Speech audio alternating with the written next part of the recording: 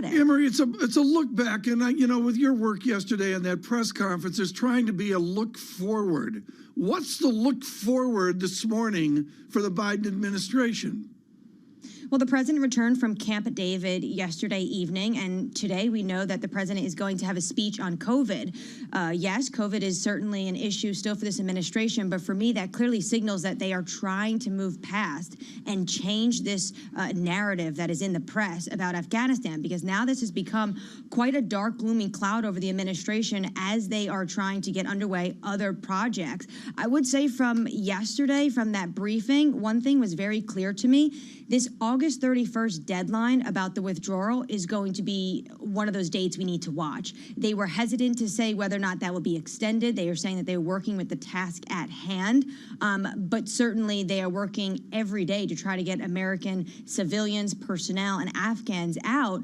But there is a date on August 31st, and what we are hearing on reports on the ground in Kabul is that the Taliban is actually now starting to circle the Kabul airport. So are there going to be more troops that need to be extended? The path forward is one that seems very precarious at the moment. Anne-Marie, a lot of people pointing fingers at President Biden saying, how could he get this so wrong, given the fact that, frankly, a lot of the people on the ground could have predicted that it would have taken a lot shorter period of time for Afghanistan to fall to the Taliban control.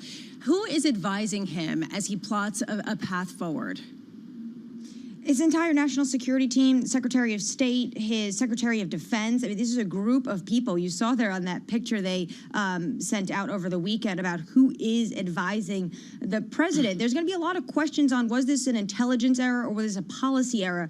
The point you make, though, Lisa, is a good one. On July 8th, when the president said it is not inevitable that the Taliban would take over Afghanistan, at that moment, the Taliban actually had more control of districts than the Afghan government. So for many, as you say, it was inevitable. What the administration says was the actual Taliban at the gates, coming into the Capitol, sitting in the presidential palace where you had Ashraf Ghani just sitting hours before. They said that was shockingly fast. So going forward, how much credibility has the Biden administration lost? We asked this yesterday. We continue to ask it from a policy perspective, and it's certainly what markets care about. Are we getting any sense of what the answer is today? I think they've lost a tremendous amount of credibility when you see the letters that are being penned to the administration. And this is not just from the opposition Republican Party. This is from inside his most staunch supporters of the Democratic Party, senators and congressmen and women alike, wanting answers on why this withdrawal was so chaotic and why that potentially the administration put American men and women in harm's way. So that's on the domestic side. And then you have also the international credibility. It seems that the European leaders are just exacerbated with what is going on with the Americans. And you heard that yesterday and this morning from Boris Johnson, the Prime Minister of the United Kingdom. Anne-Marie, talk to us about the president's approval ratings. Are they starting to go in the wrong direction? They are. There's an approval rating overnight from Politico and Morning Consultant that shows that the approval rating also specifically on Afghanistan has started to sour, where this had wide approval amongst Americans on the withdrawal in April that has now dropped about 15 points. And of course, as all Americans, especially in the age of social media, are seeing within instant what is happening on the ground. So this is starting to become more worrisome for the president's credibility and approval rating, these images. And as I say, could potentially paint a very dark, cloudy picture over the remaining agenda for his administration. Anne-Marie, thank you. Our Washington correspondent down in D.C. And Tom, there are two questions at play here, and I keep repeating them. Whether you stay or whether you leave, that's one. That's a decision, a debate. How you leave is a separate discussion. Whether you leave or whether you stay, the president, very much aligned with popular opinion in this country, leave. That's been the case for a long time. How you leave, I think that's where there's been disagreement. And Tom, you can start to see that come through in the approval ratings. And that's in the zeitgeist this morning. And, John, our job is to police the zeitgeist. And yes, I see a look back to the zeitgeist. I don't think we're ready for a look back. We've got to worry about today at the airport and to try to figure out, as Prime Minister Johnson mentioned, what are we going to do about tens of thousands of people that should or could or will exit. Mr. Macron mentioning it in his own interpretation. Well, you've mentioned a couple of foreign leaders there, Tom. What was interesting about that news conference with Jake Sullivan yesterday, he would asked if the president had spoken to any of those leaders, and the answer was no. He hadn't personally. The president did subsequently speak to Prime Minister Boris Johnson, but Tom, that was yesterday. That was later on. A lot of people disappointed with that. Yeah, I agree. But to me, the major message for the markets this morning is this is still an ongoing story, even as Anne-Marie mentions, Washington's already in a look-back study mode. What did we do wrong mode? So for the last couple of months, right now. every morning we've had the same discussion down in Washington. What's happening with fiscal, what's happening with fiscal, what's happening with infrastructure spending. We haven't discussed that now. And that's what you're bringing up, Tom, whether that's faded into the background. Yeah, and again, I go back to the politics of it. Speaker Pelosi's under siege from her moderates. Her moderates are in districts that really care about Afghanistan. Futures this morning, down 7. We're negative, a little more than 0.1% on the S&P. Into the bond market, yields unchanged, 126.34. And crude, a bounce off a 4-day losing streak on WTI, 66.92. Drawdown. We're firmer by 0.5%. Well, on crude, Tom, to be fair, it actually has been. From New York City this morning, this Glad we got is something Bloomberg. in the drawdown.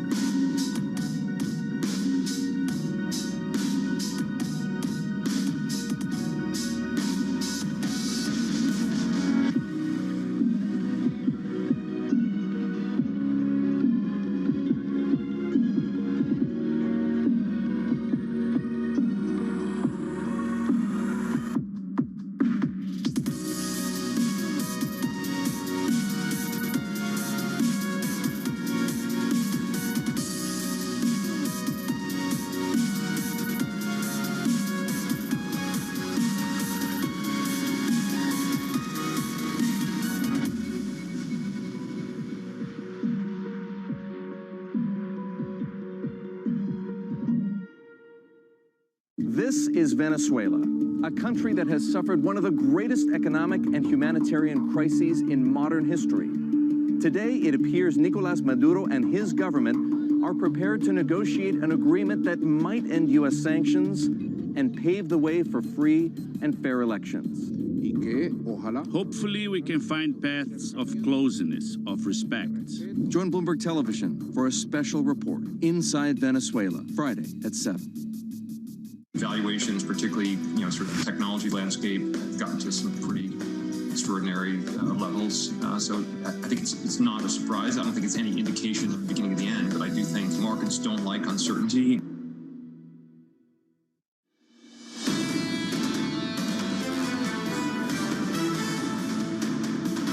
Live from New York City for our audience worldwide on TV and radio, here's the price action this Wednesday morning. Good morning. We are negative on the S&P. We are down by 7 and off by a little more than 0.1% after yesterday's move lower. Major drawdown of 0.7% on the S&P. Just doing that to wind TK up this morning. Nasdaq futures basically unchanged. The Russell, some underperformance. The small caps down by 0.2%. Switch at the board and get to the bond market. We'll set the scene going into Fed minutes a little bit later. Something else Tom is excited about. Lisa mentioned the range of outcomes we could see on a 10-year yield. That Bank of America note, let's talk about that. I think it's important. They can see a scenario where we end this year at 2% on 10s. They can see another scenario where we end this year below 1%. And they say we sit at the threshold of a major bifurcation of scenarios. And I think that's so important right now. When people scratch their heads and say, what are we doing here at 126.34? What are we doing here? Where do we go next? How can you have conviction about where we go next if you have no idea why we're down here? We can talk about that through the program. In fact, we can talk about that through the year. 192.57 on 30s, yield higher there by almost a basis point. Switch at the board and finish on this. We touched on it yesterday. I want to talk about it this morning. How quickly things can change in a place like New Zealand. One case, 3-day lockdown, then all of a sudden the New Zealand Central Bank has to sit there and say, I don't think we can hike interest rates. They couldn't hike interest rates overnight. New Zealand dollar, Tom, the Kiwi, softer this morning. For the dollar's sake, that's a stronger dollar. The Kiwi down by about 0.4%. And Tom, that's the issue, isn't it? A central bank that wants to tighten monetary policy because they're worried about the economy getting too high. That's a different world, Tom. That is a different world. It is a different world, and critically an island nation, which I've always thought changes the discussion. We noticed Pharaoh nailed the ratio on New Zealand dollar. It is NZD. USD is the numerator. New Zealand dollar, the denominator. I tried, Tom. Thank you. That's just the heritage of the city of London, isn't it? It is. It's the city FX of capital London. of the world. Well, you're a guy with a British accent. Get your currency pairs right. Let's move on right now. Sometimes. Let's segue here, John, into what Lindsay Piegza of Stifel is worried about, and that is the strength, the power of the American consumer.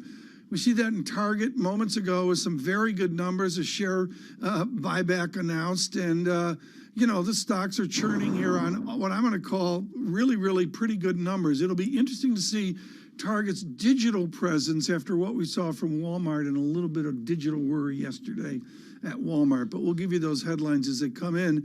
And go to Dr. Piegza. Lindsay, I look at where we are on the consumer. Is there a clarity to what the consumer is doing right now, or is it a mystery into the end of the year? Well, I think the consumer is on relatively solid footing. We do see that there's a tremendous amount of wealth that has been accumulated over the past 6 to 12 months, but we also know that a tremendous amount of stimulus, which has been provided on a monthly basis to millions of Americans, is beginning to fade. And I think we see that pullback of stimulus reflected in yesterday's retail sales numbers coming in at a big disappointment. So going forward, how much are you looking at this idea that we're seeing sentiment decline, like the University of Michigan's sentiment survey showed, retail sales disappoint? How much can we tell that consumers truly are feeling the crimp of higher prices and spending less as a result? Well, I think they are feeling the crimp of higher prices. As we know, the CPI is up near 6%. This is an incredibly elevated level of cost for consumers. And we see that not only translating into how consumers are shifting the goods and services in their basket, but the overall nominal decline in how they're willing to spend. Now you layer on this growing fear of the rise of Delta variant, so case numbers, hospitalizations, death rates, constantly stealing the news headlines, creating a level of fear that while we may not go back to the onerous restrictions that we saw during 2020, we are starting to see mask mandates come back in, and even the fear itself could serve to curtail consumer behavior in terms of going out into the market, feeling comfortable interacting in crowds or around other people, and that could slow the recovery in the labor market, slow overall demand in the economy, and of course, by extension, then reduce the outlook for overall GDP. Lindsay, there's an argument that there's a psychological difference between spending money on higher prices with stimulus checks versus money that you earned. And as the stimulus checks wear off and people actually see that they're spending the money that they get in their paycheck on that much higher food bill, that they're going to spend less and cut back more. Do you see evidence to support this? I don't know if we see evidence of this quite yet, but we do hear peripheral and anecdotal reports that consumers are increasingly sensitive of spending that hard-earned money as opposed to a check that is coming in the mail. Now, of course, we're sort of splitting hairs when we talk about the decision to spend wealth or spend funds on an elevated priced item. But for the average American, when they see that check dwindle ever so more quickly in terms of filling up the family car, buying groceries, when it is your hard-earned money as opposed to tax dollars, it takes a bigger hit to that mental outlook that you have for not only your financial condition, but for the pathway for the economy. Lindsay, in the clear and present, there's many people looking at 2021 GDP over 6% off of a boom economy. You've got a more cautious view of GDP under 6% as well. I've got Target giving me high single digit look forward. Can we get that? Can we get not a soggy economy like 3%, but a less than boom economy as you call for, and still have corporate America do well and have the consumer do well? Absolutely. I think the back half of the year is going to be noticeably reduced from what we saw in terms of 6.5% across the first 6 months. Now, that's not to say that the economy is losing significant momentum or that the recovery itself is losing footing, but we're looking at the composition of growth. And when you talk about that government component, trillions upon trillions of dollars no longer contributing to growth in the back half of the year, we would expect that headline number to subside. And we are looking for a number closer to 3 to 4% GDP in the latter 6 months of the year. Now, going forward, there's a bigger concern that as we start to see the economy recalibrate and consumers slow down to a more sustainable pathway based on income growth, it's likely we return back to the growth levels that we saw at the end of 2019, early 2020. So prior to the pandemic, which, as you remember, is closer to about 2%. Let me make a right angle turn then. If we get a Piegza economy and we get a consumer that's more cautious, more measured, how do they afford real estate? It's a good question, and it's something that I think policymakers are very concerned about. In fact, we've heard from several Fed presidents argue that asset purchases are no longer helping in terms of job creation, but they're instead mostly helping drive up prices of interest rate sensitive goods, such as homes and cars. And of course, to that point, we've seen home prices specifically have risen dramatically over the past year. The S&P Case-Shiller Home Price Index up over 16% in the past 12 months. And this is marking the biggest gain in available data going back to 1988. So there is a very big concern that a lot of these accommodative policies, both on the monetary and the fiscal front, while benevolent in intention, are actually creating more barriers, more burdens to sustainable longer-term growth for the consumer, for the economy, as we look out to 2021 and beyond. Lindsay, thank you. We have to leave it there. We appreciate your time this morning. Lindsay Piegza there, Stifel, Chief Economist. Just to turn back to those target earnings, Tom. Comparable sales, comp sales up 8.9%. The estimate 8.18%. The forward look is decent. Second half sales growth in the high single digits. There's a $15 billion stock buyback in the mix, and the stock is down 3.4% in the pre-market. Before we draw too many conclusions on their stock move this morning, Tom, this name was up more than 40% this year, coming into earnings, up more than 40%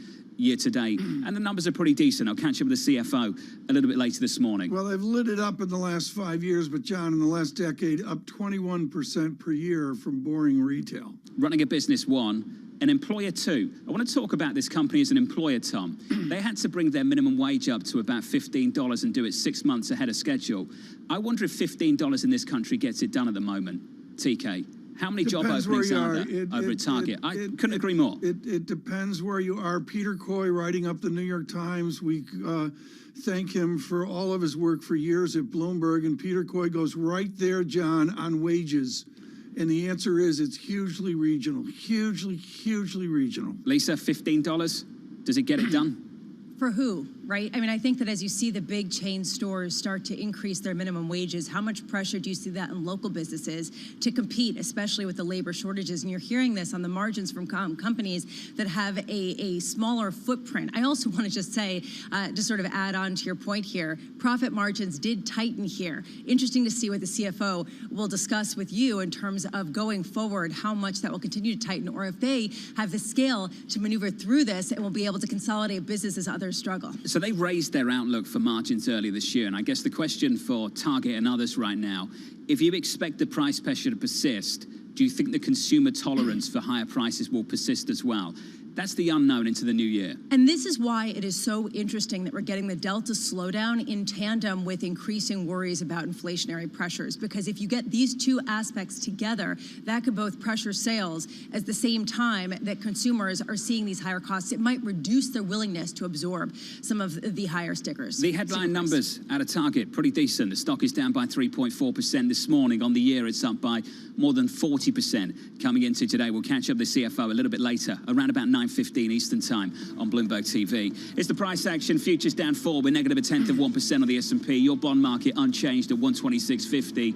Yields not doing much at the moment. Crude a bounce back up 0.8%, 67.11 on WTI.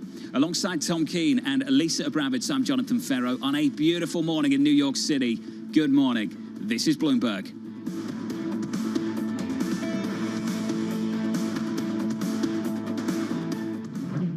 With the First Word News, I'm Laura Wright. The US is trying to keep the Taliban from accessing assets belonging to Afghanistan's central bank. The Biden administration has frozen almost $9.5 billion in Afghan accounts. The Taliban remains the Treasury Department's sanctions list. The Taliban is breaking with its own past in Afghanistan. A spokesperson says the group will prevent Afghan territory from being used to target any other country, especially the US. There has been concerns that terror groups such as Al-Qaeda would be allowed to build a base there. In Haiti, Tropical Storm Grace forced a temporary halt to earthquake search and rescue efforts. Authorities warned some areas in the quake zone could get up to 15 inches of rain. The death toll has now been raised to more than 1,900. Almost 10,000 people were injured. In the US, COVID vaccinations have now risen to levels not seen since the spring. The number of Americans getting a first dose of a vaccine has climbed to almost 500,000 a day. The new bump has been driven by counties in the South, which earlier in the year were among the most resistant to getting the shots. The region has been hit by a fast-moving wave of infections that has sent thousands to the hospital. For American investors, Chinese stocks are becoming the asset not to own. Influential investors like George Soros have trimmed their China exposure, and Cathie Wood's flagship ETF no longer holds any such shares. One of the world's largest hedge funds, Marshall Wace, says Chinese ADRs are uninvestable. A big reason, pressure from regulators in both the US and China has intensified. Global news 24 hours a day on air and at Bloomberg Quick Take, powered by more than 2,700 journalists and analysts in more than 120 countries. I'm Laura Wright. This is Bloomberg.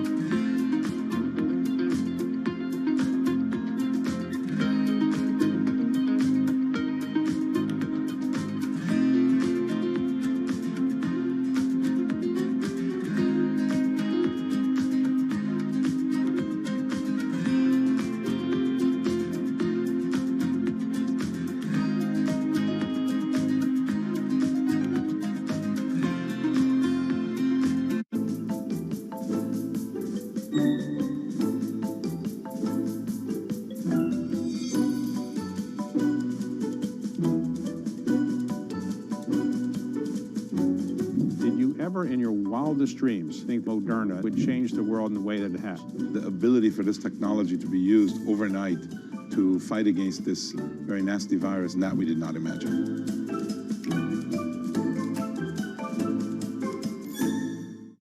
Apollo has been looking at West Palm. They have been looking at outside of New York for offices. How are you thinking about your footprint as people return to the office and want to work from different places? Yeah, so it's the new Apollo. I think flexibility is the name of the game. When it comes for us in our business, I think that we really preach the mantra of flexibility. I think we've proven throughout COVID that we can be highly effective. In fact, if you look at the bottom line, I think more effective than we've ever been in our history through a flexible work environment. So as we head back for the fall, we've really preached to all of our businesses to lean in and embrace this flexibility and go where the market goes. We're in a competitive industry. Our portfolio companies are in a very competitive labor environment. And I think businesses that just want to go back to the way things were are missing a huge opportunity to learn from what's gone on over the last 18 months.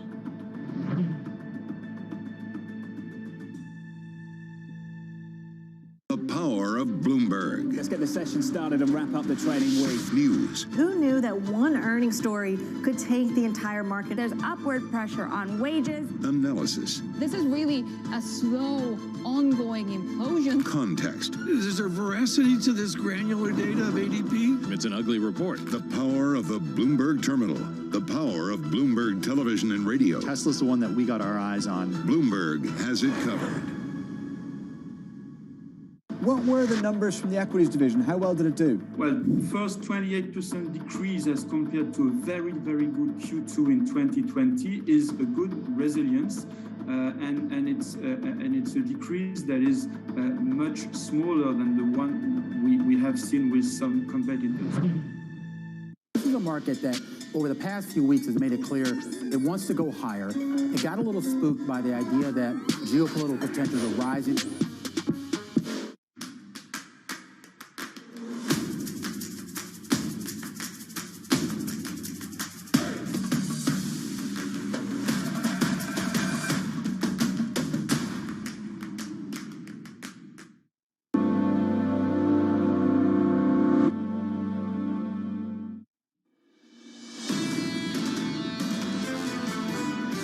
Concerned about is those certain states that have not enough of their high-risk population vaccinated, putting their hospitals into crisis. What we have is a regional problem, and those hospitals are under stress in those states in the South where they're getting inundated with totally preventable COVID-19 cases. Dr. Amish Adalja there, Johns Hopkins Center for Health Security senior scholar from New York City this morning. Good morning. Alongside Tom Keene and Lisa Abramowitz, I'm Jonathan Ferro. Your equity market down 3. We're negative, we're softer, we're lighter by almost 1/10% on the S&P 500 after yesterday's massive move lower, down 0.7%. Just baiting you a little bit, Tom. No response. 126.84 on 10s. But no, yields up almost a basis point. And in the FX market, TK euro dollar unchanged at 117.16. Crude bouncing back 0.9%, 67.17. A lot of cross currents right now. Not to use the cliche, but it really works here, John. Just lots of back and forth, don't you think? I think Bank of America nailed it, didn't they? We're at the threshold of what could be a major bifurcation of scenarios. We could have a situation, as Lisa pointed out, where yields end the year north of 2%, a situation where yields end the year south of 1%. That's a difficult environment to operate in. It is, and that's a key point. Corporations will adapt, and my optimism comes from corporations are malleable. They'll make intelligent decisions. She always makes intelligent decisions on this horrific pandemic. Bhakti Hansadi joins us now with Johns Hopkins in emergency medicine, but much more than that, a student of medicine. Bhakti, we have a Colorado River that's drying up. We have a drought that's unimaginable. You see the headlines and you go, really? So then this morning I saw a headline and I went, really? Alabama has negative ICU beds. Do you detect an outrage in the South that links the medical establishment towards the people that desperately need to get vaccinated? Is the outrage there? Definitely. There is empathy fatigue. Healthcare providers are burnt out, and there is a lack of beds. And the challenge is, it's not only people don't die of just COVID. People are still having heart attacks, strokes, sepsis, injuries, and there is insufficient resources to treat all those other people who may be vaccinated, who don't have COVID, but do definitely have medical emergencies. Meanwhile, we're seeing some good signs here, an increasing number of people getting vaccinated. The U.S. COVID vaccination rate rose to levels not seen since the spring, led by, get this, the South. How much is this the silver lining, if there is any, about the uptick in cases, that we are seeing more people get vaccinated, particularly in more hesitant areas in the recent past? The silver lining really here is that we are busting that myth. COVID is a real disease that gets people really sick, and vaccines protect against those real diseases that get you really sick. So the silver lining is we're now taking COVID seriously, which means people are getting vaccinated. Will it be adequate? I don't know. So going forward, Dr. Hansati, how much are you concerned about the uptick in other types of illnesses, the fact that people are going to be spending more time inside as it gets colder? Have we seen the worst of it, or do you think that we're on a pretty scary trajectory at this point? So, there's like the whole moving to indoors and then being closely exposed to individuals. And we did see our last surge during those winter months. But the other challenge is that during the last surge, we had lockdown, people were not exposed to influenza, RSV, and rhinovirus. What we've seen in the pediatric population is that those diseases are coming back with a vengeance and are higher numbers and out of the normal seasonal range due to our lack of previous exposure. Bhakti, the trend here is we're all putting our masks back on. It seems to be a nationwide trend. And I think the math is X% are vaccinated, and there's this positivity rate, and then there's the mix of a given society. Should we be putting our masks back on? Yes, absolutely. That is the CDC recommendations. It's time to put our masks back on. Well, give us the why, please, because a lot of people I talk to are like, why? Sure. So there's a couple of different factors here, but we know that preventing transmission is a two-part coin. The vaccine gives you some antibodies. It's not 100% effective. And as longer you are out from your vaccination, the lower those antibody levels will become.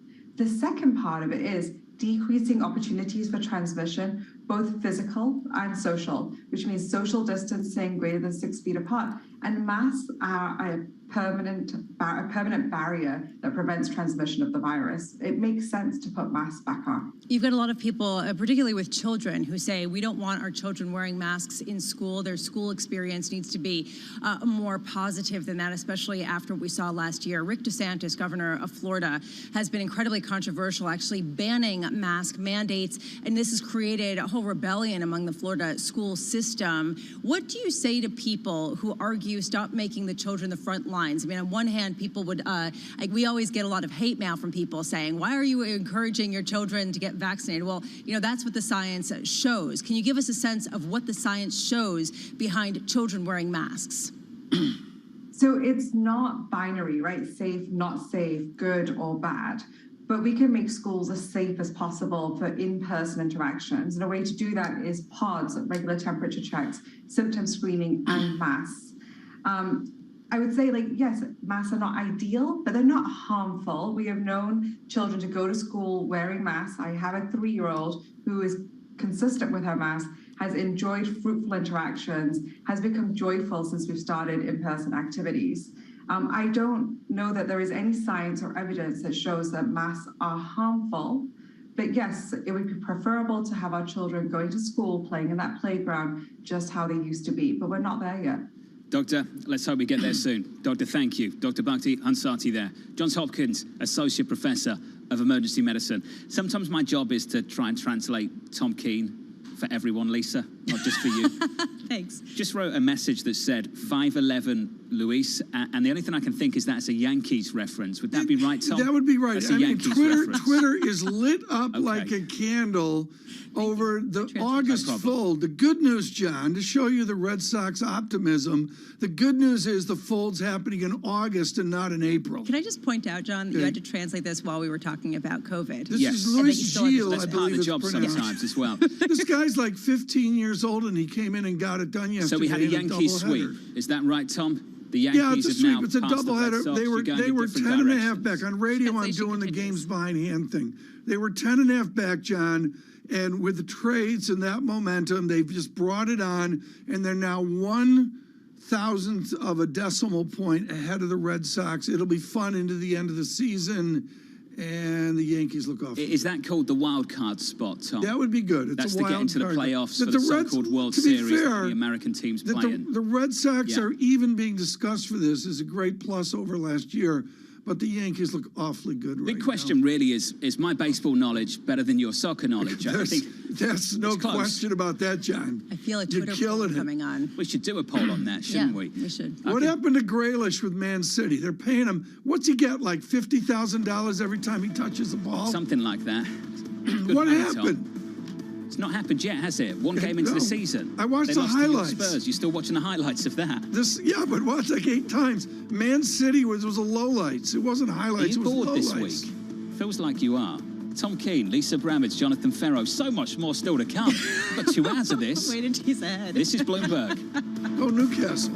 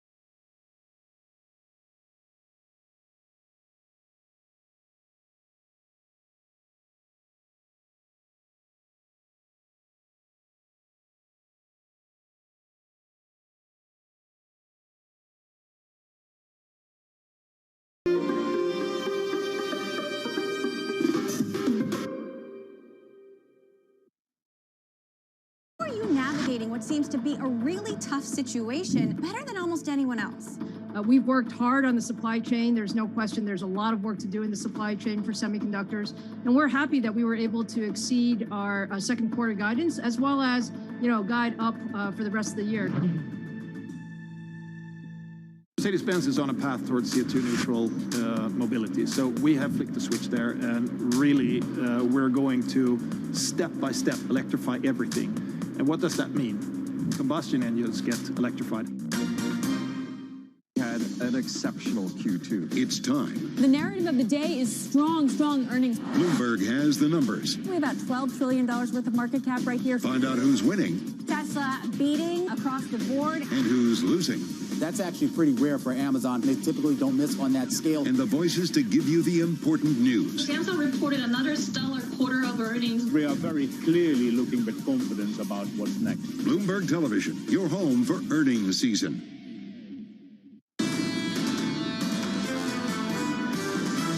A lot of the market is already corrected. The 5 to 10% correction we were looking for has been happening internally. This feels more like coming down from stimulus payments than it does reflecting Delta variant fears. This is going to be a grinding market, one where the biggest challenge continues to be for investors to stay in the market. We're starting to see the foundations now of a significant boost in productivity for the next 2 or 3 years. We know that a taper is coming. The biggest disagreement on Wall Street right now, is it September, is it December? Guess what? It doesn't really matter in the grand scheme of things. This is Bloomberg Surveillance with Tom Keene, Jonathan Ferro, and Lisa Abramowitz.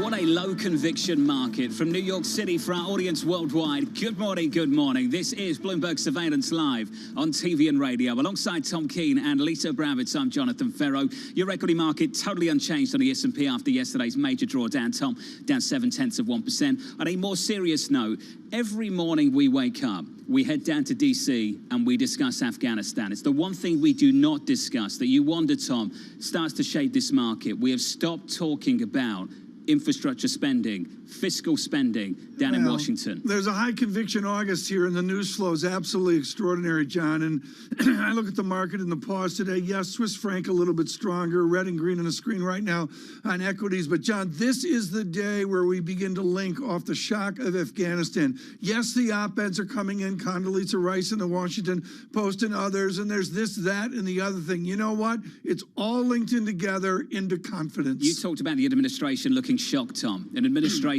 may be overwhelmed, overtaken by events right now. Yeah, OBE will go there. Overtaken by events, absolutely. And the question is the leadership and governance and visibility after the president made those first tentative steps the other day. Lisa, day to day, pushing forward over in Afghanistan. So Joe Biden really had a reputation of quiet competence, right? He wasn't very flashy, but he got the job done. And one thing that a lot of political analysts are saying is that the situation with Afghanistan really threw that into question, this idea of how could he not have known that it was going to be a quicker takeover by the Taliban? How come he didn't do more to get some of the people out of Afghanistan before that who had helped the United States? And so this really goes into the infrastructure discussions. How can he be certain that inflation is transitory or that this is going to be positive for the nation? It just sort of undermines a certain level of credibility when he needs it to a very high degree. And Tom, the issue at play now for the president and this administration, the approval ratings are moving in the wrong direction, and a lot of this predates what's happened over the last week. Get the calendar out, John. That falls in August into Speaker Pelosi's challenge with the president under siege and then the House and the Senate into the election. And maybe that's all pulled forward where the primary season for 2022 begins a lot earlier because of Afghanistan. Relatively calm in the market this morning compared to what's happening elsewhere for sure. Yes. Relatively speaking, your equity market is unchanged on the S&P 500. Yields are higher by about a basis point or two to 127.67. All over the place over the last few days, just lower, lower, lower. Friday, lower by 8 basis points, lower again, just trying to get your hands around what's going on in the global economy and what it means for the Treasury market. Tremendously difficult. We do have a bounce back in crude, Lisa. WTI up by almost 1% now to 67.23. It is confusing, and it's hard to have conviction when it's not a domestic market for some of these assets. I'm thinking of Treasuries in particular, and that Treasury International Capital report that came out earlier this week showed a lot of foreign buying in the United States debt market, just throwing another level of uncertainty into the dynamics here. Meanwhile, with respect to economic data at 8:30 a.m., we get more data on the housing market. Remember, yesterday, home builder sentiment fell the most in 13 months on these higher prices that are crimping the buying power of consumers, as well as, of course, input costs and higher construction costs. Then at 8:30 a.m., former Treasury Secretary Jack Lew to join Bloomberg Television. John, you were saying that we have not been talking about infrastructure. We will talk about infrastructure with Jack Lew. We will be talking about the potential implications for the Afghanistani policy in terms of getting some sort of infrastructure bill passed, as well as global outreach to combat the Belt and Road Initiative of China. How much is that an important thing for the U.S. to do as it tries to counter the Chinese prowess and trickling into other nations in terms of financial aid? And at 2 p.m., we get the Fed meeting minutes. I am curious to see how much they give some sort of indication of how long they will need to see these labor market reports increase before they can start tapering their bond purchases. Do they start to get worried about higher food prices, given the fact that that is crimping sentiment among consumers and leading to higher inflationary expectations, which tends to be a self-fulfilling prophecy, John? Lisa, thank you. Do you know who's concerned about higher prices, inflation? The boss of the #1 wealth fund on the planet will catch up with the boss of Norway's wealth fund, Tom, in about 30 minutes' time. And that's a key topic for them. They manage real money, 1.4 trillion. They manage real money, and they're very visible. What's really cool about this, folks, is there's X number of sovereign wealth funds, 5, 10, whatever the count is. And this is sort of the leading mold of visibility. So, John, I'm looking forward to it. Nikolai Tangen, about 25 minutes away on this program. Our guest this morning, Chris Harvey, Wells Fargo Securities Head of Equity Strategy. Chris, I started with a quote a little bit earlier on from Bank of America. Lisa mentioned the note too. This line here, we're sitting at the threshold of a major bifurcation of scenarios. Does that resonate with you right now, Chris? Is it difficult at the moment to look forward? It's not difficult to look forward, but I do think there's a lot of uncertainty. There's uncertainty about the economy, there's uncertainty about rates, there's uncertainty about COVID, and just the market in general. And so what we think is you do have to barbell a strategy, and part of that barbell is an anchor and low volatility. We think you want to put some more risk aversion in the portfolio, and we think you need to do that in a low volatility type fashion. Well, what is that? Buying T-bills? No, Tom, not buying T-bills. In the equity market, when we talk about low volatility, you can look at it a number of different ways. There's some traditional low volatility sectors, utilities, staples, pharma, or what you can just do is you can look at less risky stocks, things like maybe Mickey D's and things of the such.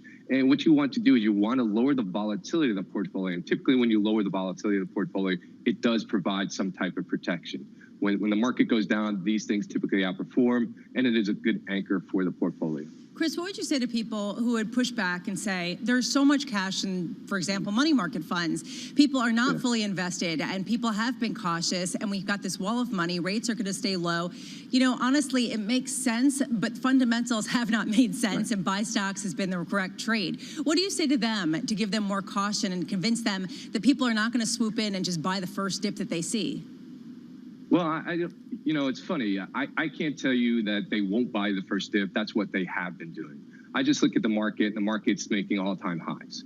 I look at the bond market, and bond market's telling you something funny. I don't know if it's telling you that it's all Fed-driven. I don't know if it's telling you something economic, but there's a lot of uncertainty there. We had retail sales the other day, some uncertainty with the economy, and so on and so forth. I think this is a time where you need to be prudent. You need to be cautious. What we're saying is you want a barbell, right? Low volatility with something else. That something else for us is higher COVID beta. We do think a lot of these stocks that are tied to the reopening, that are more cyclically oriented, will do well. They have pulled back. We look at the underlying fundamentals, they're good. We just don't know the timing. And so what we want to do is we want to mitigate that timing risk with that low volatility. Chris, are you de-emphasizing your year-end price target? Listen, John, nobody needs, so we're wrong. We missed it, right? So where are we going to, if we have a call that is either really, really high, we're going to go out and make it. But who needs us to go back into the consensus? Where we want to spend, our clients aren't saying, Chris, what about your price target? They're saying, Chris, how do I position for the next 4.5 months? And this is where we spend most of our time. That's why I asked. I just thought that maybe did shape your views on the year ahead. I wasn't taking a dig. I can see you're very defensive about it. Tom, do you like how he dealt with that? Listen, John, yeah, you know, it's not about the year-end price target at 38.50. Arms crossed. You know, Chris, it's great. The rude Englishmen weren't for it. Let me try to solve this, Chris. You have to write about the ratios of the market as you recalibrate and readjust to the cards you're dealt. What part of those ratios matters the most forward? All right, let me, I don't think I'm going to answer it directly, but let me say this. What we are watching right now, there are two main drivers or two main catalysts for us. It's tapering and it's COVID. So we're watching the weekly COVID numbers. We're watching mortality rates. We're watching early states. What about earnings? Are you watching Target as an example? We are watching earnings. We're watching revisions. There was a lot of talk that revisions would top out. Revisions haven't topped out. We think revisions still go higher. We still think that numbers have been very conservative. We still think that what's keeping this back, and this is not a surprise, is the supply situation. Eventually, that's going to work out. There is a ton, as Lisa was saying, there's a ton of cash on consumers' balance sheet and corporate balance sheets. That eventually needs to go somewhere. But more importantly, what we need to talk about is we need to normalize rates at some point in time. The Fed owns close to 25% of the Treasury market. If the Fed owned 25% of the S&P 500, where would valuations be? We need to start normalizing that. So what we need to do is we need to watch claims numbers, we need to watch the employment situation, and we need to get back to a situation where the cost of capital is decided more so by the capital markets than by the Fed. Chris, before we go, can we just confirm for everyone that we are friends? We do go along. Should we just He's like, nope. John, you tell me. Oh. Chris, we're friends. Come on. Chris Harvey of Wells Fargo Securities, Head of Equity Strategy. If you want to wind up Chris today, if you're a client, please email him and ask him about his price target of 38.50 on the S&P 500. Your equity market right now, Tom, unchanged on futures. I think what Chris had to say there at the end is really important. At the start of the crisis, the goal of the Federal Reserve was to divorce financial conditions from underlying fundamentals. Fundamentals have started to pick up in a material way. You've seen that in the earnings over the last 12 months. Now it's about the handoff. The handoff is always difficult, and it does not come, Tom, without volatility. Well, it doesn't come without volatility, but I'm going to go back to the GDP call and what corporations do with the nominal GDP that they're given. And to be honest, John, there's a huge uncertainty over that Q4, but what about Q1 of 2022? I see no vision there. Well, talk about reopening. It went from April 2020. Yeah, exactly. May 2020. Yeah. And Lisa, now we are having a real conversation about maybe getting back to normal, whatever that means anymore. Maybe next year?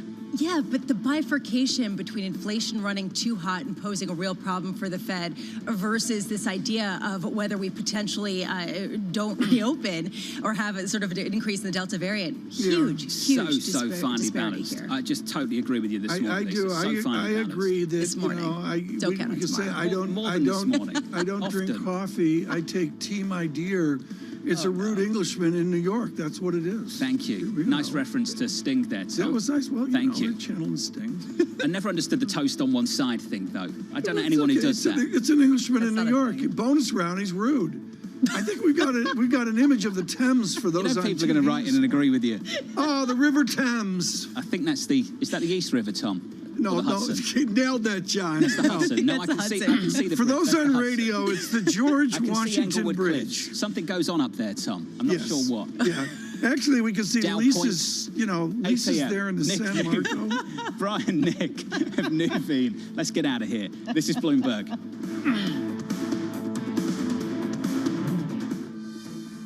With the First Word News, I'm Laura Wright. The Biden administration says it has cleared the way for Americans to travel to Kabul airport to leave Afghanistan. U.S. officials say they have the assurance of safe passage from the Taliban. About 11,000 Americans have said they are in the country. Roughly 3,500 U.S. troops are on the ground providing security at Kabul airport. There are also numerous Taliban checkpoints there. Once again, Target has topped Wall Street sales and earnings expectations. Still, a slowdown in growth raised questions about how much longer those results can last. Target has arguably been the biggest winner among major retailers during the pandemic. Its stock has surged more than 40% this year, but it hasn't outperformed expectations in the way it did in 2020. Lowe's raised its full-year forecast after posting better than expected quarterly sales figures. Gains in the home improvement chain's professional business helped offset a slowdown in demand from do-it-yourself customers. Lowe's performance contrasts with the weaker than expected results from rival Home Depot.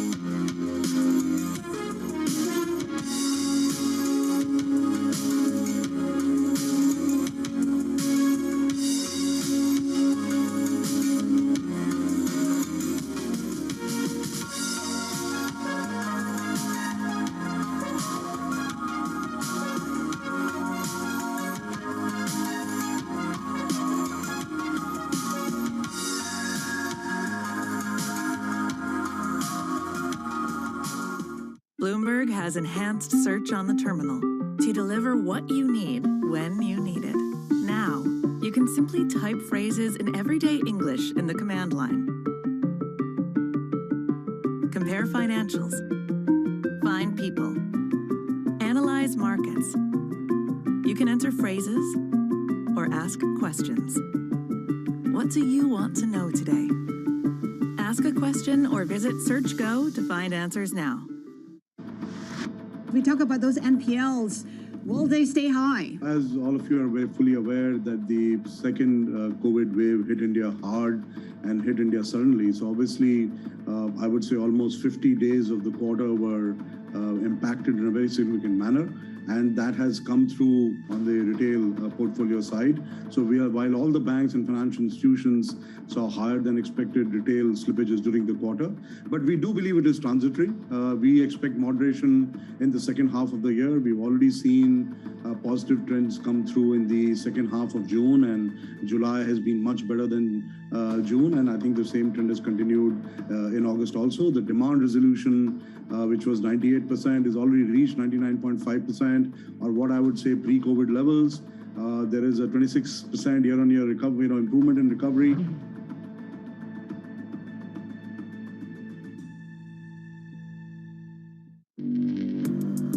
Access the financial world on demand. Hear from leading economists, policymakers, and industry experts via live and on-demand webinars, only from Bloomberg. Start exploring to see what's moving the markets. Visit Bloomberg.com/webinars.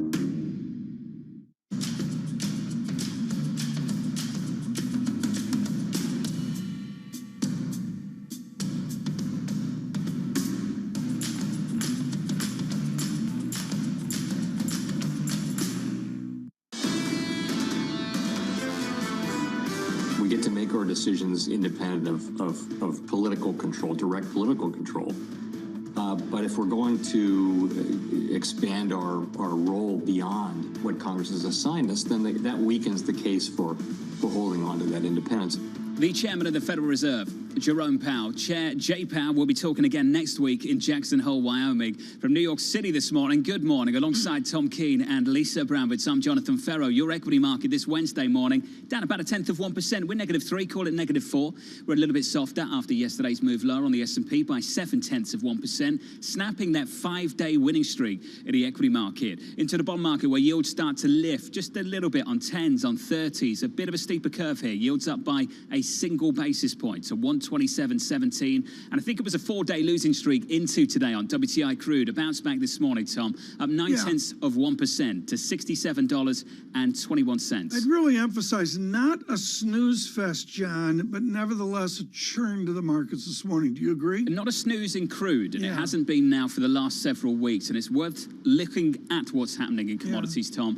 Not from the supply side, which is something the government wanted to talk about just a week ago, but on the demand side, given what we've seen taking place in China, a lot of people starting to reevaluate their demand projections for Q3, Q4 because of that. Maybe a lot of reevaluations as well, not only as we hear from our allies on Afghanistan, but certainly the news flow out of Washington, extraordinary. Emily Wilkins with us on the damage done coast to coast. Emily, at 114 Mill Street in Hookstown, Pennsylvania, there is a post office. Connor Lamb, who's in the heart of this, is a moderate Democrat in the Senate race as well, asked for the Staff Sergeant Dylan Elkin post office because he died southwest of Kabul 2-3 years ago as well. This disaster permeates all the way to Hookstown, Pennsylvania. What's it mean for the moderates of this nation?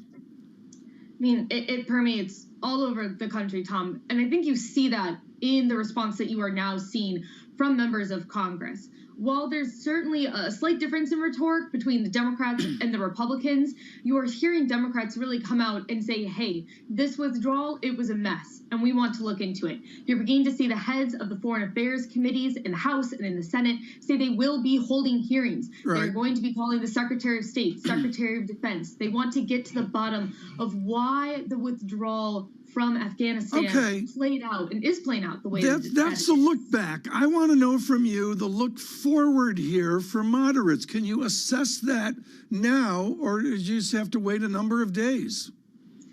To be honest, Tom, I think we are all waiting in Washington to see how this plays out. Certainly, Afghanistan, there are many people across the country. They know someone who served, they know someone who was involved. But the thing about it is that if you look at polling, and this is consistent across time, about how Americans feel towards Afghanistan and other international issues, it never quite reaches the same priority level as it does for those domestic issues. And that, I think, is why you're seeing Congress continue to push forward with President Biden's agenda, even while a number of them criticize how his administration withdrew from Afghanistan. They realize that even though they have concerns about what's happening abroad, back home, it's important to get those roads, those bridges, that broadband, childcare, elder care, Medicaid expansion, Medicare expansion. Sure. And so I think that's why you're sort of seeing this dual process where Democrats in Congress are criticizing the administration, but they are also working with them to pass their agenda. Sure, there has certainly been an increasing internal inward focus by the United States and frankly a lot of nations around the world over the past few years. There is a question, though, of the importance of having alliances, strong alliances with nations that we've traditionally been friends with in order to shore up supply chain issues and trade generally, in addition to other situations. From an international relations standpoint going forward, is there more pressure now for the United States to export some of the vaccines that we have in order to try to resurrect some of the confidence that people have in the United States? Yesterday, we heard White House Press Secretary Jen Psaki say that the U.S. is going to be doing both, going to be administering that third vaccine booster shot, while also continuing to get vaccines to poorer nations, nations that don't have the number of vaccines that the U.S. has. But the U.S. is still coming under heavy criticism for this decision to pursue this third vaccination shot. I mean, there are so many nations, including some that are our close allies, that really only have a small percentage of their population vaccinated. And there's also a sense that if we really, as the U.S., want to make sure that we're seeing the end of the COVID-19 pandemic, we can't just worry about vaccinating Americans. We have to make sure that the rest of the world is vaccinated as well. So that's definitely something to pay attention to later today when President Biden makes his address. How much does he focus on that third vaccine shot? How much does he focus on the international? And we have enough, just to be clear, the United States has enough for that third booster shot and is currently planning to roll that out in about a month. Is that correct? I've heard conflicting messages. So we don't know exactly right now what the timing is going to be. We're still looking for FDA approval of that third shot, but we are hearing more messages from the CDC and from the Biden administration that they do believe that that is the way we're going to need to go forward. Emily Wilkins, we have to leave it there. Down in Washington, our Bloomberg government reporter. We started this hour, Tom, by talking about whether this administration had been overtaken, overwhelmed by events in Afghanistan, and would it derail the effort down in D.C. to do something at home, domestically speaking. We've had a range of opinions on that, Tom. I have to say, a lot of people divided on the outcome of all of this. Yeah, it's going to be, there's a lot of different opinions here, John. There's no question about it. And I go back to what corporations are doing as we synthesize in all this together. I mean, now we're synthesizing in the international story. They're adapting. John, can I ask a question which I think is really germane? Sure. Has Jackson Hole changed? In what way, Tom? Just what we're going to be looking for here, given the slowdown in the economic data and given this international shock that we've seen. Well, it's Operation Do No Harm. It has to be. Yeah. Tom, if you look at New Zealand, and this is an extreme example, that was a central bank that wanted to tighten monetary policy. And just like that, the day before the meeting, the Prime Minister institutes a 3-day lockdown. That's how quickly things can change. And I think for that reason, do you remember Chairman Powell talked about being in a dark room? And when you're in a dark room and you start to move around, you've got to move more carefully. I think that's the environment they're still in. They're in a very, very dark room, Tom, looking out to next year at a time when there's a lot of price pressure, really pushing them to move more quickly. Well, we're going to have to see here. I mean, just the basic idea here of the dark room means we need to provide clarity, John. And I'm pleased to announce that, well, you know, when you go west and you think of the tumbling tumbleweeds of Jackson Hole, you know, you think of like Roy and Dale, which, John, is before your time. That would be Roy Rogers and, you know, Dale Evans. And, you know, you look at that and you say, Well, that can work, except we're going to do better. I'm pleased to announce that we're taking surveillance to Jackson Hole to get in Michael McKee's way. Lovely. So that's you and Lisa. It's just to not be clear. Roy and Dale. It's going to be just to be me clear, and you Lisa. haven't booked a flight for me, have you? No, but I Okay, think just wanted Lisa's to got a clean that little up. bit of Dale Evans in her where it's really going to work. I had no idea where you were going to go with this. I was going to ask John to translate. Did you know that you were going, Lisa? Were you aware? I was aware. I think that Tom King just made this announcement. Yeah, exactly. I'm shocked. I won't be with you. We're looking forward to it. I'm sure Lisa is too. Mike has some terrific conversations. You're like, thank goodness I'm not here. We got to good learn the luck. lyrics to Tumblin' Tumbleweeds, Lisa. And Lisa's really excited now after that tease. The promo for next week. I won't be here. They'll be in tumbleweed. Jackson Hole together With from New tumbleweed. York. This is It'll be Bloomberg. Daughters of the Pioneers.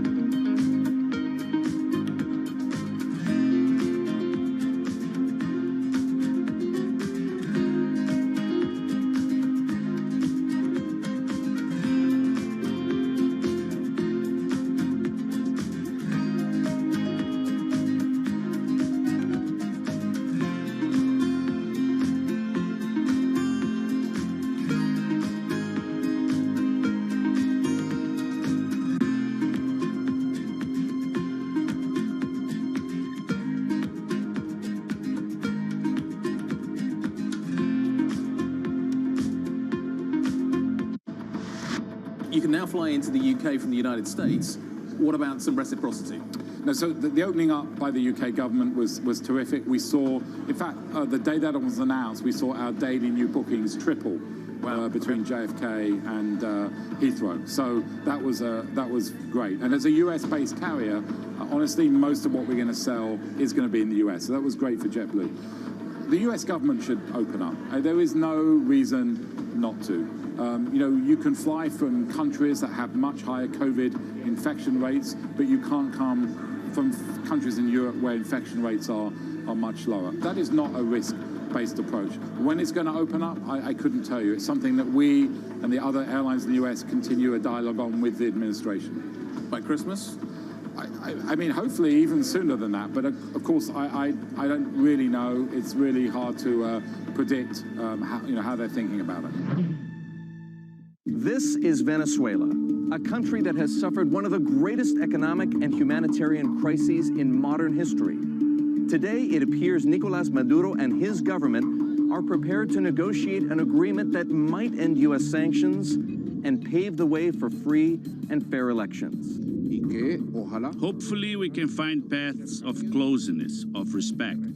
Join Bloomberg Television for a special report, Inside Venezuela, Friday at 7. Right now, about half of U.S. households invest. We'd like to get that number up to 95+%. Investing should be as ubiquitous as shopping online. It should just be something that people do.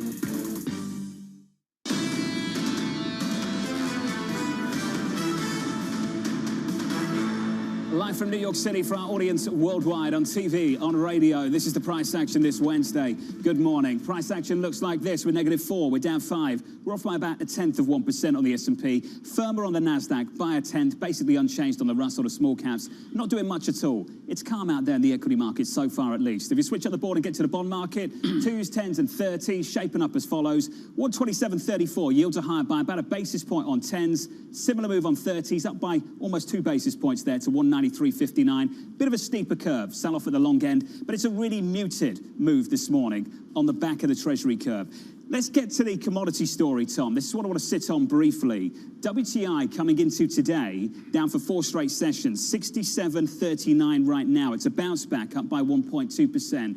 But the calculation has changed for a lot of people in this commodity market, Tom. They've had to rethink what demand looks like out of China, because places like China are still pushing forward with a COVID elimination strategy. And when you do that, your tolerance for cases is so much lower.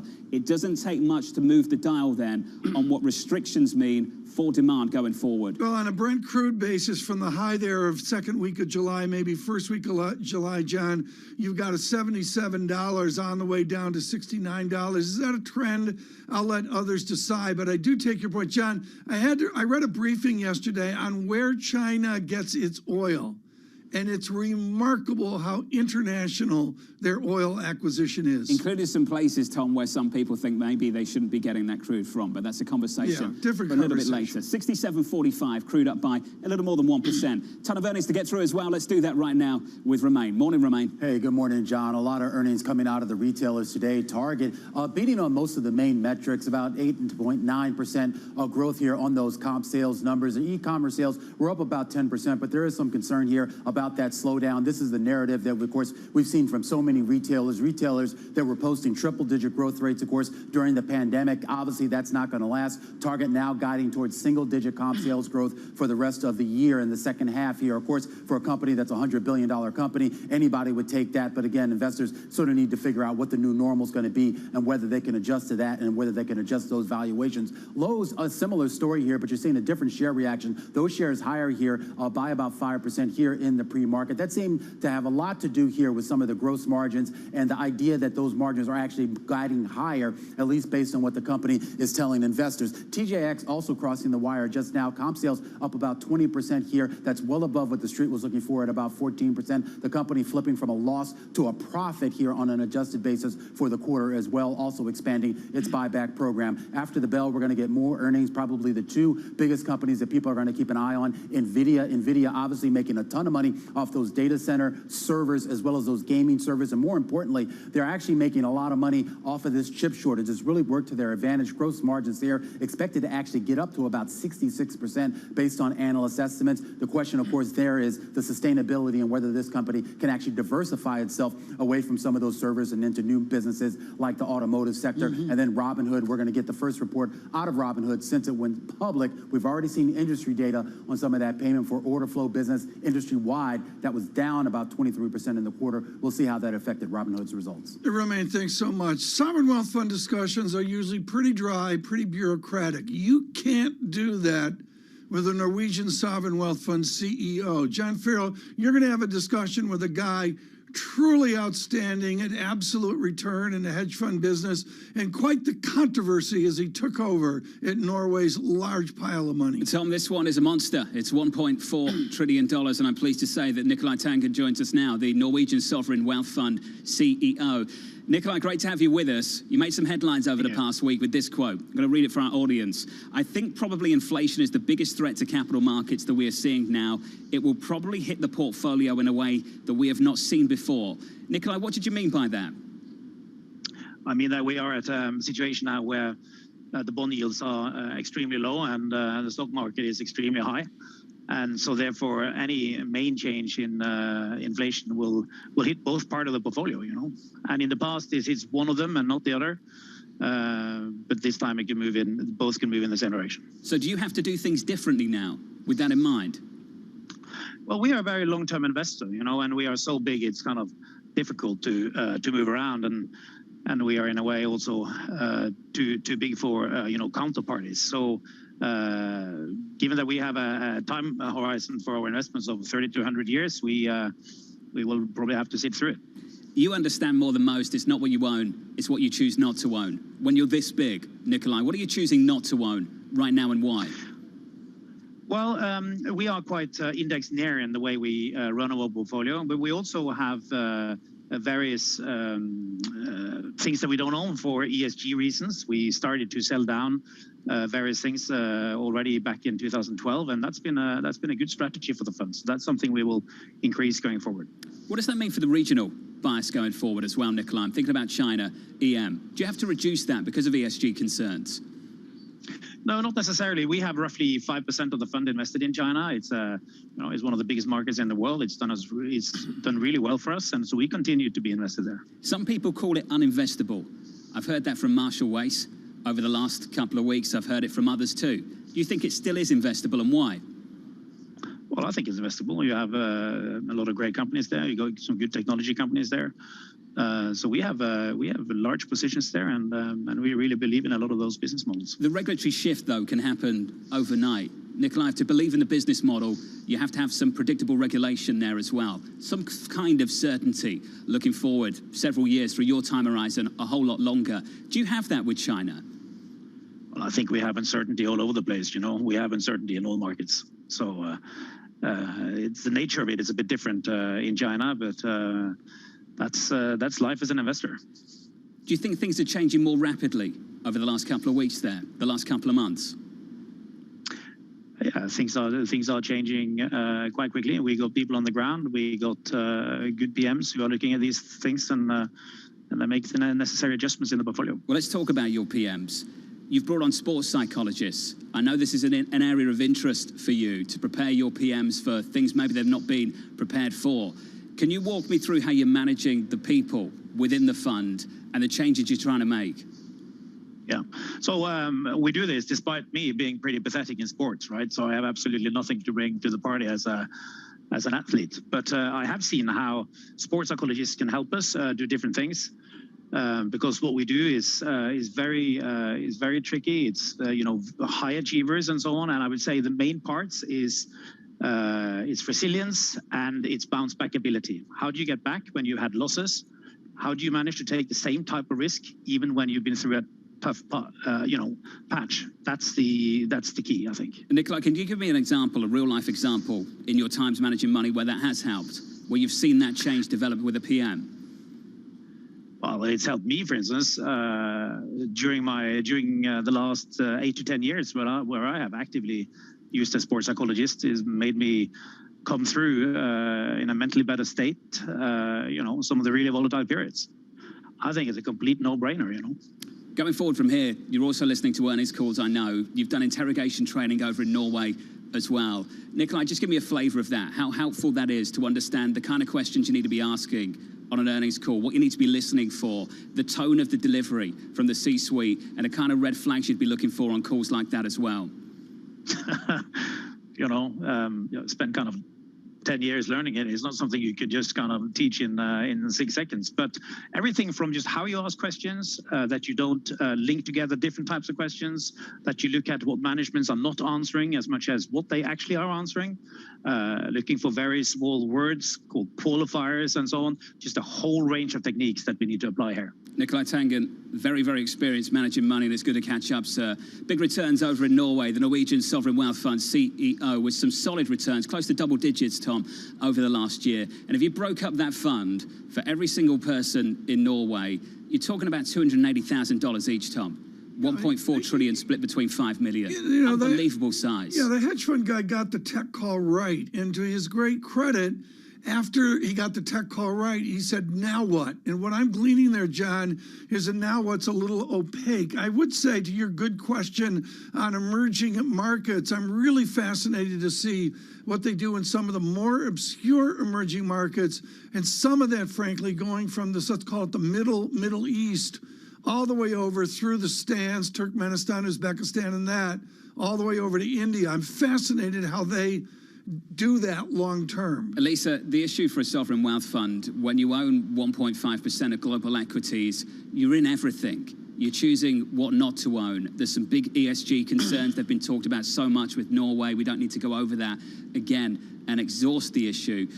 But on this particular issue, Lisa, you end up owning everything. So you can say that inflation is the big factor right now we need to be concerned about, but you hold your hands up and you've got to say, there's not much we can do about it. Which is the reason why you asked about the executive calls, right? I mean, how active of a role are they taking as a corporate owner of significant parts of these companies at a time when they are such a massive shareholder? I also am curious about the whole concept of this fund. I mean, for people who are not aware, this was a nation that took its oil wealth, understood that it was temporary, and put it aside for the entirety of the population and has been investing it. How do they diversify away from that that oil patch, given the fact that it continues to provide incredible returns? Well, energy, a big factor, Tom. You mentioned tech, but energy this year has just been a huge part of the return profile for so many people. It is. I mean, the sector game is always there, and it's been a different game this year. And what I see on the show, John, is massive, heated difference of opinion about how you get to 4,700 or even out to Credit Suisse's 5,000. We'll have that conversation in just a moment. Which sectors get there? Yeah, it's been energy and financials through the years so far, but that story's faded over the last several months, that's for sure. Jim Bianco of Bianco Research will join us shortly on that. The president of Bianco Research just around the corner from New York City. Equity futures down 4, we're negative 0.1% on the S&P 500. Yields are higher by about a basis point to 127.34. And in FX, euro dollar unchanged at 117.12. From New York City, this is Bloomberg.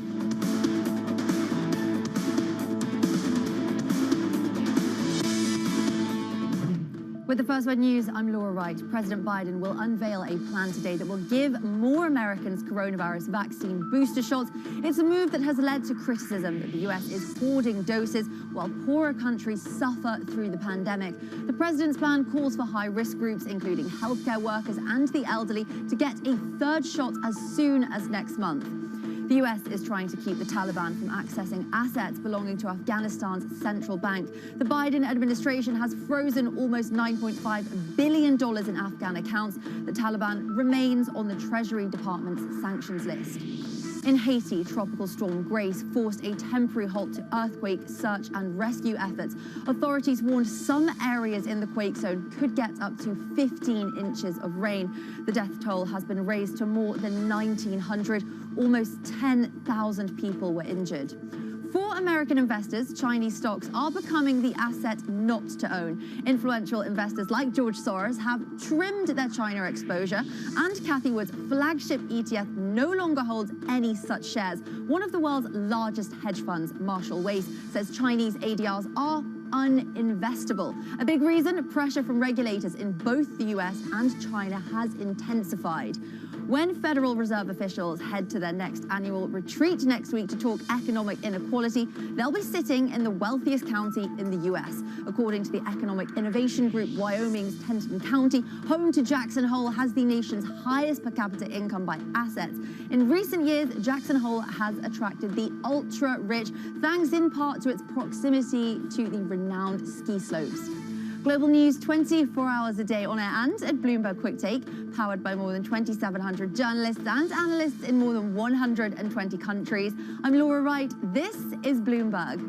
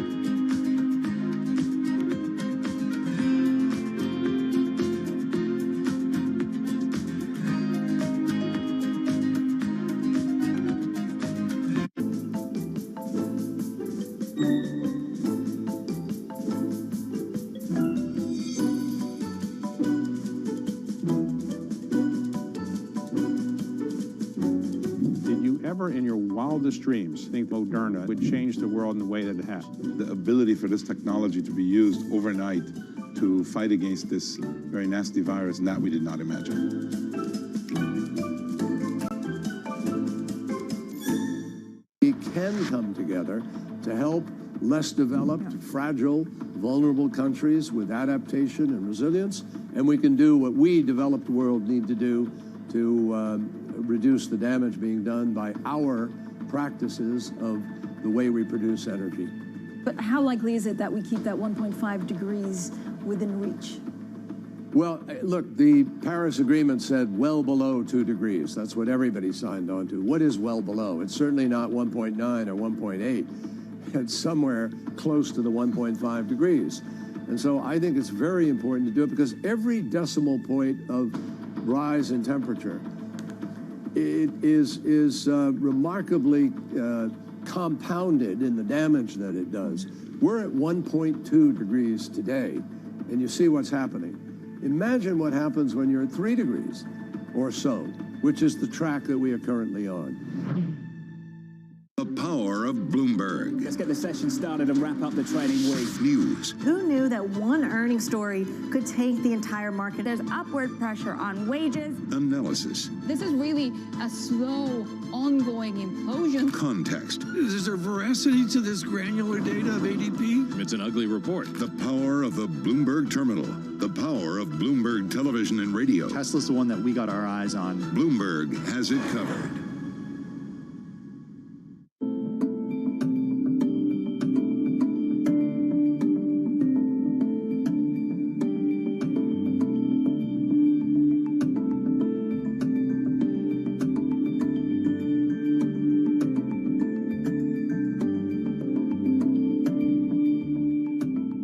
Trading revenues coming in better than expected. Everything. Cash, $1.4 trillion of cash. One of the most notable aspects of this report that was stellar. The growth story in cannabis remains very strong, even after the sort of loosening of the pandemic. There was a worry that there might be wallet spend competition, but so far the cannabis sector seems to be holding up very strong.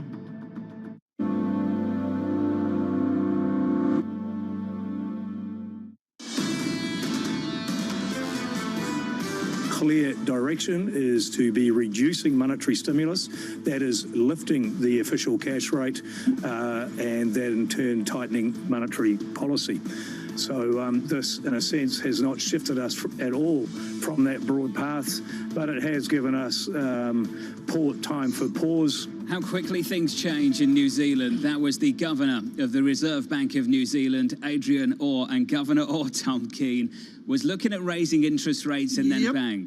One case, 3-day lockdown, and no chance. How do you hike interest rates, Tom, when the country's locked down? Well, you don't, and particularly with the world visibility that they received as an island nation or a two-island nation. John, it was very real and very sudden, and if you wonder, John, if other central banks will have the same challenge. This is the extreme example, but I know exactly where you're going. Your equity market is down 3 on the S&P. We're negative about 0.1%. TK yields are higher by a basis point or two at 127.84. And there's that bounce back in crude up by 1.22%, Tom. WTI, 67.37. A lot of people get lathered up over Jackson Hole. I've been there many, many times. It's truly an academic conference. There's boring papers that Michael McKee reads cover to cover. I'll take one or two of the papers typically and read them cover to cover. But too often they really work at the Kansas City Fed to make it a constructive snooze fest. James Bianco knows this, Bianco Research, and he joins us now for really my first conversation on what the central bank will do. What does Chairman Powell, Jim Bianco, not want to do in Wyoming? He doesn't want to cause waves. He doesn't want to cause problems similar to what he did in December of 2018 when he talked about the taper was on automatic pilot and it was going to be like watching paint dry, and it greatly upset the market, leading to the Powell pivot 2 weeks later. What he wants to do is lay out a plan to begin a taper sometime next year. And he's going to put a lot of caveats in it. And those caveats are going to be provided that the economic growth continues and provided that there is no surprises to the economy. And that's going to be a shout out to if Delta continues to rise and restrictions, I don't want to say lockdowns, but restrictions on the economy continue, that could derail the plan for tapering. Jim, a lot of people are looking for taper talk. However, we've already gotten some sense that one of the main topics will be income inequality actually contributing to low rates going forward and what Fed policy can do about that. As a market watcher, how much are you looking at that as possibly giving more of a sense of what's to come than people are perhaps expecting? Well, income inequality is a big problem, and the Federal Reserve's big picture policy can contribute to that. But the immediate policy, when I mean immediate here, year to year, it's very hard to say that they're going to adjust policy either way, because if they were going to talk about income inequality, I really think that what they should be doing is raising rates. They should be tapering faster, because I think it's this low rate creating this speculative atmosphere in financial markets that is contributing to income inequality. So yeah, I think they're going to talk about it. I hope they acknowledge their role in it, although sometimes I have my doubts. And I'll see what they want to do, but more likely it's going to be on the regulatory side, if anything. Jim, you're not alone in saying this. A lot of people saying that Fed policy has actually contributed to widening income inequality, and it goes to a broader point. Have we reached the threshold at which Fed policy is viewed as perhaps harming more than helping on the margins, not only with respect to inflating asset prices, but also at a time when consumer prices are increasing at a faster pace than many people had expected? Yeah, if you look at financial markets, let's take the stock market. The dirty little secret is it's not cheap. You know, there are booming earnings, but you're paying big for those earnings. The valuations in the market are near the 2000 peak valuations, but the justification is twofold. One, earnings are very strong, and two, Jay Powell's got your back. And if that creates an environment where there is a change in policy, like inflation is perceived to be persistent instead of transitory, that could lead to a sharp pullback in markets. So they're setting up markets that they need to continue to get constant good news to go up. Now they have, for nearly a year now, they've been getting constant good news to go up.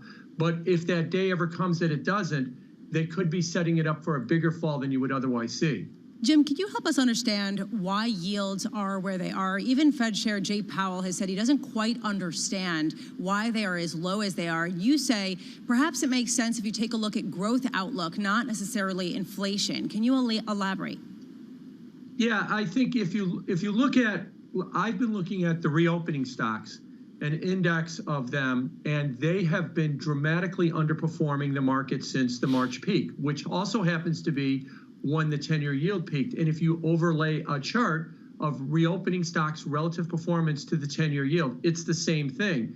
What that suggests is that the market is more focused on growth, as it fears that growth is going to slow. And we're not talking recession here. We're talking about from a very high level, 6% or so GDP estimates, down to something a little bit less than that. As growth slows, so do interest rates. As growth picks up, so would interest rates. And the biggest driver, I think, of growth slowing is the fear of restrictions from the Delta variant, as we see more and more. I'm in Chicago, and just yesterday they announced that starting Friday, everybody has to wear a mask indoors. More stuff like that will be coming and coming and coming, and that's the fear.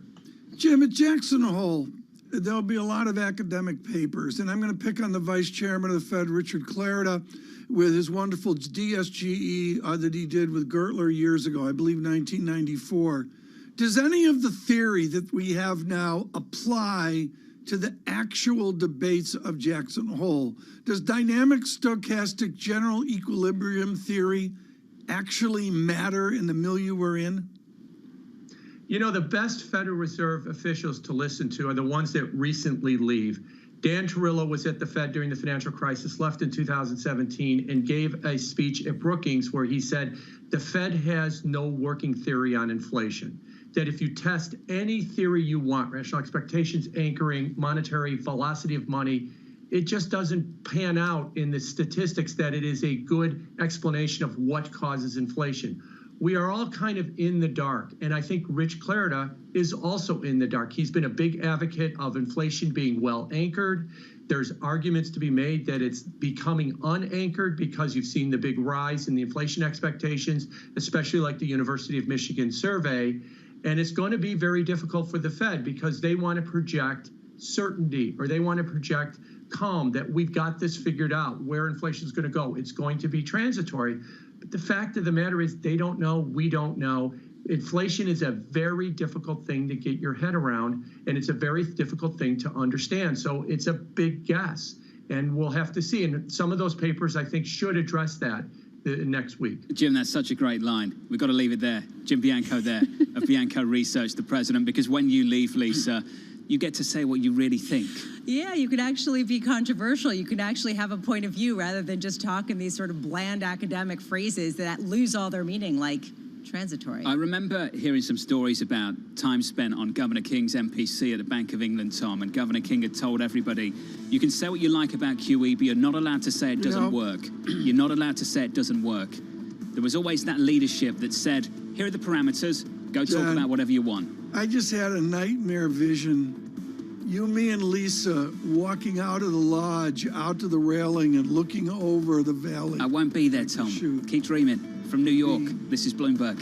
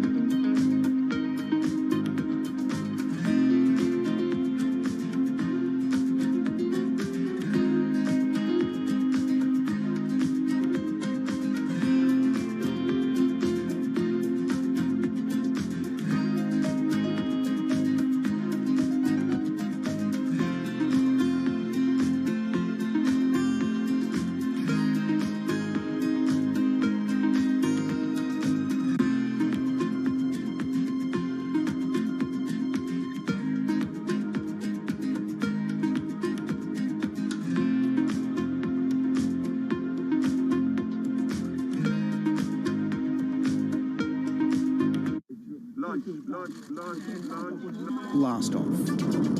China's first manned mission in 5 years is on its way. 2 veteran astronauts and 1 newbie are making their way to Tianyi Space Station, which means heavenly harmony. They're travelling in the Shenzhou 12 spaceship, launched by a Long Mark 2F Y12 rocket. 我们一定服从命令，听从指挥，沉着冷静，精心操作，圆满完成神舟12号载人飞行任务。 The crew members will be staying at the station for 3 months. They'll be carrying out experiments, testing equipment, maintenance, and more. 2022年完成空间站的在轨建造，建成国家太空实验室。之后，空间站将进入到应用与发展阶段。 Once completed, the space station will allow for stays of up to 6 months, just like the International Space Station. 出发。是。 China has big ambitions for its space program. Last month, it landed a probe on Mars that carried a rover, the Zhurong. It sent 11 astronauts into space and 2 years ago sent the first spacecraft to land on the far side of the moon.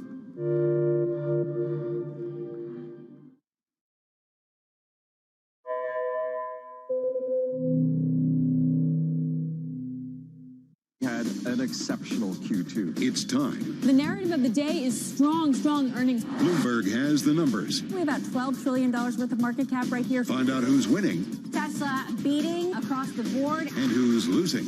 That's actually pretty rare for Amazon. They typically don't miss on that scale. And the voices to give you the important news. Samsung reported another stellar quarter of earnings. We are very clearly looking with confidence about what's next. Bloomberg Television, your home for earnings season. Hi, I'm David Weston. Bloomberg Television is reinventing one of the most iconic brands in financial television for a new audience. Join me to see the news program for the clever investor. This is Bloomberg Wall Street Week. It's really a reminder, isn't it, just how sensitive the markets are to any commentary about trade. We did see some pressure on the yuan, we did see some pressure on the futures. That is now being reversed. Bloomberg has enhanced search on the terminal to deliver what you need when you need it. Now, you can simply type phrases in everyday English in the command line. Compare financials. Find people. Analyze markets.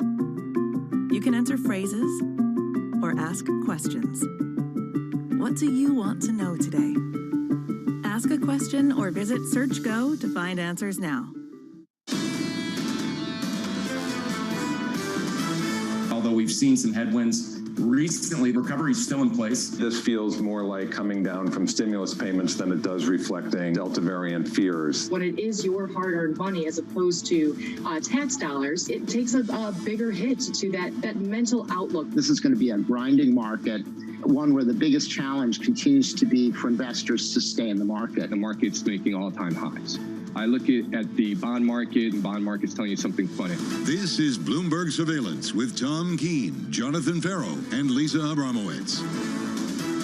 Good morning, everyone. Jonathan Farrow, Lisa Abramowitz, and Tom Keene. Thank you for being with us. A simulcast on Bloomberg Radio and Bloomberg Television. Red and green on the screen. John, a fractionally better tape than the snooze fest of 2 hours ago. Bond yield tied, Tom, by a couple of basis points. Let's call it 128 on 10s, and you get Fed minutes a little bit later this afternoon. It's on to Jackson Hole. That's the next stop for this market. Well, the next stop is Jackson Hole, but we got a little bit of international relations in the way of it. John, what do you see from Europe that changes the confidence given all the trauma in Afghanistan? On Afghanistan specifically, Tom, on the military side of things.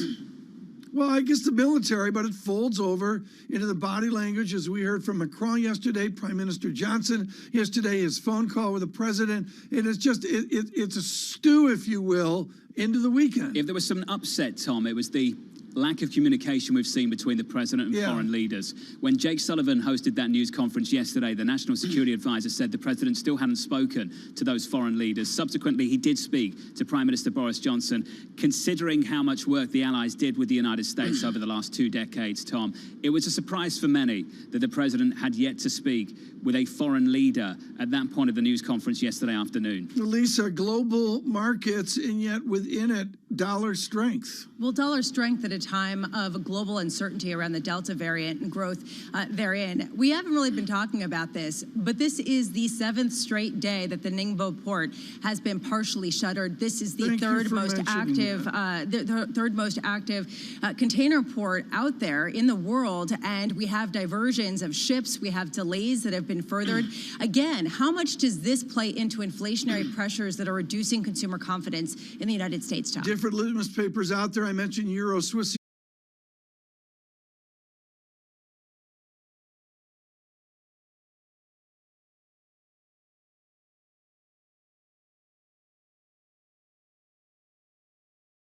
A little bit what that does to China as well. On the data, John, I'm just going to note the VIX comes in from 17.84, down -50, SPX -2. What do you see? Yields up a couple of basis points, no drama, 127.67 on 10-year yields in America. Crude up by 80 cents. We're up by 1.2%, 67.41. Just a couple of days, 4 days, Tom, of losses on crude. Several weeks of that as well. There was some real pain a couple of weeks back. Crude bouncing back again this morning, but this folds into the demand story coming out of Asia. Crude has been really soft recently. It's been a struggle. And many people following the commodity market, they've had to make a change. This is going to be interesting, John, and I'm glad we're doing this. Nuveen is out of Chicago, and of course, the heritage is municipal bonds. The heritage is perhaps an older demographic worried about retirement. Brian Nick joins us right now, Nuveen, Chief Investment Strategist. Brian, you've got a single sentence in your note which really gets to the heart of it. For all the people of the Nuveen world and even the Bloomberg surveillance world, what do we do if rates don't rise? What do we do with our actuarial assumption and our goal of trying to retire like John Farrow with a massive pot? Well, thanks for having me. You know, there's really no good options. You can look at a few things. You can try to just sort of do what you've been doing, tolerate lower returns because your yields are lower, and frankly, the stock market is valued much more highly than it was 10 years ago. So if you're looking back at the 2010s and trying to replicate that performance in the 2020s, we think it's going to be extremely challenging, especially if yields don't increase substantially, as we don't expect them to. They may in the short term with the taper, with Fed raising rates in this cycle, but we're not going back to 5, 6, 7% on the 10-year. So what you can do is try to diversify out of some of that traditional fixed income within munis. You can look at taking on more credit risk. You can look at higher yielding munis. You can also look at alternatives. Real estate, income producing equity sectors could be a bigger part of a portfolio for somebody who needs that yield in their portfolio. If you're still looking at growth, there are still options out there, but it's those income producing investors that we know make up a large portion of our and other client bases that are really struggling for what to do at the moment. Brian, can they go for dividend income? Does that look good right now? Earnings have been tremendous. Capital returns have been really decent this year as well. Is that a decent strategy still? We think so, and I think we lean more on dividend growth. If you just look at dividend yield, you'll end up with a more defensive mix of sectors, which has done well recently as yields have been falling again. So it tends to have that negative correlation to interest rates because these sectors of the equity markets, consumer staples, utilities, tend to look more attractive as yields are falling and also have those defensive properties. But if you're looking at more dividend growth sectors, you can be sort of a little bit less picky when it comes to what sectors you're invested in. You can look at companies that are, looking to grow not just earnings but dividends as well, and that can ultimately, I think, reduce volatility, reduce your exposure to the overly defensive parts of the market. But again, not a complete substitute for fixed income because of the volatility involved. Brian, how much conviction do you have right now? And I ask as we discuss this Bank of America research note where they basically say that 10-year yields could either go to 1% or 2%. They're not sure. That sounds like a reasonable range to us for the balance of the year, although we've been wrong before. I think 2% at this point would be a bit of a stretch, but we do have conviction that rates ought to be going up from here and will go up from here. I think some of the pressure may come from the Fed. Right now, they're really under no pressure at all to do the taper. If you look at what's happening, if anything, the markets are kind of hinting that the Fed may be making a mistake by moving too early on the taper. If you look at real interest rates, they've been creeping up this week. If you look at inflation break-evens, they've been coming down, although they've been very steady.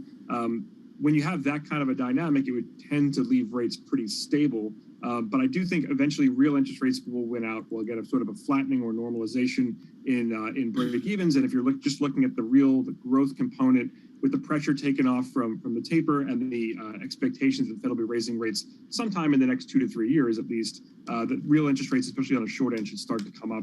And I think that'll push the long end higher as well. Although the yield curve probably never gets as steep as it was, back in the pre-financial crisis days. You said that the market seems to be indicating that perhaps the Fed is making a mistake in tapering too early. And you pointed to real yields, and I'm wondering whether a negative nearly 1% yield is perhaps indicating an accident. Where should real yields actually be? Well, if you think there should be tied at all to real GDP outlook, I'd say real yields should be strongly positive right now, but we know that hasn't been the case for a long time. I think when I look at real yields, I look at the direction of real yields. So obviously they're in this highly negative territory. Negative 1.1 or 1.2% for a real 10-year yield is extremely low. But if you look at the direction, we've seen a bit of a lift from the bottom a couple of weeks ago. That has come as break-evens of falling. When I see those two things together, it's usually a sign that the market is worried the Fed is going to tighten too quickly. We've seen this at very specific times. Late 2018 comes to mind, the last time the market was sort of cautioning the Fed about moving too quickly. But again, in terms of the magnitude has not been huge. The direction has been hinting at that, though. So I think it'll be interesting to see the Fed minutes this week and also what the Fed members have to say at Jackson Hole next week. Brian, thank you. It's good to catch up. Brian Nick, Nuveen Chief Investment Strategist. Just to frame the moment, investors can live in a low-growth, low-inflation world. We know how to operate in that world, Tom. We've had 10 years of it. Policymakers can't operate in a low-growth, low-inflation world. The Fed doesn't want to operate in a low-inflation world. Yeah. Policymakers in D.C., and I'm talking about politicians, they can't operate, they can't survive in a low-growth world. So what's the most toxic mix for investors right now? It's decelerating growth and persistently high inflation. I'm not talking about stagflation. No, but it's on the edge of it. I'm talking about decelerating growth and persistent inflation into next year. So let's fold that in to what we heard from Norway's wealth fund boss about 30 minutes ago. We sit at a moment, Tom, with equities at all-time highs and bond yields near all-time lows. Those two things are really, really difficult if we're about to see decelerating growth and persistently high inflation. Tom, that's toxic. That is toxic for this market if that is the state of play going into next year. That's a constructed state of play. It may be a correct state of play as well. I think there's some nuances in there, John, and one of them is just the resiliency of more open economies to succeed and fail. And you see that with experiments. Here's a headline from Joe Feldman, John, that came out moments ago, his report on Target. John, I had no idea 17% of Target sales is digital. That's innovation. And they're processing a lot of those things, Tom, in store. order online, pick up in store. Been a big change for Main Street, the high street. I'm behind on this story. I mean, this is again where corporations and David Stubbs, I thought, was brilliant on this with J.P. Morgan, frankly pushing against the caution we heard from Oslo. Well, Tom, have a look at some of the e-commerce numbers out of Target for the quarterly numbers last year. Some really tidy performance from Target, and that's really reflected rather in the stock. I would suggest, John, fossils like me are out of touch with the technological wallop that's out there, including the technology of the New York Yankees to deliver power in the middle of the lineup. Was that another baseball reference? That was a baseball reference. For Lisa? It's been a bad day. Thanks. Lisa's not a Red Sox fan. The Mets are going the other way. John, the Mets, we don't need to talk about them. Steve Cohen's going to spend $1 trillion today on the Mets. Yeah, Steve happy with the Mets? We don't talk about the Mets. No, you don't talk about the Mets. Let's not talk about baseball. 127.34 on 10s. They lost. Your equity market. Last night. Futures down 1/10%. What a show this morning. All that energy. It's overwhelming, Tom. It's too much. New York. What's Harry Kane going to This is Bloomberg. With the First Word News, I'm Laura Wright. A group of congressional Democrats and Republicans wants President Biden to delay full U.S. troop withdrawal from Afghanistan. According to the New York Times, the 44 lawmakers want to extend the August 31st deadline so the troops can help American citizens, allies, and vulnerable Afghans leave the country. The president has authorized the deployment of 6,000 troops to help with the evacuation. President Biden will unveil a plan today that will give more Americans coronavirus vaccine booster shots. It's a move that has led to criticism that the U.S. is hoarding doses while poorer countries suffer through the pandemic. The president's plan calls for high-risk groups, including healthcare workers and the elderly, to get a third shot as soon as next month. Once again, Target has topped Wall Street sales and earnings expectations. Still, a slowdown in growth raised questions about how much longer those results can last. Target has been arguably the biggest winner among major retailers during the pandemic. Its stock has surged more than 40% this year, but it hasn't outperformed expectations the way it did in 2020. Lowe's raised its full-year forecast after posting better than expected quarterly sales figures. Gains in the home improvement chain's professional business helped offset a slowdown in demand from do-it-yourself customers. Lowe's performance contrasts with the weaker than expected results from rival Home Depot yesterday. Global news 24 hours a day on air and at Bloomberg Quick Take, powered by more than 2,700 journalists and analysts in more than 120 countries. I'm Laura Wright. This is Bloomberg.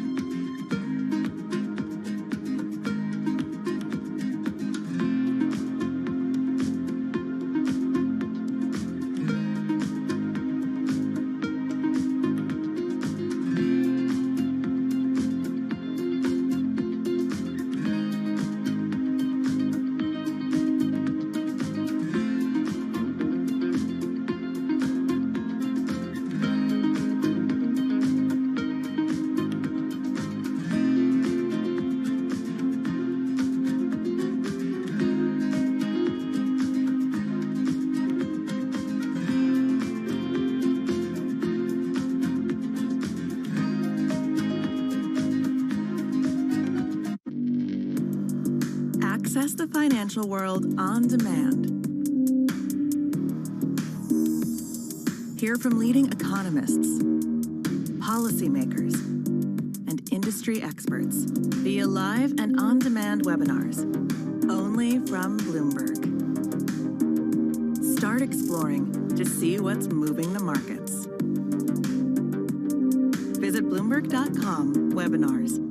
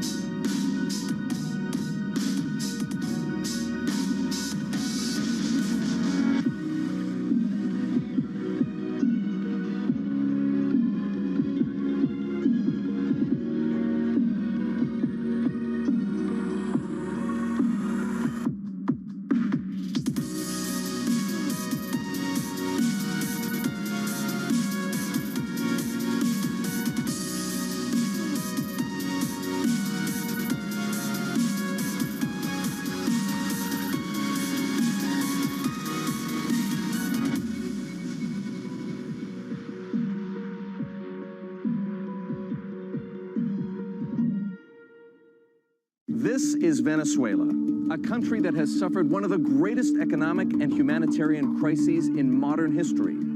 Today, it appears Nicolás Maduro and his government are prepared to negotiate an agreement that might end U.S. sanctions and pave the way for free and fair elections. Hopefully, we can find paths of closeness, of respect. Join Bloomberg Television for a special report, Inside Venezuela, Friday at 7.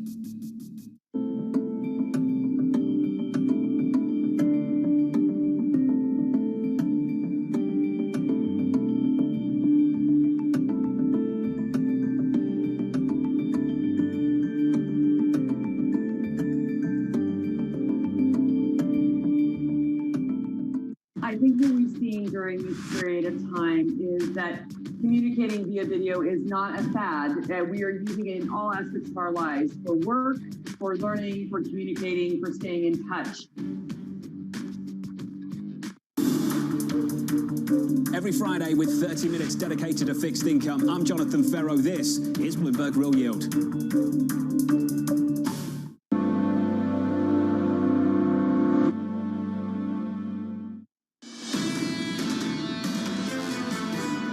I do not believe that deploying tens of thousands of British troops to fight the Taliban is an option that, no matter how sincerely people may advocate it, and I appreciate their sincerity, but I do not believe that that is an option. Prime Minister Boris Johnson of the UK speaking in an emergency debate in Parliament from New York City this morning. Good morning. Alongside Tom Keane and Lisa Abramowitz, I'm Jonathan Ferro. Equity futures down 5. We're negative 5 points on the S&P and down a little more than 1/10%. Yields are higher by about a single basis point on a 10-year to 127. Crude bouncing back, Tom, up almost 1 full percentage point to 67.21. Afghanistan still very much top of mind worldwide. It is. And John, you know this better than anyone. It's about migration. It is about distances. It's 6,900 miles from Kabul to Washington, and it is way less to Europe. Let's pick Berlin, John. 4,100 miles. That's a big, big difference in miles for a great migration. John, why don't you bring in the wonderful Therese Raphael? Therese Raphael joins us now from Bloomberg Opinion. Therese, let's start there with the UK and the response that you've witnessed in the United Kingdom off the back of some pretty chaotic images over the weekend. Yeah, well, today in Parliament, which has been recalled to debate the Afghan crisis, you have MP after MP on both sides of the aisle, Conservative and Labour, criticizing the government's policy, its failure to anticipate the fall of Kabul, to get refugees and those who helped the British military, but also women and children and others who are vulnerable out earlier, to define the asylum policy a little more clearly. So, you know, it's being presented as a huge test for Boris Johnson. That's a Johnson in his statement took a very different line, I'd say, than President Biden. He did not criticize the Afghan military. On the contrary, he said they fought valiantly and lost many tens of thousands of lives for years. And he said very pointedly that the West could not continue this U.S.-led mission without American logistics, American air power, and American money. You've identified the difference between Prime Minister Boris Johnson and the speech from President Biden just 48 hours ago. One similarity, though, is continuously bringing up, should we stay or should we leave, when for many people, as you know, the issue has been how we left, how the United States left, how the UK left. Have they addressed that? Why the chaos that we saw over the weekend? That's the open question, and the UK government doesn't have any, I think, better answers to it than Washington has provided so far. Many MPs have asked why, when Boris Johnson knew that there would be a withdrawal, why there was not more done to secure passage for even British citizens and soldiers. And we have the prospect of the UK ambassador to Afghanistan at the airport issuing visas, after the U.S. embassy had been shut down. So very much an open question, and I think there will be an investigation of that. And we've had, many quotes from Johnson himself very recently, saying that the Taliban were in no position to win a military victory. So I think, both allies have questions to answer here. But of course, the UK military withdrawal really began back in 2012 when David Cameron announced the decision to end the UK's military operation there, which happened in 2014. So there wasn't the same presence that the US had. Therese, what will this do to the relationship between the US and the UK going forward, if anything, or is it going to be just basically another bump along a road to sort of restore that alliance? Well, I think on the surface, you'll obviously hear the reassurances that the alliance is strong, that we heard a call between Boris Johnson and President Biden. But beneath that, there is a change here. The assumption after Donald Trump was voted out of office was that the alliance would return to a footing that was more familiar from the post-Cold War period, one of collaboration, cooperation, reinforcing the international rules-based order. I think that's very clearly over from the perspective of a lot of European allies. And, from Britain, there is a sense that America's much diminished appetite for intervention has consequences for security in Europe. Beyond, the refugee question, there's a question of narcotics trafficking and the all-important question of whether terrorists and extremists will again be able to more easily recede in that region and in Britain itself. Therese, there's an understanding here over any number of decades of the expansion of quote-unquote a liberal democracy. And let's say in America it was brought forward by neoconservatives. Is there an equivalent British neoconservative, or is that a uniquely American segment philosophy? I think the British equivalent is very different. I mean, first of all, on social and economic policy, it's quite far from what we would call neocon in the U.S. But on security policy, the British conservatives, I think, are more committed to an internationalist role. And partly, as you said right in your intro, this is about geography. We are just closer to the trouble spots of the world sitting here in London. And I think that dictates a lot of the debate here. And there's also, of course, a memory of the role Winston Churchill played in World War II. Hyped as it is sometimes, that plays a role in a sense that the UK needs to act to consolidate the rules-based international order and sort of project certain values abroad. That is now really clashed with the limitations of Britain's military capabilities here and the U.S. administration's willingness to engage outside of the U.S. in areas where it perceives a vital interest. Therese, it's great to catch up to get your view on what's happening at the moment. Therese Raphael there, Bloomberg Opinion Editor. And to your point, Tom, geography is so important.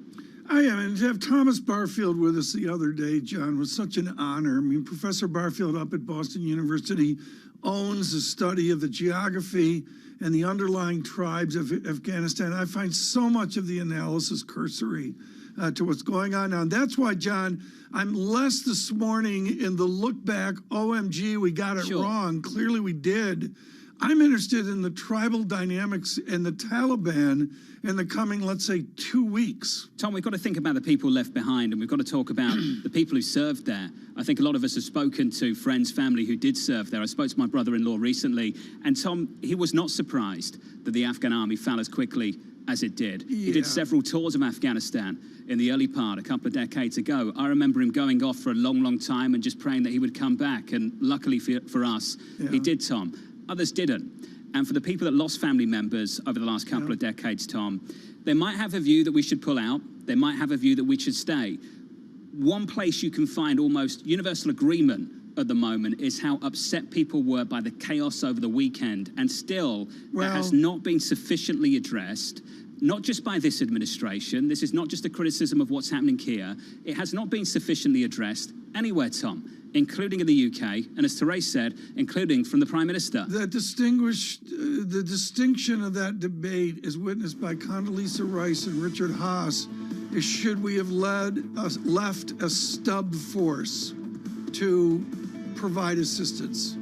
I don't have an answer. There's a lot of pain. Coming up, Jack Lew, former US Treasury Secretary from New York City this morning. Good morning. Alongside Tom Keene, Lisa Abramowitz, I'm Jonathan Ferro. For our audience worldwide, your equity market is lower by 0.1%. This is Bloomberg.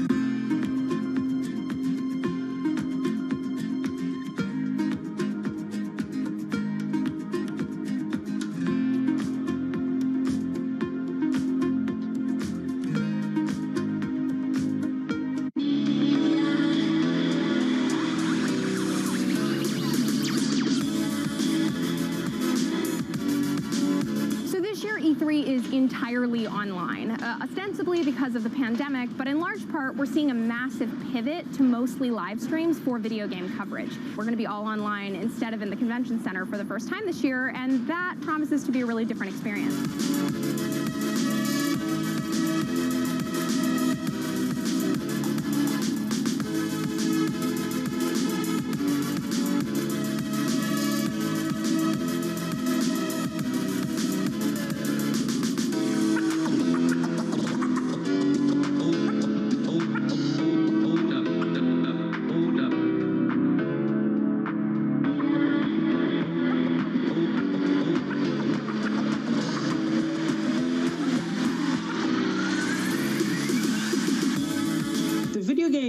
Industry has really been interesting during the pandemic. It has actually grown substantially since everyone was stuck inside. And of course, this makes sense, right? We're all looking for some amount of entertainment, and stuff like Fortnite in particular offer also a social component, right? People can join up and kind of meet up online and spend time with their friends.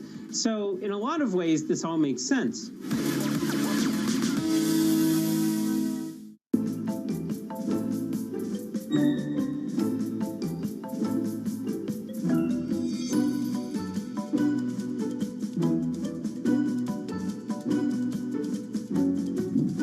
In your wildest dreams, think Moderna would change the world in the way that it has. The ability for this technology to be used overnight to fight against this very nasty virus, and that we did not imagine.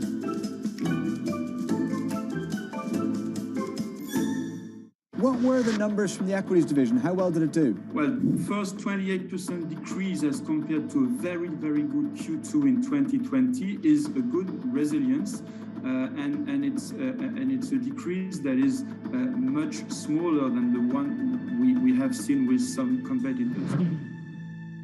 Global markets never sleep, so stay connected with Francine Lacqua in London, Matt Miller in Berlin, and Kaylee Lyons in New York. Perspective on the day ahead.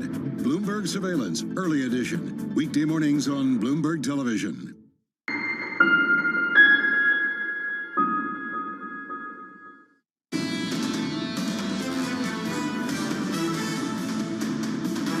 From New York City for our audience worldwide, heard on radio, seen on TV, this is Bloomberg Surveillance alongside Tom Keene and Lisa Abramowitz. I'm Jonathan Ferro. Your equity market down 6 on the S&P, negative a little more than 0.1% on the S&P 500. Into the bond market with yields higher by almost a basis point at 126.84. With some economic data, here's our very own Michael McKee.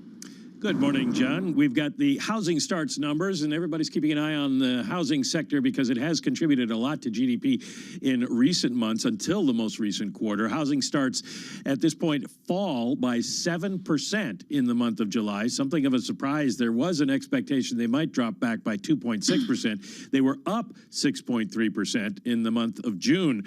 Building permits show a little bit more confidence. They were down in June. They're up by 2.6%, so it may be just a temporary situation. Housing starts have been difficult to track because we have seen shortages of lumber, high prices for construction materials. Then they came down again, shortage of construction workers. But this does suggest that we remain on track, even if not in the same magnitude. 1,534,000 annual rate for housing starts for those who keep track of the numbers. Can you glean price from this? That's all we want to know. Is the price going to continue to go moonshot? Well, the price would be probably going up if they can't build enough houses. That's been an issue, not just the cost of borrowing money, which is really cheap, but the fact that there's so little inventory, it pushes housing up. Single family starts did rise by 2.5% above the number last year in July, 4.5% below June, though. So single-family homes take a breather in the month. Mike, the market's not doing much with this. Yields higher by almost a basis point, 126.84 on 10s into the numbers, 127 coming out of it. A little bit later this afternoon, 2 p.m. Eastern. Fed minutes. Mike, what are you looking for? Well, we're looking to see what they had said about tapering, whether they told Jay Powell to go ahead and announce some policy change at Jackson Hole, very unlikely, and also what they were thinking about in terms of how they would go about it. Did they get a presentation from staff on at what rate they would cut back on purchases? So some perhaps details, but you also have to remember this was the end of July, and since then we've had this big rise in COVID cases, and that could change some people's minds about what might happen. They might be dated already, Tom, going into Jackson Hole next week. Yeah, well, I think it's a change story. There's no question about it with the economic data and with what we see, the horrific data out of the south of the nation. It's a movable target 10 days out from Jackson Hole.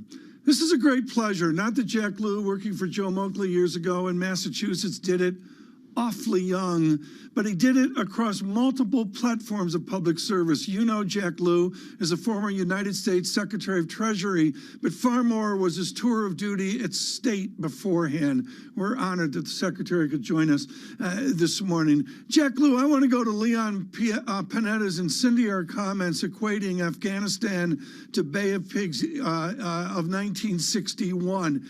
From Kabul to Havana and south of Havana on the shore, in April of 1961, are there similarities for this nation? Look, I think we're going through an incredibly tragic time right now with the fall of Afghanistan, and I think the moment calls for looking forward, not back. The evacuation of people who want to leave Afghanistan is the job right now. I think the fact that that operation is moving ahead shows that there was, in fact, planning to deal with a great deal of uncertainty. There'll be time after this to look back and to ask the question, there have been different decisions.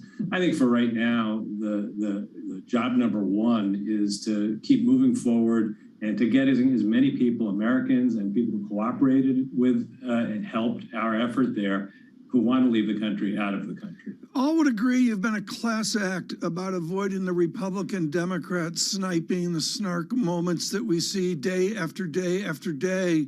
But assist us with the institutional weakness, perhaps, that was there with the Trump administration. Did any of this occur because state was institutionally weaker, or our intelligence communities were institutionally weaker? I think the 4 years of the Trump administration weakened many institutions in terms of the ability of experts to voice their views and express them and have them considered, in terms of the people left behind and the need to rebuild. So I think the damage is broad. I've seen it in all the agencies that I have been at in the past. I think that going forward, the job of rebuilding is well underway, but it takes time.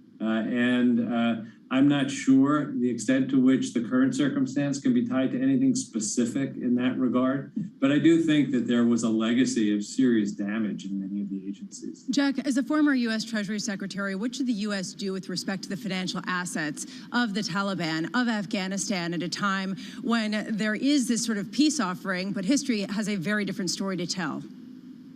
I think the burden of proof is on the Taliban going forward. We have too much experience from the past to take at their word that anything is going to be different. I certainly hope that there will be a difference, but I think the question of whether or not to treat the government as a legitimate government, as a partner to open financial flows and the like, has to come after there's more evidence of what that government is going to do. They've clearly learned that they need to talk differently than they did in the 1990s. We now have to learn whether they're going to act differently. So how concerned are you that as we have this controversy surrounding the Biden administration, that we're hitting a potential debt ceiling debate that could rival 2011, and we have an infrastructure plan that may get through, at least the $550 billion one, but that really is called into question when you look at the $3.5 trillion Reconciliation Act? How close are we to another debt ceiling debacle akin to what we saw a decade ago? Well, I'm not sure I would conflate the issues of what's going on in Afghanistan with the question of the debt limit. I think before the events of the last week, there was considerable uncertainty as to how the debt limit would be resolved. That remains the case. I think it's extremely dangerous for so many senators, Republican senators, to sign on to a letter saying they will not support a debt limit increase. Procedurally, it's very challenging unless you get some bipartisan support.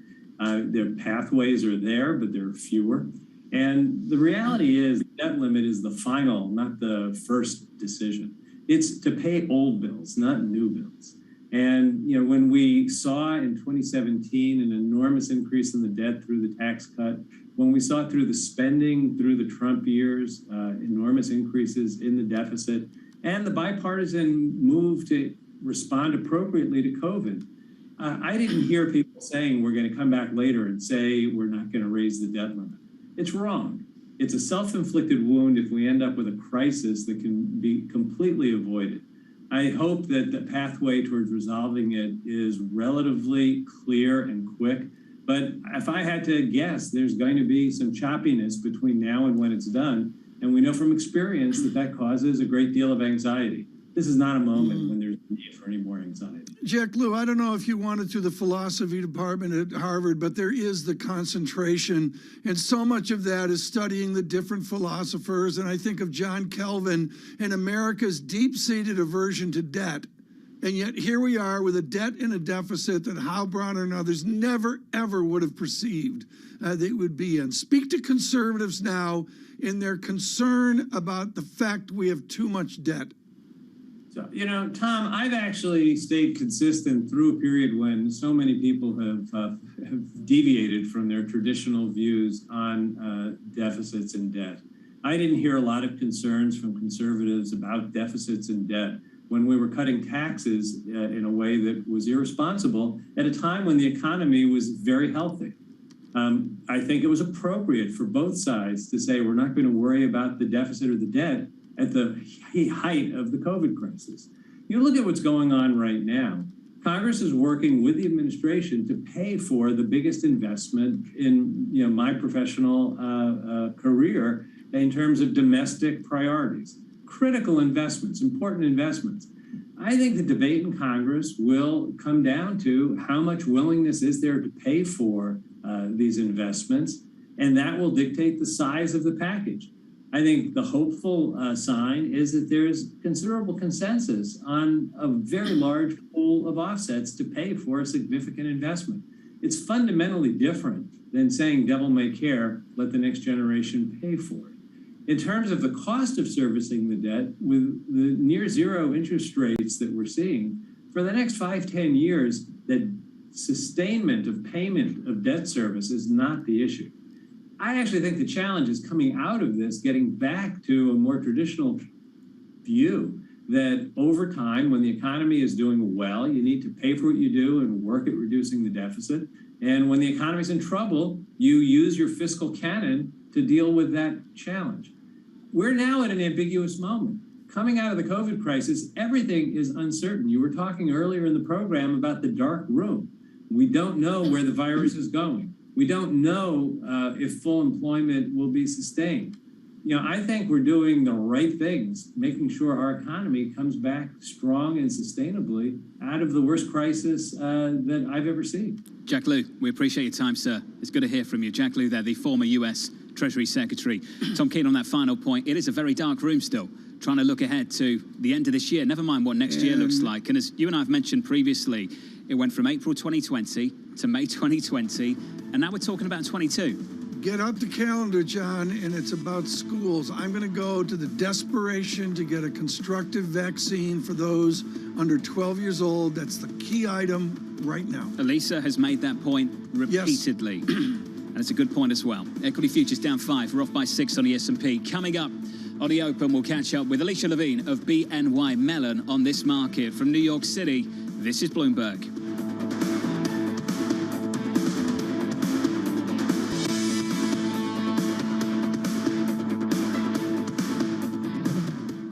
With the first one news, I'm Laura Wright. In Afghanistan, Taliban fighters have encircled the Kabul airport with security checks. That's raising concerns the militants will prevent citizens from leaving the country.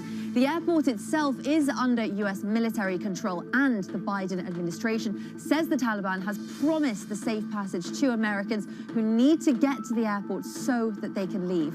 Meanwhile, the U.S. is trying to keep the Taliban from accessing assets belonging to Afghanistan's central bank. The Biden administration has frozen almost $9.5 billion in Afghan accounts. The Taliban remains on the Treasury Department's sanction list. In Haiti, Tropical Storm Grace forced a temporary halt to earthquake search and rescue efforts.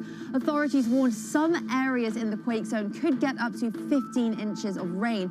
The death toll has now been raised to more than 1,900. Almost 10,000 people were injured. For American investors, Chinese stocks are becoming the asset not to own. Influential investors like George Soros have trimmed their China exposure, and Cathie Wood's flagship ETF no longer holds any such shares. One of the world's largest hedge funds, Marshall Wace, says Chinese ADRs are uninvestable. A big reason pressure from regulators in both the US and China has intensified. The world's largest sovereign wealth fund made $110 billion in the first half of the year. The Norwegian fund generated a 9.4% return. Its investments in energy, finance, and tech companies helped drive double-digit gains in its stock portfolio. Global news 24 hours a day on air and at Bloomberg Quick Take, powered by more than 2,700 journalists and analysts in more than 120 countries. I'm Laura Wright. This is Bloomberg.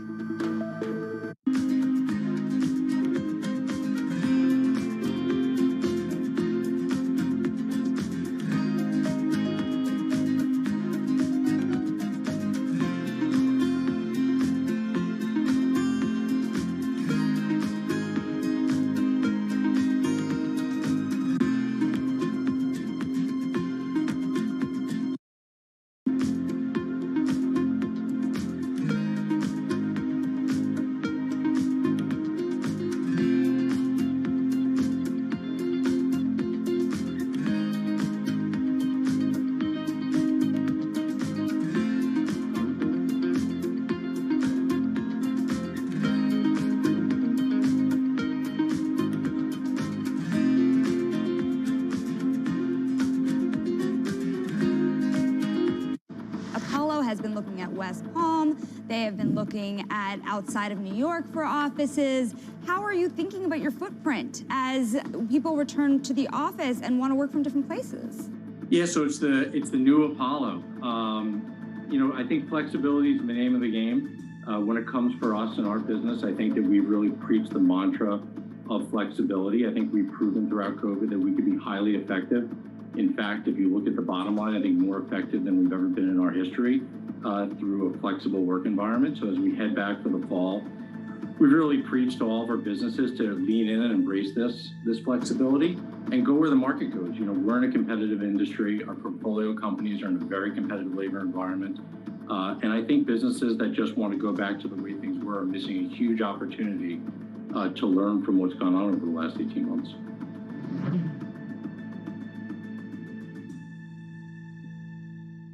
This is a market that over the past few weeks has made it clear it wants to go higher. It got a little spooked by the idea that geopolitical tensions are rising. The power of Bloomberg. Let's get the session started and wrap up the trading week. News. Who knew that one earnings story could take the entire market? There's upward pressure on wages. Analysis. This is really a slow, ongoing implosion. Context. Is there veracity to this granular data of ADP? It's an ugly report. The power of the Bloomberg terminal. The power of Bloomberg television and radio. Tesla's the one that we got our eyes on. Bloomberg has it covered.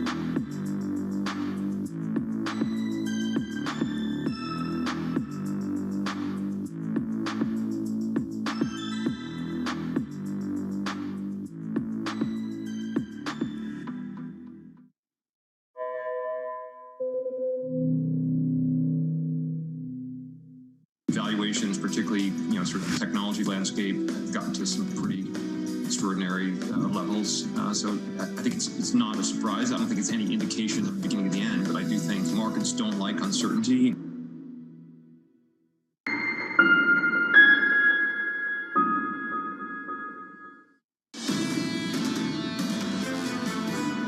My guess is that given enough time, we may well end up in a situation where we have yearly, let's say at a minimum, yearly vaccinations, just like the flu. The gentleman from Moderna, Mr. Affian there, important comments now in a well-timed interview. Things have changed in the last, I'm going to say 1 week. We are interested now again in immigration, possibly migration from Afghanistan to various and sundry Western countries, certainly a topic at hand. Before this event, David Rubenstein of the Carlyle Group spoke to someone who has lived this. And of course, it's the David Rubenstein Show. We'll tell you about that here in a moment. Mr. Rubenstein joins us right now.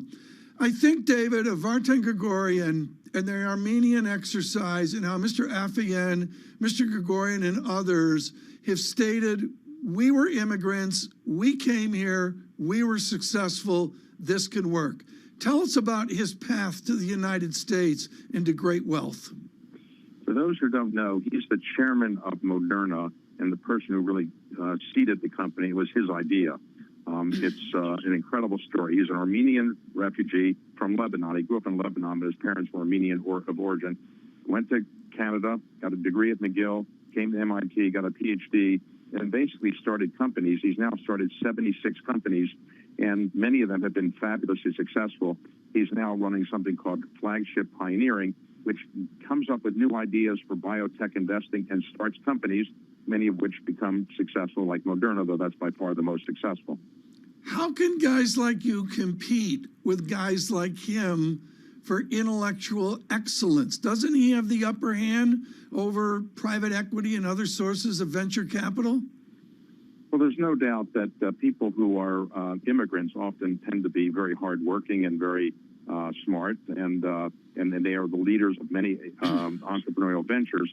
On the other hand, private equity people are investing with him and alongside him, and so I wouldn't say it's competitive, but there's no doubt that he is a unique force. He is now running this venture operation, which creates companies like Moderna, and Moderna is a company which has increased in value about 100 times from the initial money that he put in. I think it was $11 million he initially put in. It's up 100 times since then, and he has become very wealthy, and he's giving away a lot of his money to various causes, including immigration-related things and helping Armenia. But he's very, very interested in biotech. He's also very much at the center of the health catastrophe that has unfolded and will likely be a mainstay going forward as we rely on vaccinations and potentially booster shots to ward off following variations of this virus. There is a question of booster shots. What does he foresee in terms of demand going forward, in terms of the need that we will have for ongoing shots? Well, just as we are getting used to over many years having a flu shot every year, I think his view is we'll be getting a kind of a Moderna or a Pfizer or some equivalent shot for this type of virus every year. And right now, the FDA is probably going to say we need to have a booster shot. I think the Biden administration is now promoting the idea of a booster shot for those people that have had the original Moderna or Pfizer or Johnson & Johnson shots. And I think once we have the booster shot, I think you'll be seeing this every year. And I think his company is probably going to be benefiting from it. David, you're on the front lines of this issue, both as the interviewer for these shows that are phenomenal every week, as well as the CEO and chair of Carlyle Group. And I'm wondering whether you've mandated vaccines, how closely you're watching how this is unfolding on a national level from a corporate and federal level to determine how to create policy going forward for your employees. Well, I think Carlyle has decided that its employees, when they come back to work, should be vaccinated.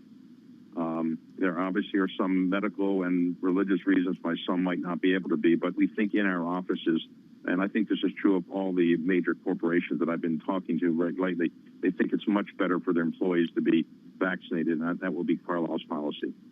David, your thoughts, as someone who attends world events, you and I have shared the stage at Davos, right. There's many other events as well. Your thoughts on Afghanistan, and particularly the elite of Afghanistan, the people that have provided innovation there for, let's say, 10 years, maybe 15 years. What is next? It's a sad situation for Afghanistan and a sad situation for our country. The most important thing now is dealing with the humanitarian issues of getting people out who've been helpful to our country. Hopefully, our U.S. government will be able to work out ways that can be done, but it's not going to be pleasant, not going to be easy, it's not going to be quick. So clearly some mistakes were made, as the administration has said, but before we figure out who made what mistakes and how we can correct them in the future, we've got to deal with the present problem of getting people out who are loyal to the United States and the allies in trying to prevent the Taliban from taking over. David Rubenstein, thank you so much. With the Carlyle Group and, of course, host of the David Rubenstein Show, peer-to-peer conversations. Much to talk about this morning. I know Rick Reeder will join us as well as we move forward this morning. Lisa, I just look at a tape that's waiting for news. I mean, there's no other way to put it. Well, this Bank of America note, we keep coming back to it because it really highlights the lack of conviction in markets today. It does seem like we're on the precipice of something, right? Whether it's higher inflation or whether it's slower growth, and whether perhaps these things can be happen in tandem. Yeah. We're also waiting for a Federal Reserve. I mean, why would anyone have conviction right now to make a certain trade? Hey, we're waiting for the data as well, and I'm going to look at the global litmus paper, which is the deepest marker. That would be the U.S. dollar, 93 on DXY. And Lisa, I'm really watching closely euro dollar, 117.15, 1.1715, a 116 handle there would be a big deal, weaker euro. The shift, can we just talk about the shift in psychology over the past year when it comes to the dollar? Heading into 2021, it was believed that the dollar would weaken as we get this global recovery. That has been turned on its head. And honestly, I wonder if you could even say the consensus now is for the dollar to either stay where it is or strengthen, as it will be the first probably to tighten among the developed market central banks. That will be part of the discussion. Again, Lisa Brammitz and I are thrilled to announce we will attend Jackson Hole. Michael McKee suggests the meeting will be most important this year, particularly with a changed international landscape. Maybe the degrees of freedom that central banks have a little bit constrained. Stay with us through the day, particularly our coverage from Washington with Balance of Power. Futures at -9, Dow futures at -95, and the VIX 18.16. It's a drawdown. Good morning.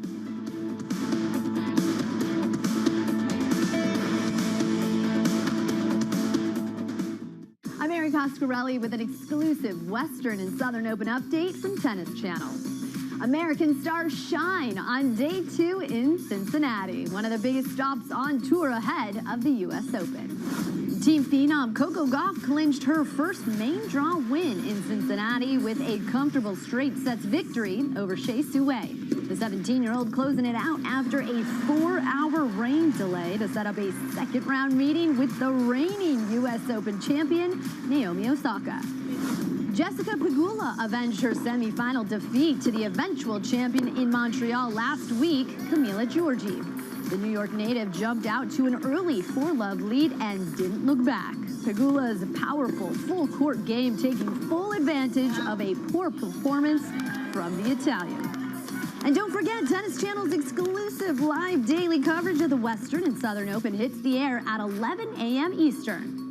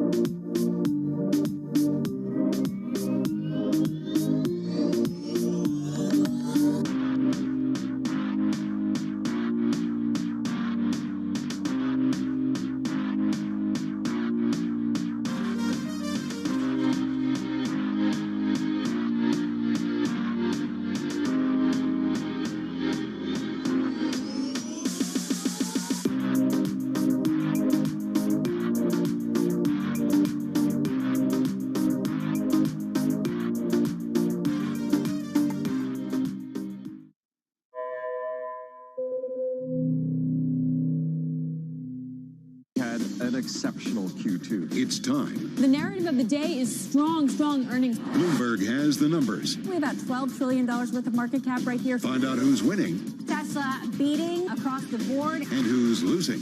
That's actually pretty rare for Amazon. They typically don't miss on that scale. And the voices to give you the important news. Samsung reported another stellar quarter of earnings. We are very clearly looking with confidence about what's next. Bloomberg Television, your home for earnings season.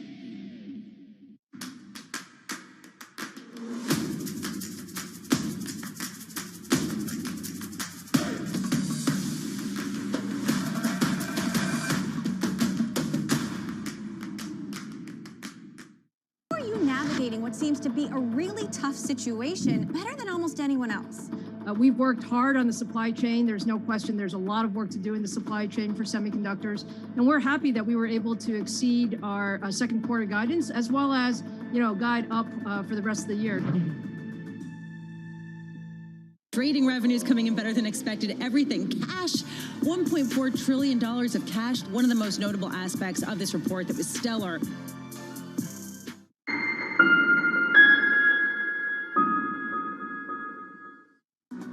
Equity futures just a little bit softer this morning. From New York City, good morning, good morning. With 30 minutes until the opening bell, the countdown to the open starts right now. Everything you need to get set for the start of U.S. trading. This is Bloomberg, the Open, with Jonathan Farrow.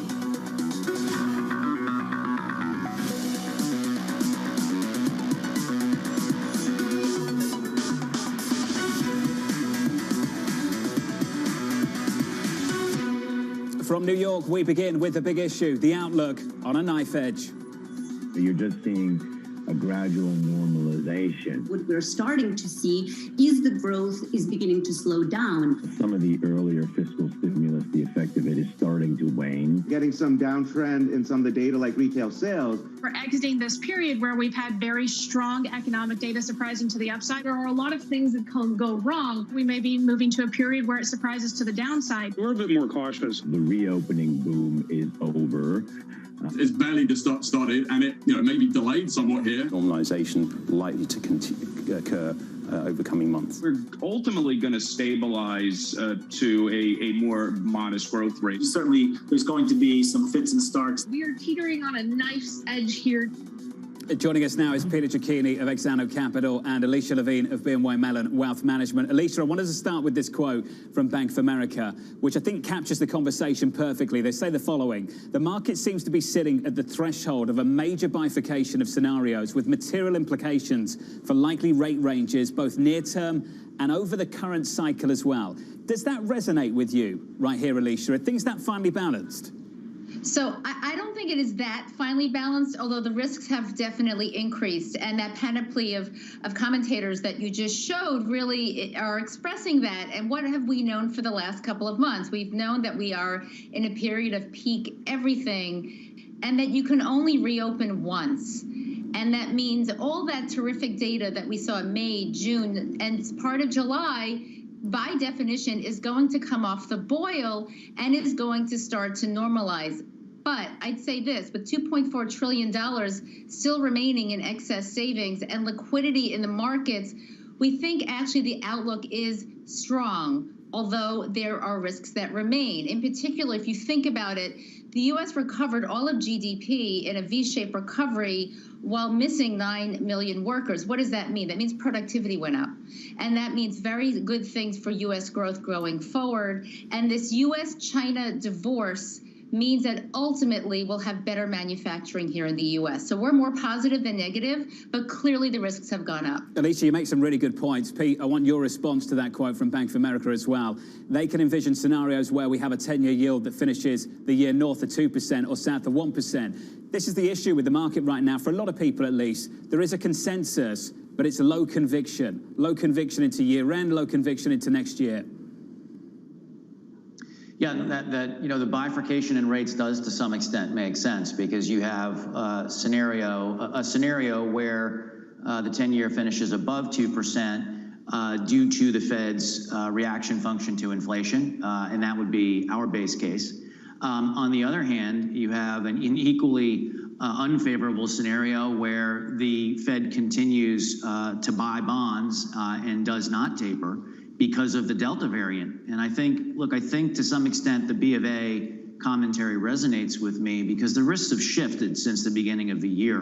Earlier in the year, the Delta variant did not exist. Vaccinations were picking up. The reopening was accelerating, not decelerating. Inflation was a potential rather than in existence, which it clearly is at this point. Trying to just wish it away, I don't think works anymore. And so as the risks have heightened, clearly, we're a lot closer to the scenario that they've articulated. Alicia, speak to that. Retail sales downside surprise. Consumer confidence, the lowest we've seen since 2011. What's the driving force behind that? So I think what you're seeing is the shift over to a more normalized economy and less of that euphoria.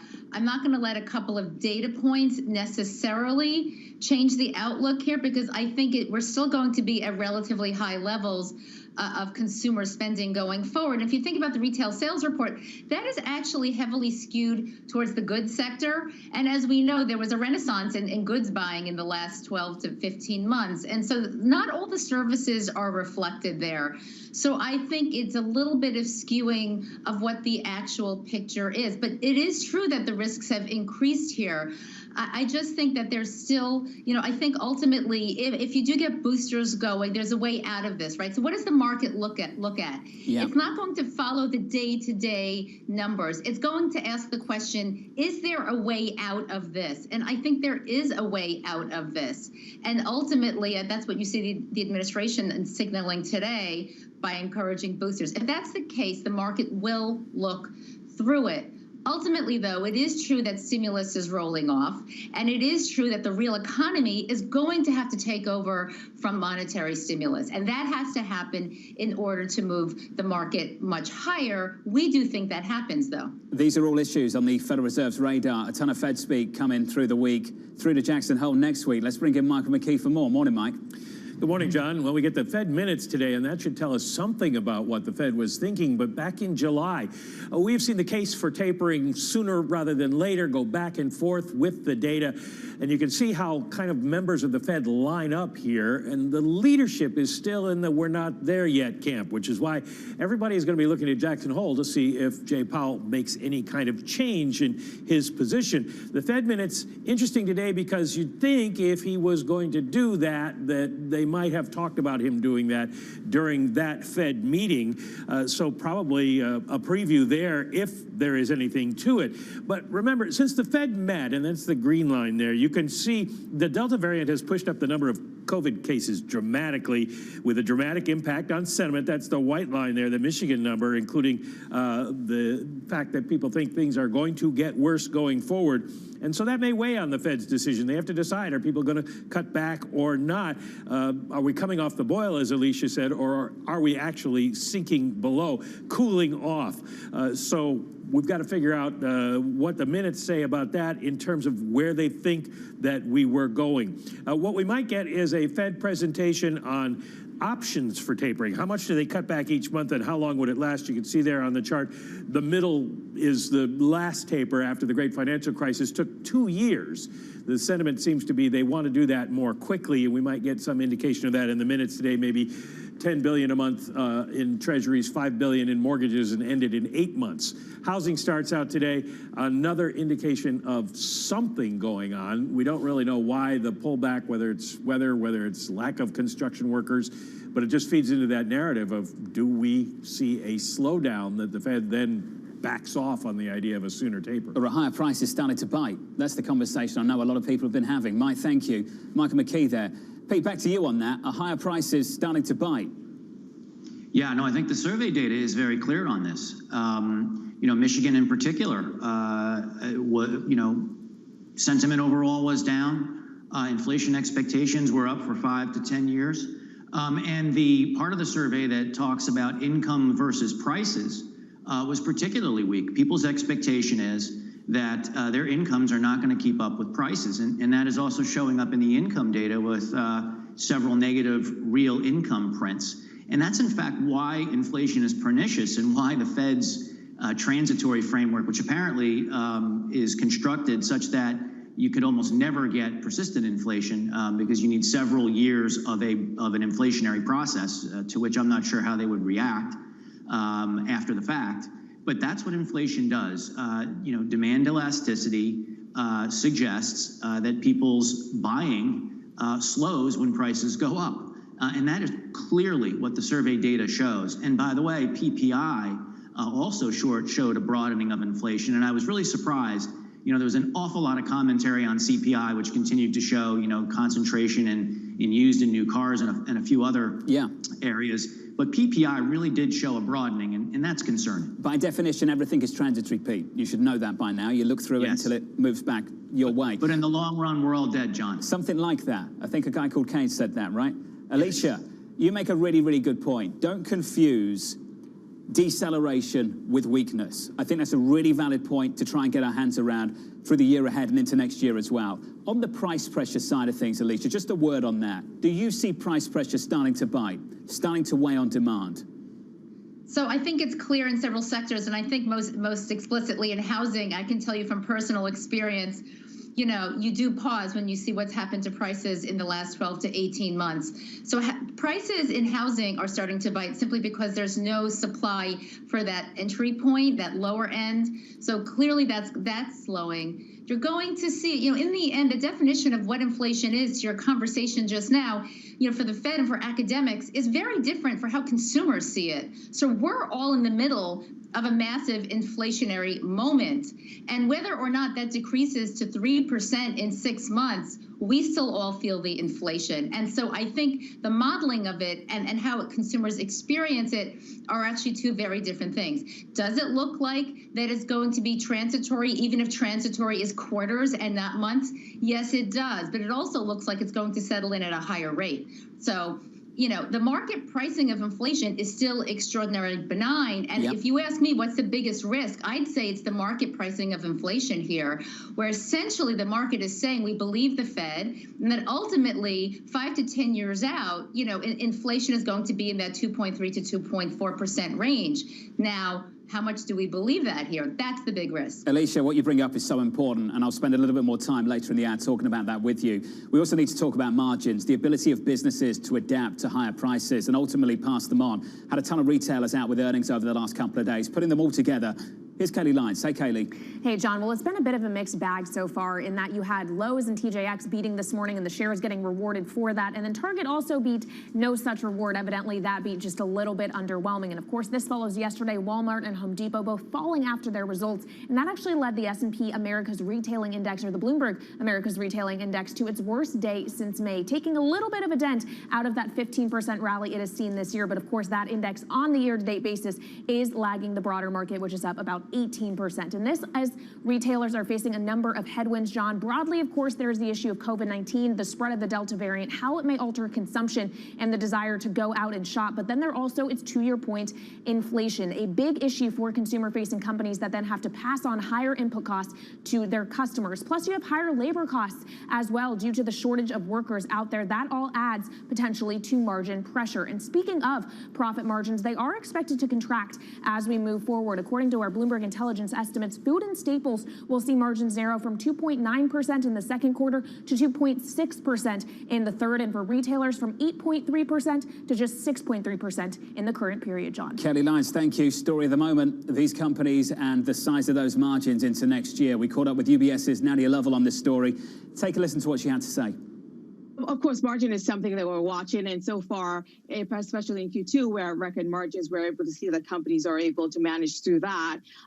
In terms of consumer staples, we're actually underweight consumer staples because we just think that the results there have been mixed, and we don't think that historically they've been able to handle the pricing pressures very well and won't be able to pass through all those increased costs to consumer. Pete, this is the question of the moment in this equity market. Margins have been tremendous on S&P 500 companies. They've really absorbed those higher costs. They've passed them on, and profits look good. Do you have confidence they can continue doing the same thing, that price tolerance will persist into next year? Well, that's exactly where you have to look at the mix of earnings, both within the indices and across indices. And I think it's also one of the reasons why, for example, small caps have underperformed large caps. And I will answer your question, but suffice to say, the Russell 2000 is down about 7%, while the S&P continues to march higher. And the reason for that is optimism, clearly, that the S&P, especially large cap tech, will continue to be able to pass through prices, and that mix in the S&P has clearly helped it to continue to perform. But I think it's going to get harder and harder, especially as we see pricing pressures make their way through the value chain, which we haven't seen completely yet. It's going to be harder to get margins that analysts have come to expect from these companies. Alicia, we'll have a bit more time a little bit later in the ad to discuss this with a bit more detail, some depth. But your early take on this, do you think they can? Do you think these companies can actually continue operating with the margins this wide, with price pressure this big? So the margins are really historic, and I think one of the surprises coming out of the second quarter earnings season is that margins actually continue to march higher overall. That's probably going to come off a bit, in particular in the staples sector, as we've been talking about. That really has been the sector where it's been hard for the companies to pass on to the end user, in part because these are more price-conscious consumers in the staples sector. So that's definitely something to take, to keep your eye on. I'd say this is one of those areas, a moment in time where this is essentially where active management of stock picking really will benefit you, because ultimately we see high quality cash flowing and earnings generators as overtaking some of the just pure sector focus. So we think a lot of sectors can do well, but you've got to find the right companies that can earn through this and what in fact the customer base is. So is there a risk? Yes, but ultimately, what have we seen in the 26 states that have exited the extra unemployment benefits? What we've seen is that the wage pressures are going lower in those 26 states. I would suspect that the wage pressures moving forward are going to lighten on corporate America as we come out of extraordinary stimulus. That's not an entire explanation of why we're missing workers, but it is some.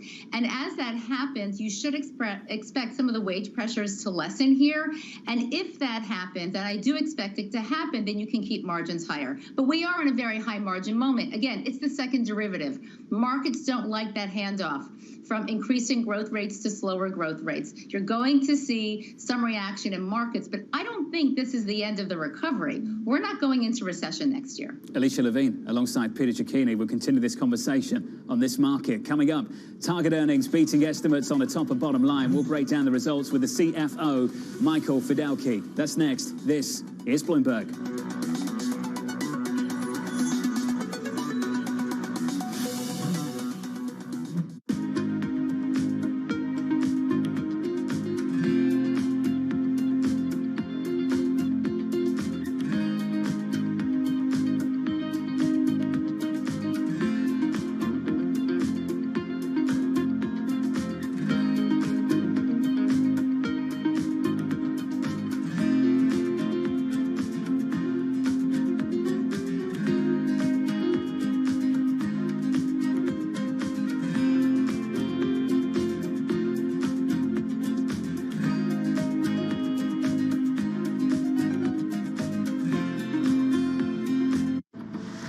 We talk about those NPLs.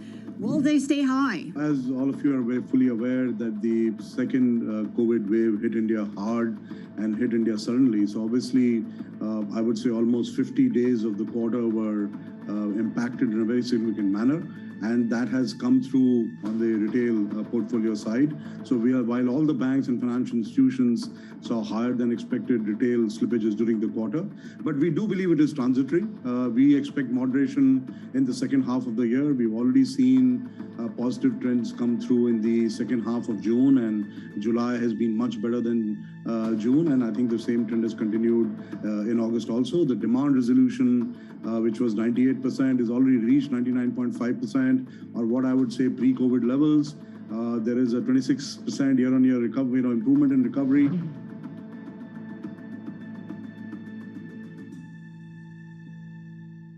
It's really a reminder, isn't it, just how sensitive the markets are to any commentary about trade. We did see some pressure on the yuan, we did see some pressure on the futures. That is now being reversed. Mercedes-Benz is on a path towards CO2 neutral mobility. So we have flicked the switch there, and really we're going to step by step electrify everything. And what does that mean? Combustion engines get electrified.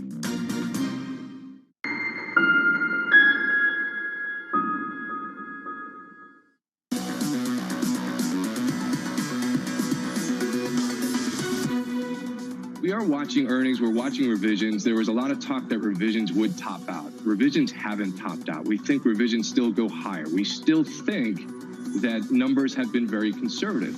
We still think that what's keeping us back, and this is not a surprise, is the supply situation. That eventually needs to go somewhere. You need to look for those companies that have the pricing power to overcome these inflationary costs. These companies also need to be able to raise prices in order to drive their margins higher.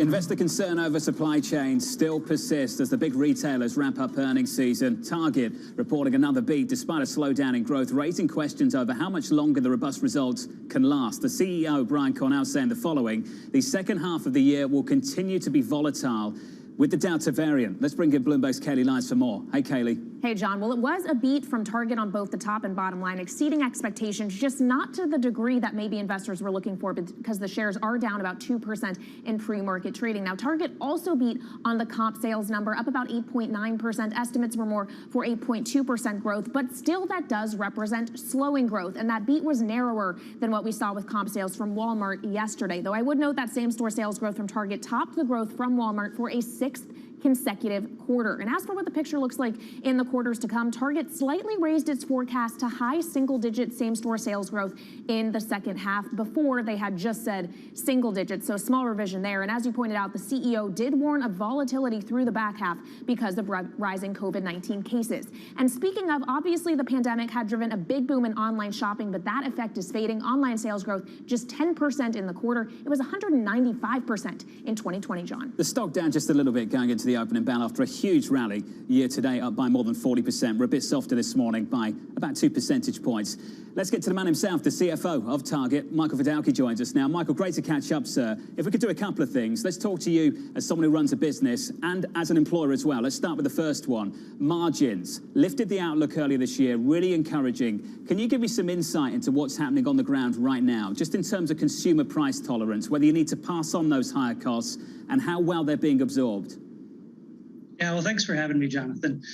We see a strong consumer right now, and you can see that even in the early start to back to school and back to college season that we're really pleased with. And I think if we step back and look at the quarter, we see the evidence of that strong consumer and how they turned to Target stores in the quarter, with our stores up 8.7% on top of 10% a year ago. And if you step back a year, we delivered the strongest quarter in Target's history a year ago with over 24% growth. And so to see 8.9% comp growth on top of that gives us a lot of confidence in the consumer and a lot of confidence that they're continuing to place their trust in Target. Stepping back out and looking at the transformation of the business, Michael, I understand why you'd want to do that. Forgive me for stepping back in and talking about just a small time frame, like the last few weeks, the last month. How is the Delta variant increasing cases, etc., just changing the business? Have you seen anything in footfall, in traffic? What are you seeing on the ground at the moment? Well, we've certainly seen a lot of consistency throughout the quarter, so no big changes to report now. With respect to the Delta variant, as you might expect, we stay incredibly close to how the path of the pandemic's evolved. We've got a task force we stood up at the start of the pandemic that meets almost daily. And so we know the Delta variant's top of mind with the consumer, and it's certainly something we're watching closely. What gives me confidence as I look to the balance of the year is that we'll walk side by side with our guests with a business that's flexible to how they want to shop, whether that's a box on their doorstep or increasingly a drive-up trip to one of our parking lots, or the classic in-store trip where you walk into a Target and you leave with more than you intended. And so the flexibility in our business gives us a lot of confidence. I imagine they're the kind of trips that you like, Michael, and want to see more of, people spending more money. I want to understand if the things are going to be there when I want to buy them. We can see what's happening in China at the moment. The slowdown started, restrictions are back in, and the conversations I'm having on a daily basis about whether we face another wave of supply chain issues. Do you think we do? Are you starting to see any of that change yet?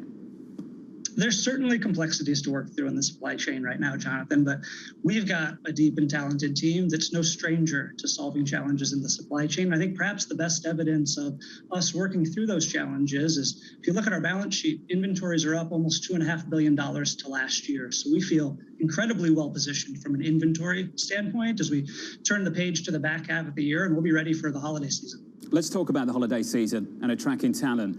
Does $15 get it done? We've all been watching what the likes of Target have been doing. You got to that $15 minimum wage 6 months ahead of time.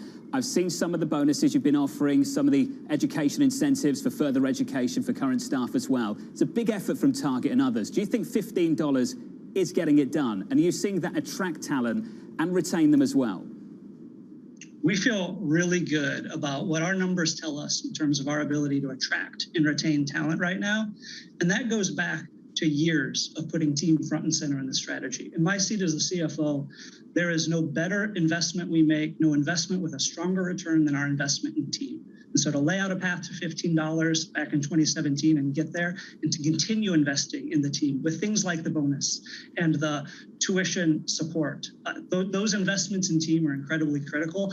And it's the team that powers everything. I just can't say enough about how proud I am for the team and what they delivered in the second quarter. And Michael, I know you've invested a lot in the team and the company over the last 12 months. There's a big buyback in the mix this morning as well. I'm sure that's something investors want to see. I guess what I'm trying to ask, what we see in the labor market right now, 10 million job opening in America, and real uncertainty about whether the supply comes through. Can you talk to me about job openings at Target at the moment and compare them to the pre-COVID era and help me understand whether they are easy to fill at the moment? Because the aggregate numbers tell me no. What do you see as a company? Yeah, what we see as a company maybe won't be what you hear everywhere else. Those are numbers we track really closely, our ability to attract team and our ability to retain team. And those numbers look strong for us right now. And again, I think that's a function of putting the team at the center of our investment strategy for many years. That's not a strategy you can pivot to on a dime. It has to be part of your ethos as a company. And I feel really good that it is at Target. And I think that really benefits us in the current environment. As a CFO, how do you balance that with capital returns at the moment, Michael? Does that become a little bit more difficult to do? I certainly don't think so, John. And in fact, to take team member investment, I've had the luxury of sitting in a lot of seats over my career. And so I don't look at team member expense as just a line on the P&L. I mean, the biggest asset we have in the business, you can't find it on the balance sheet, it's our team. And when you make investments in the team, they deliver like they have so far this year with an incredible and differentiated guest experience. And so if you think of team as an asset that way, then it all fits together strategically. Michael, good to catch up. Appreciate your time, sir. Let's catch up again soon. Michael Fidalki there, the Target CFO, on a situation over there after a really solid year. The stock is up by more than 40%, but a little bit softer this morning. And the big question for the retailers, can these big margins that we've seen beyond the retailers, elsewhere for S&P 500 companies, can they persist if the price pressure persists into next year? I'll continue that conversation with Peter Cicchini and Alicia Levine as we count you down to the opening bell. That's just around the corner. 4 minutes away from New York City with equity futures just a little bit softer, lighter, lower. We're negative on the S&P 500 this morning. From New York, this is Bloomberg.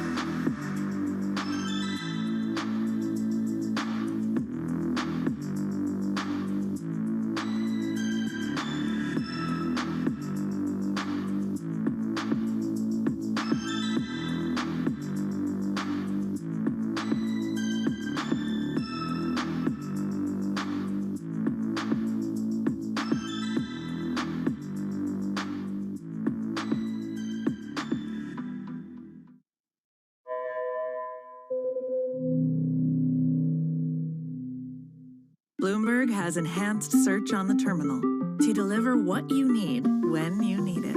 Now, you can simply type phrases in everyday English in the command line. Compare financials. Find people. Analyze markets. You can enter phrases, or ask questions. What do you want to know today? Ask a question or visit SearchGo to find answers now.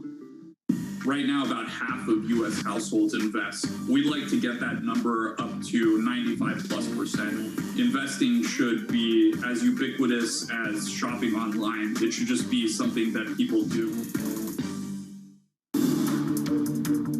Every Friday with 30 minutes dedicated to fixed income, I'm Jonathan Ferro. This is Bloomberg Real Yield.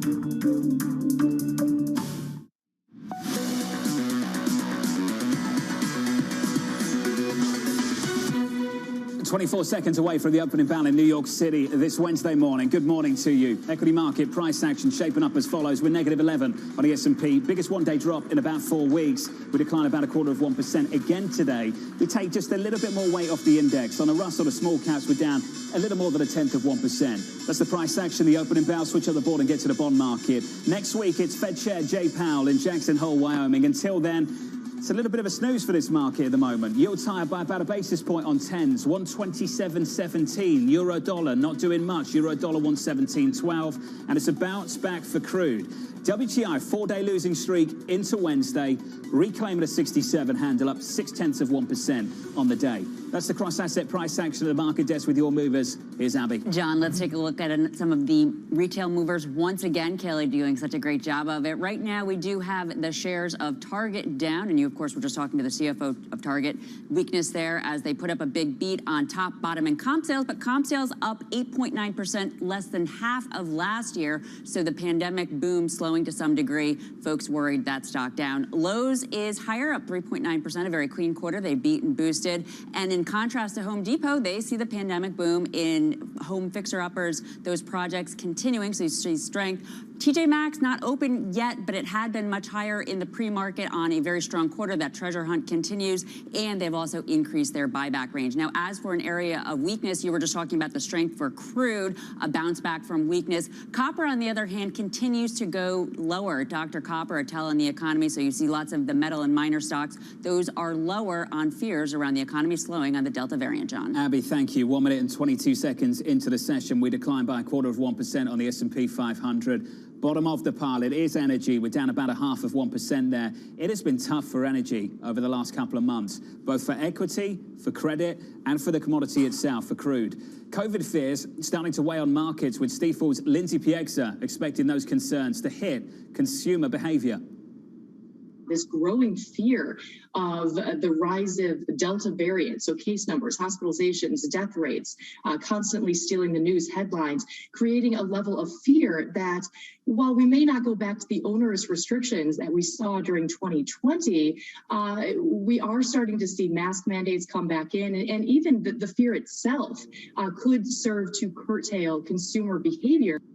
Kaylee Lyons has more. Hey, Kaylee. Hey, John. Well, the virus weighing on sentiment and forcing a bit of a policy rethink for authorities that be. That is evident on Wall Street, with Goldman Sachs reportedly looking at putting a mask mandate in place for its staff inside and stepping up testing, while Morgan Stanley is requiring proof of vaccination. It already had a vaccination mandate in place, but before it was just operating on an honor system. And more broadly, if you're doing any air travel through the remainder of this year, you're going to have to wear a mask because the TSA has extended that requirement until January of 2022. And of course, all of these measures taken as the case count climbs here in the U.S. and elsewhere, and fears around potentially more restrictions or behavioral changes have shown up in the market. The S&P 500, of course, is still higher by about 7% or so over the last 2 months, but reopening trades have been under pressure. Hotels down 9%. Energy, as you were just speaking to, John, down 8.5%. You have retail in negative territory as well. And one other area where restrictions are having a real impact is in shipping. China, of course, shutting down the world's third largest port due to a single case of COVID-19. That has potential to increase the bottlenecks, make them worse, and send shipping rates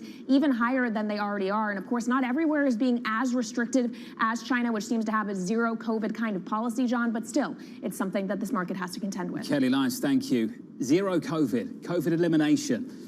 Look at New Zealand. One day you're going to hike interest rates, then one case, 3-day lockdown, and no hike whatsoever, and the currency starts falling. This economy keeps changing and changing fast. We caught up with Chris Harvey of Wells Fargo earlier. He remained cautious amid the uncertainty, but he's sticking with cyclicals. Take a listen.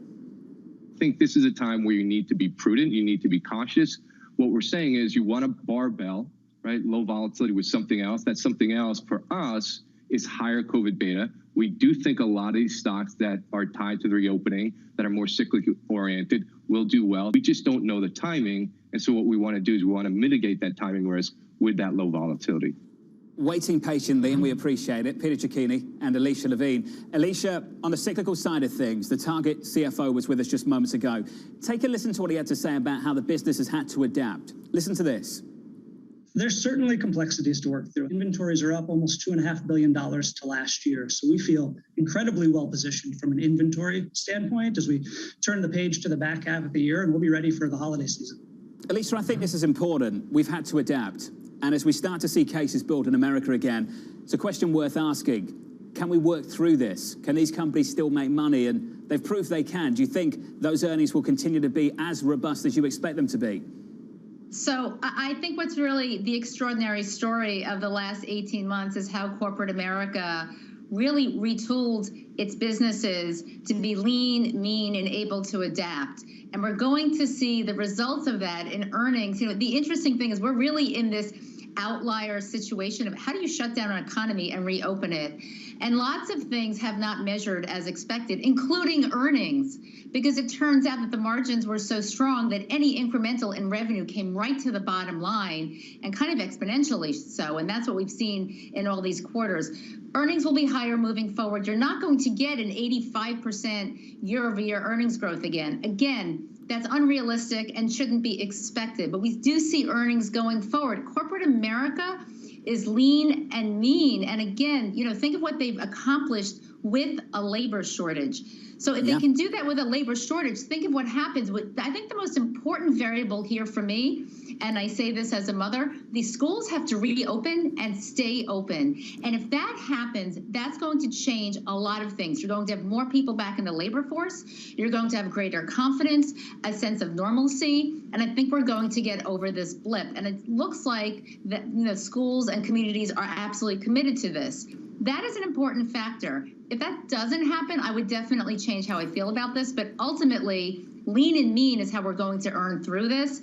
And I'm actually very optimistic about restocking empty shelves, CapEx, inventory builds, and productivity. That's what is going to get us through the next few months of bumpiness because of the COVID information. Alicia, you made several points there, but I think the return to school is a really important one for so many people, and not just parents, for people looking at this market at the moment, for people operating in this economy in any way, shape or form. Pete, if September doesn't go well, and this goes back to the start of this program, the outlook is so finely balanced. If September doesn't go well, if we don't look forward to normalcy, things start to change quickly. Can you give me your view on that? Yeah, clearly it will have a dramatic impact, continued impact on sentiment, as has the evolution of Delta.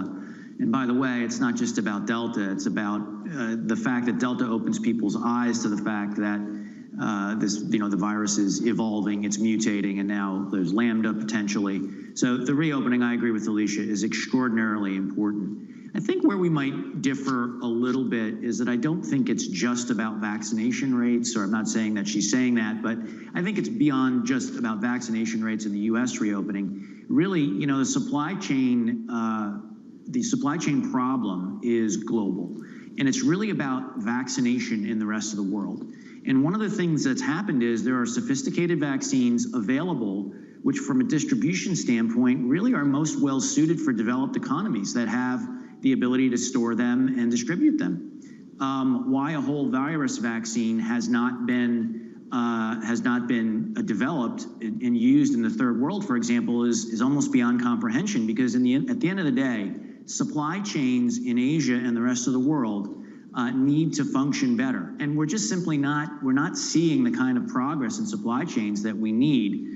And the last point there, I think, is there are two things that lead to inflation. It's usually supply chains get gummed up and dislocated, and you get massive deficit spending. And one of the things I also think people are underappreciating is the fact that we had $5 trillion of stimulus plus, and yes, corporations in the U.S. are the best in the world, and they are lean and mean, I completely agree. But they got a big help from all the stimulus, and despite the $2 trillion or so pent-up savings, that help is now in the rearview mirror. So I think the challenges are certainly different and heightened as we move into the fall. Pete, you framed those challenges really well, not just going into the fall, but going into next year.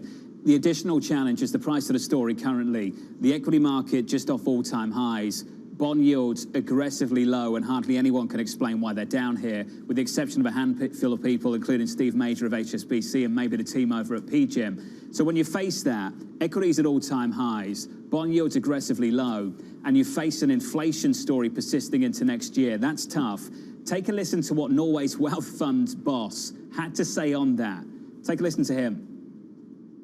We are at a situation now where the bond yields are extremely low and the stock market is extremely high. And so therefore, any main change in inflation will hit both part of the portfolio, you know. And in the past, it hits one of them and not the other. But this time it can move in, both can move in the same direction. That was Nikolai Tangen. Alicia Levine, it is really tough. We know how to operate in an environment with low growth, trend growth, and low inflation. What happens if that is not the environment we have to deal with into next year? Growth decelerating, you acknowledge that story. Decelerating growth and persistently high inflation. I'm not talking about high single digits. I'm talking about the 3s and 4s relative to where the Fed may want it to be. If that's the story into next year, how toxic is it for this market and for portfolios, in the words of Nikolai as well? Yeah, look, that is the big question, and whether the negative correlation between stocks and bonds continues, or whether, like, we had that 3-month period in the first quarter when they were positively correlated. And that's a very, very difficult situation for asset allocators. So let's just say that. The issue about slowing growth and higher inflation is really not the higher inflation itself, but what does the Fed do about it? And I think ultimately this Fed is going to be cautious. And it's going to be cautious not to upset the recovery at a time when fiscal is coming off the incredible spending that we had in the last 18 months. So it's a tricky time for markets, a tricky time for allocators. There should still be an allocation to fixed income, because we think ultimately when push comes to shove, if there is a risk-off moment, you know, you'll still have that negative correlation between bonds and equities, and therefore, you know, asset allocators should be allocated to bonds. But it's a bigger risk than it has been in the past, and it's tricky. It's very tricky. Not an easy situation. It's a really tricky time for allocators. Peter, what would your response be? Yeah, you know, look, we continue, I think, anachronistically to discuss the U.S. Treasury market as if it's a functioning market. It isn't. It's a functioning market, and it gives us signals when the Fed allows it to, or when the Fed mismanages the market, so to speak. QE really changed the signals that the Treasury market sends. The 10-year used to move by second-order effect of funds policy. Now QE allows the Fed to manage the long end of the curve, just the way the BOJ manages the curve in Japan. So low rates don't surprise me when you have a QE program of $80 billion a month in the United States. At some point, on margin, of course, non-Fed market participants do influence yield. So if they get nervous and they buy the long end, yields will go down. Yeah. But the underpinning there is the Fed and Fed purchases. So it really is all about the Fed reaction function, and the Fed waiting too long, inflation gets out of control, and then that could chill demand. You've both offered your framework for thinking about a situation right now. I think you all appreciate the same risk, but to differing degrees. Alicia has essentially told me where she wants to be in this market. Pete, you haven't so much. What do you want to own at the moment, given everything you've just said? Yeah, no, I think I'll start by way of the negative and say, as you know, I've not liked small caps for some time because I think they will have more difficulty passing through costs to their customers. It's difficult to fight the large cap tape, but I do think there's an awful lot of risk to the market overall. In an inflationary environment, I like hard assets. I like commercial real estate, for example, under certain circumstances, certain kinds of commercial real estate. And in fact, there actually is still some value in that market. You might think that I like the commodity trade because hard assets inflate, but I think that trade is probably done. Interesting. Peter Cecchini, thank you, sir. Alicia Levine, always great to catch up.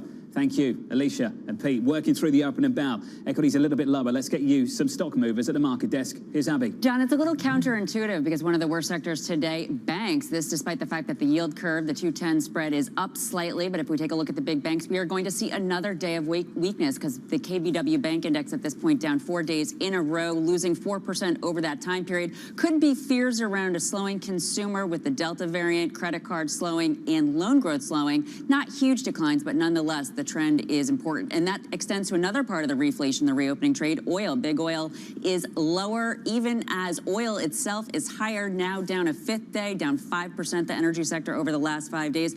Again, traders seem to be wary of a potentially slowing economy, John. Abby, thank you. Appreciate it, as always. About 14 minutes into the session, coming up on the program, we'll head down to Washington, D.C. and catch up with our Washington correspondent, Anne-Marie Hordern, on the latest in Afghanistan. From New York City, this is Bloomberg.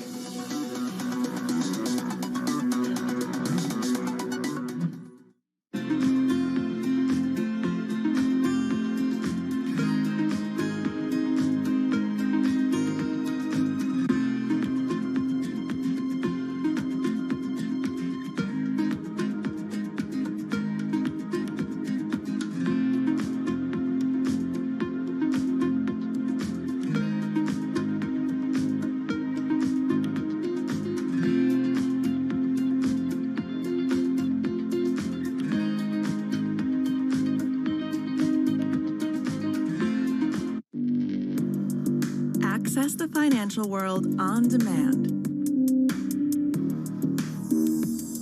Hear from leading economists, policymakers, and industry experts via live and on-demand webinars, only from Bloomberg. Start exploring to see what's moving the markets. Visit Bloomberg.com/webinars.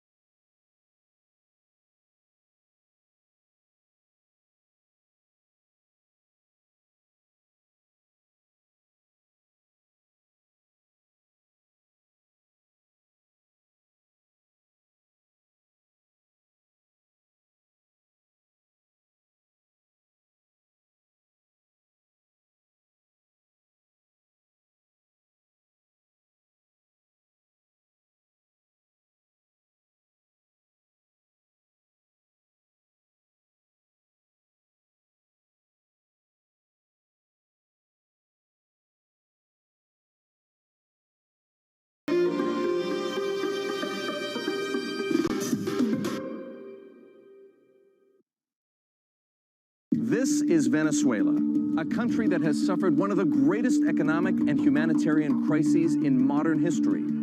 Today, it appears Nicolás Maduro and his government are prepared to negotiate an agreement that might end U.S. sanctions and pave the way for free and fair elections. Hopefully, we can find paths of closeness, of respect. Join Bloomberg Television for a special report, Inside Venezuela, Friday at 7.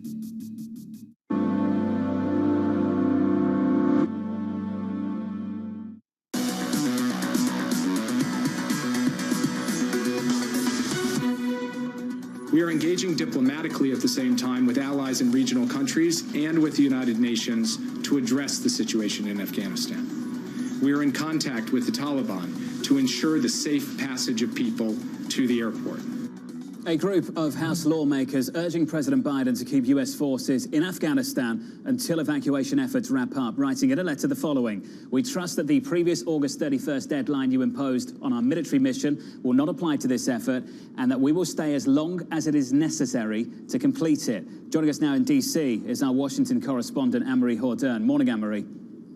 Good morning, John. The administration coming under immense amount of pressure, and this is from even his own party. This morning, we heard from Speaker Nancy Pelosi speaking to a local TV station in the Bay Area, actually saying that starting as early as next week, there's going to be a hearing in the House with top officials from this administration, likely Secretary of State Tony Blinken and Secretary Lloyd Austin, about what exactly went wrong. And Jonathan, you and I have spoken about this. There's really two debates. There's one about whether or not the United States should remain a presence in Afghanistan. After 20 years, this has been a debate that every president, that past 4 presidents have had to deal with.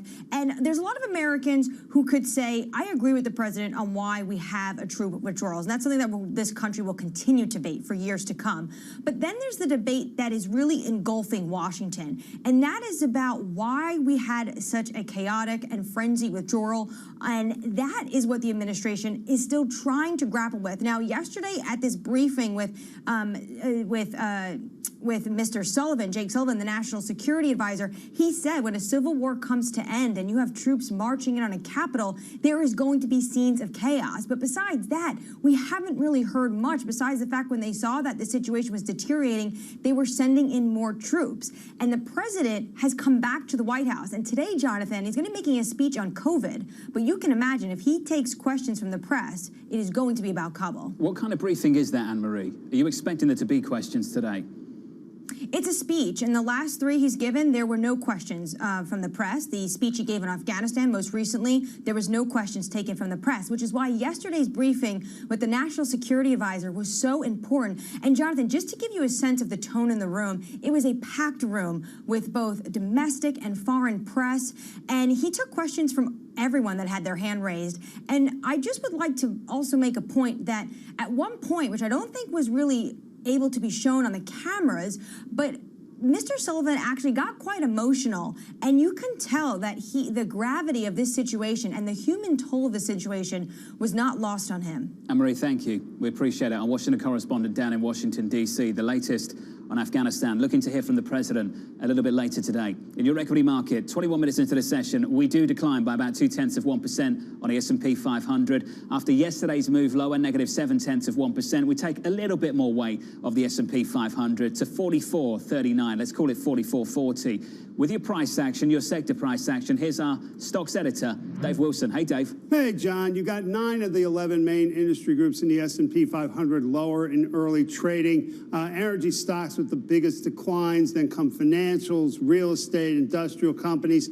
Consumer discretionary, that category that includes retailers. Biggest gain in the index, and that's largely a function of the results out of Lowe's that went over well. And I want to focus in on technology, even though if you look at it more broadly, it's not moving all that much. We're seeing some weakness in the semiconductor area. You had reports out of a couple of companies, Analog Devices and Cree, and their forecasts did not go over so well. Analog Devices off about 2%, Cree down more than 10%. And when you look at the Philadelphia Semiconductor Index, the SOX, I mean, this is an indicator that set a record just 2 weeks ago, and since then, well, it's basically fallen. I mean, it's headed for its 9th loss in the last 10 sessions. So all this kind of the lead up to results out of the most heavily weighted company in the index, NVIDIA, whose quarterly figures are due after the close. Looking forward to seeing those numbers. Dave, just quickly, on the retailers, what have we learned about margins in the past 24 hours? The likes of Target, Walmart, Lowe's.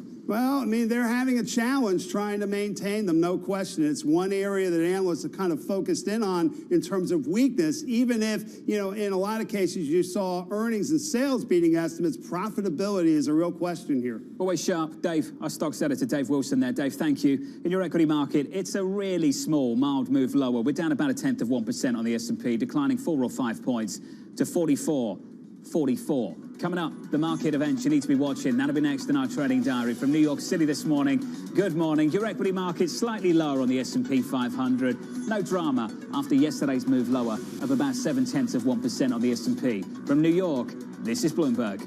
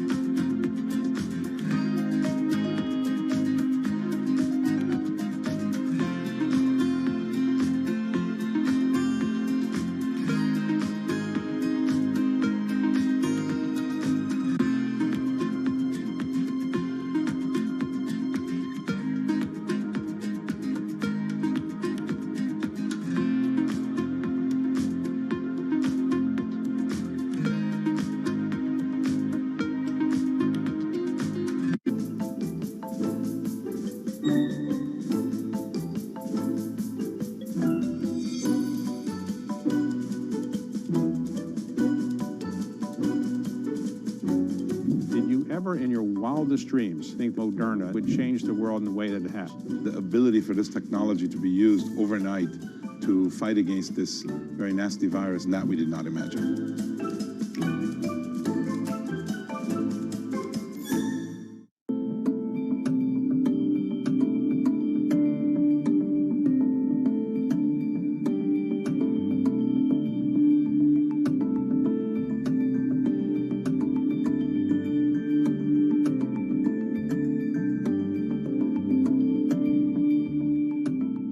The growth story in cannabis remains very strong, even after the sort of the loosening of the pandemic. There was a worry that there might be wallet spend competition, but so far the cannabis sector seems to be holding up very strong.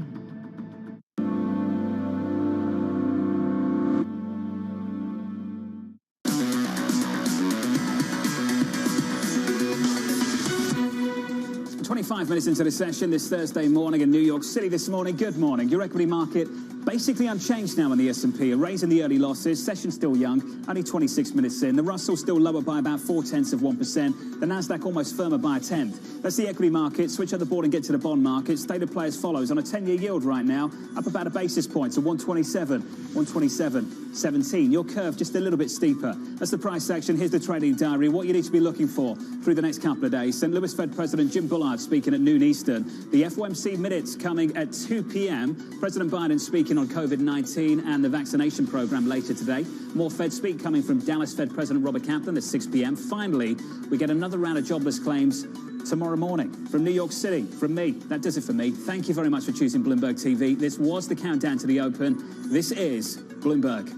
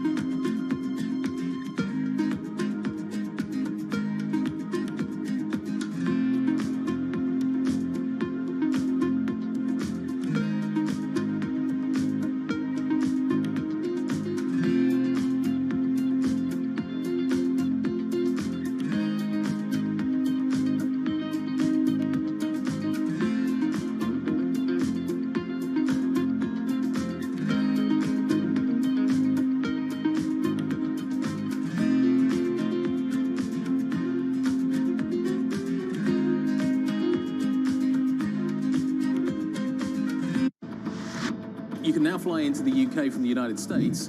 What about some reciprocity? No, so the opening up by the UK government was terrific. We saw, in fact, the day that it was announced, we saw our daily new bookings triple between JFK and Heathrow. So that was great. And as a US-based carrier, honestly, most of what we're going to sell is going to be in the US. So that was great for JetBlue. The US government should open up. There is no reason not to. You know, you can fly from countries that have much higher COVID infection rates, but you can't come from countries in Europe where infection rates are much lower. That is not a risk-based approach. When it's going to open up, I couldn't tell you. It's something that we and the other airlines in the US continue a dialogue on with the administration. By Christmas? I mean, hopefully even sooner than that. But of course, I don't really know. It's really hard to predict how they're thinking about it. Power of Bloomberg. Let's get the session started and wrap up the trading week. News. Who knew that one earnings story could tank the entire market? There's upward pressure on wages. Analysis. This is really a slow, ongoing implosion. Context. Is there veracity to this granular data of ADP? It's an ugly report. The power of the Bloomberg terminal. The power of Bloomberg television and radio. Tesla's the one that we got our eyes on. Bloomberg has it covered.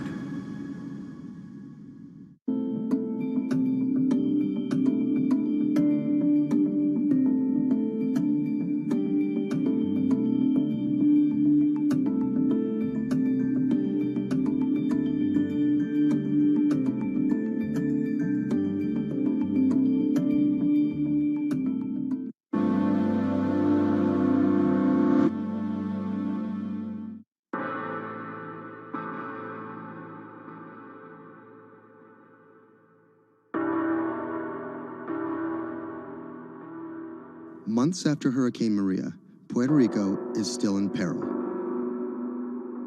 Huge swaths of the island are still without power, running water, or access to medical care. Experts estimate that it will take years before these services are restored island-wide. Much of the blame has been placed on FEMA for a slow response in comparison to recent disasters on the mainland. But recovery from a disaster of this complexity and scale has proven more challenging than anyone anticipated. And filling the gaps between an overextended public sector and a suffering populace falls on the private citizens.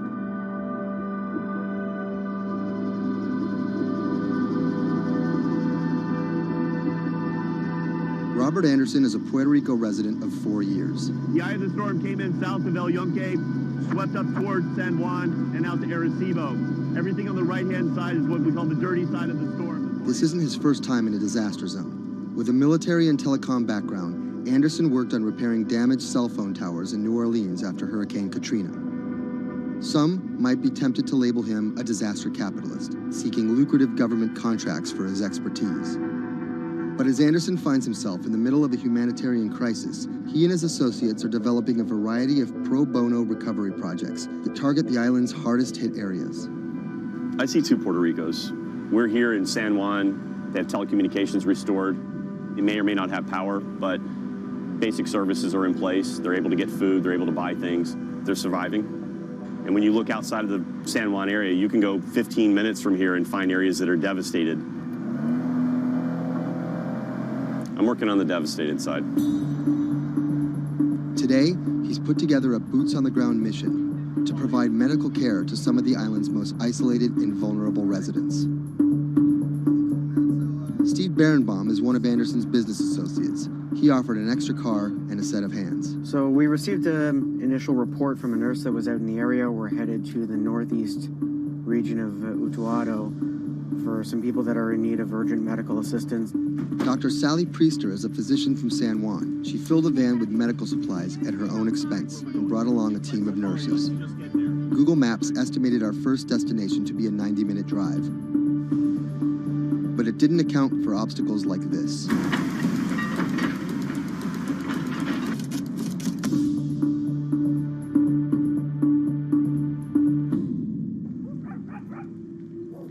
Our first stop was the home of an 82-year-old blind Vietnam veteran. His roof was blown off by the storm, and he's been living alone in a back shed for nearly 2 months. His cane actually got broken in the storm, so he's limited mobility. He has a number of medical ailments. Dr. Priester's having a look into him. We called the VA. They're going to get him set up with what he needs, get him stabilized so he can then be transported either to an evacuation center or off the island. It's when the chain gets broken, when those families that are connected to them leave the island or take off, these guys get left at the end of the road, and it's tough. FEMA was not officially part of Robert's team, and their arrival caught everyone by surprise. Their job here was to survey and report back to their superiors, and did not come with medical aid of any kind.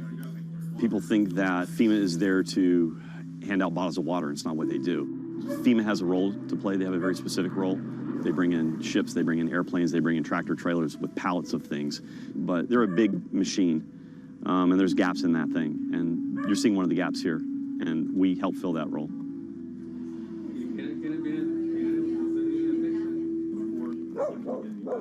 These guys are in a bad situation before, and now they're struggling for real basic things. One of the risks that you run is people going from fear to hopelessness. Those are the folks that we're trying to reach. And how are they reached? How are they even found? Word of mouth, mostly. And what's your role in all of this? Ghost in the machine. I'm lucky enough to be able to communicate with folks in FEMA, the state of Puerto Rico. For a ghost, Robert makes his presence well known. Not only was he the de facto leader of the mission, now with FEMA in tow, he created his own maps to survey storm damage. So we're right here. And delivered them to FEMA HQ free of charge.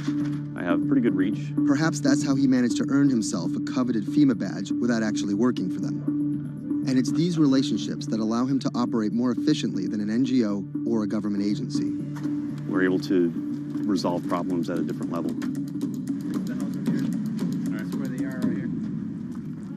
next stop was on a mountaintop, a family of 11 struggling to care for their special needs brother in what was left of their house.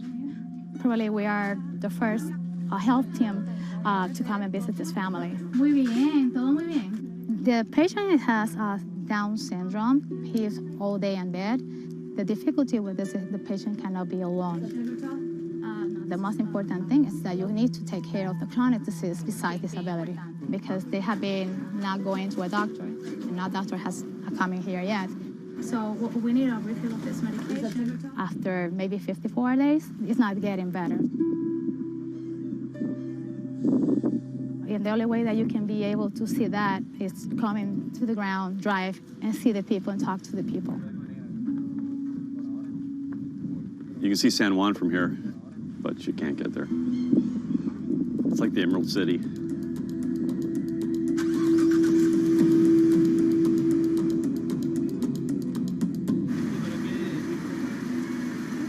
On this stop, we caught word that a man living alone at the edge of the jungle was in need of care.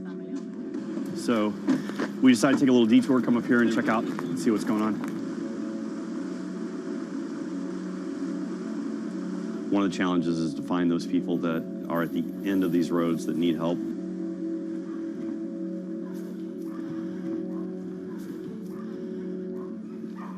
¿Pero por qué estás solo?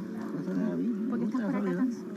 I'm asking about why he's alone right here. He said things of life happens. Yeah, I'm here by myself. So ¿dónde vive acá? En la parte de...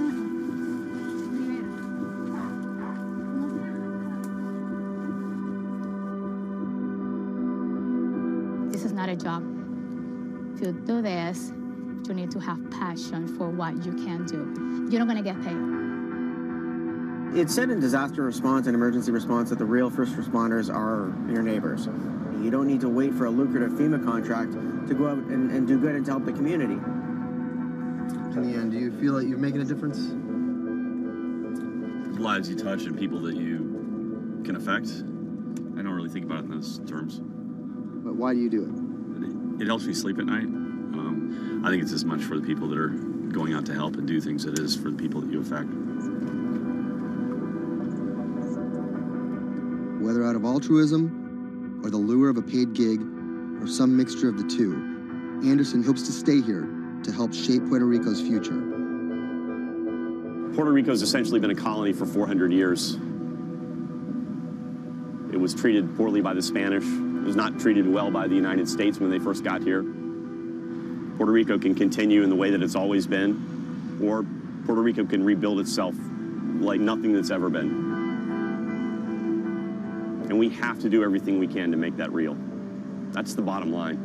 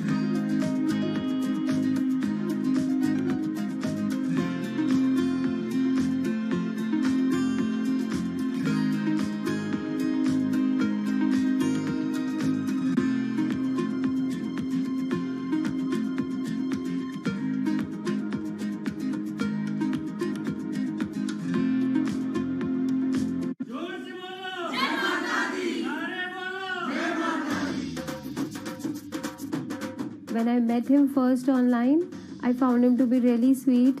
I think I was the one who was talking for an hour. He was just listening. When we met, I saw her. She was beautiful, intelligent, and kind, which was, something that I was looking for.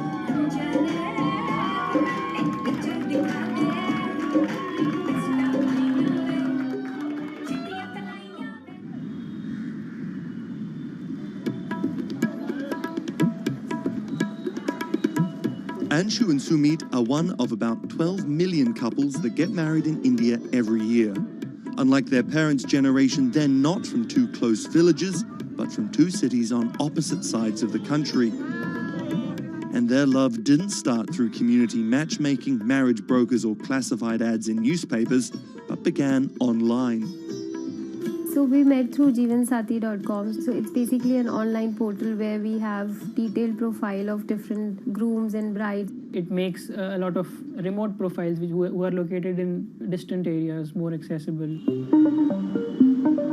Thanks to growing internet and smartphone usage, matrimony websites and apps in India are starting to disrupt the matchmaking industry. More and more people are finding their partners at the click of a mouse. jeevansati.com, where Anshu and Sumit met, is one of the biggest players. Young Indians looking for love set up profiles including their caste and horoscope, but their criteria for choosing spouses appears to be changing. We have seen the shift from, traditional caste community conservative parameters to something like which is more focused on education, employment. Anshu and Sumit's marriage was initiated by their parents, but modern Indian couples like them have more input than previous generations. We looked up to them to agree for the proposal, but it was primarily our decision that we wanted to be with each other. So what's the emoji you use the most to send to each other? There's a bear which basically we use for indicating a hug. Yeah, that's our language basically, bear icon for a hug. Time flies when you're in love, and just 1.5 months after they first met online, the couple got engaged. They decided to hold their wedding less than 3 months later. But planning a traditional Hindu wedding on such short notice is no easy task. The massive event usually lasts 3 days, has various ceremonies and celebrations, and involves the entire two families and hundreds of guests. Luckily, there are websites and apps for that. We searched online, we got in touch with Wedding Brigade, and they helped us finalize the venue. And it makes the search faster and efficient. Startups like the Wedding Brigade are challenging traditional wedding planners in this $50 billion industry. It provides various services from booking banquet venues to buying wedding gowns. The website makes money by charging commission from vendors. People don't want to be limited to what is available around them. They want to know the entire range of options available before making a decision. And now it's easy to find almost everything on one portal.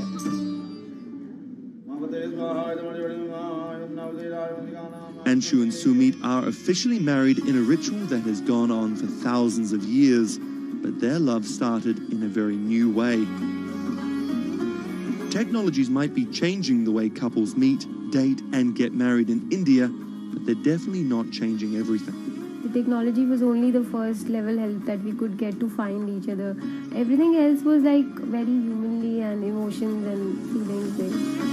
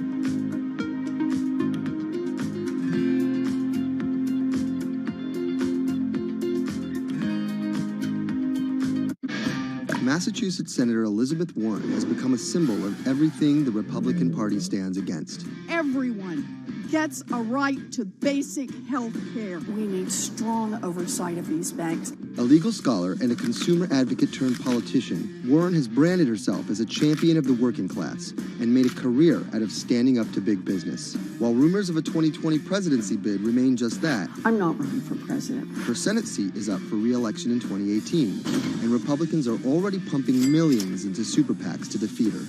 This is the story of how a law professor and politician came to be seen as the biggest threat to Republican values and the greatest hope for progressive America.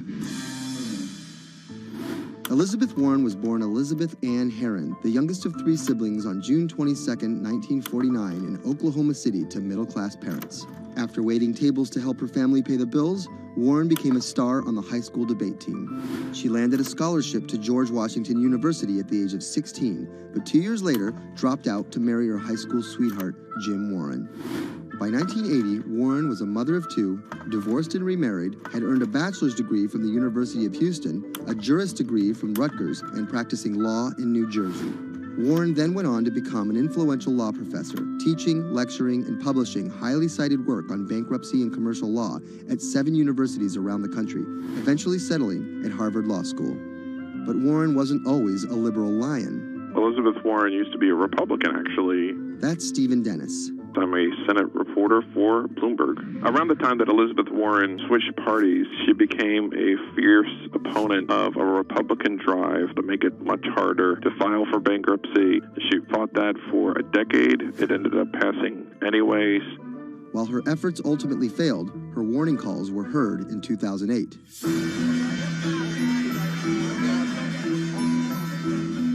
We're in the midst of a serious financial crisis.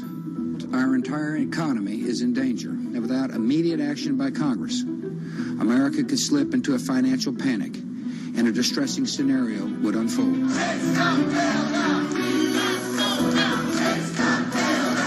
Professor Warren was tapped to help with oversight in the government bailout. She would excoriate bankers and their bonuses and their practices. Why should the U.S. taxpayer alone carry Citi? She proposed a series of tough regulations, which became the basis for much of the Dodd-Frank financial law that we have today. That sort of catapulted her to national stardom, particularly among the progressive left.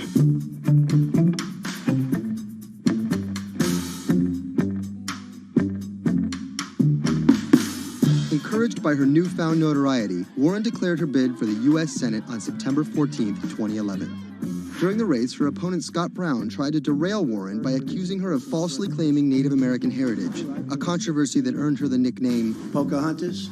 Nevertheless, she was victorious and won the Senate seat by a comfortable margin. She used her new tenure to challenge everyone, from banking regulators and Treasury officials to members of Wall Street and Congress. I'm really concerned that too big to fail has become too big for trial. We need tough new laws to hold corporate executives personally accountable. No one should be above the law. She called for Wells Fargo CEO John Stump to resign for fraud, introduced the Bank on Student Loans Fairness Act, and reintroduced the 21st Century Glass-Steagall Act. In 2016, after staying silent during the Democratic primary battle, Warren finally endorsed Hillary Clinton and had some harsh words for candidate Trump. Donald Trump is a loud, nasty, thin-skinned fraud who has never risked anything for anyone, and that is just one of the many reasons he will never be president of the United States. But she was wrong.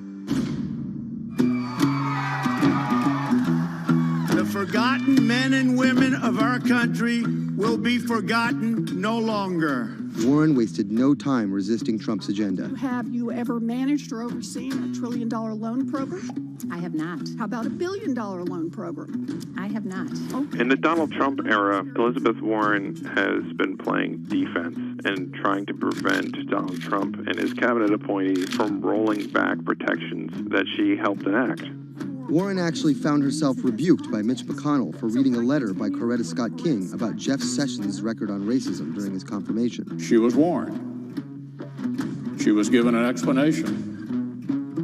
Nevertheless, she persisted. That moment became something that's on T-shirts, bumper stickers, slogans, and that really galvanized a lot of support for her. It's been very hard for Republicans to get much of anything done this year, and that's at least in part to this resistance movement that Elizabeth Warren has helped champion. We are here to fight back. Enough of Elizabeth Warren. Like you. Millions of dollars are being funneled to defeat Warren in the midterm elections in 2018. But it's the rumors of a 2020 presidential bid that has further prompted powerful donors to fund her opposition, often using the same playbook of constant and ruthless ad campaigns that many believe helped Trump win in 2016. It's anyone's guess if she will endure what Hillary could not. You know, the question for Elizabeth Warren is whether she can go from being a liberal firebrand to somebody who can regularly get 60 votes for initiatives in the Senate and 218 in the House and drive an agenda, and whether she can bring together coalitions for political victories. That's the challenge, and we'll see what happens.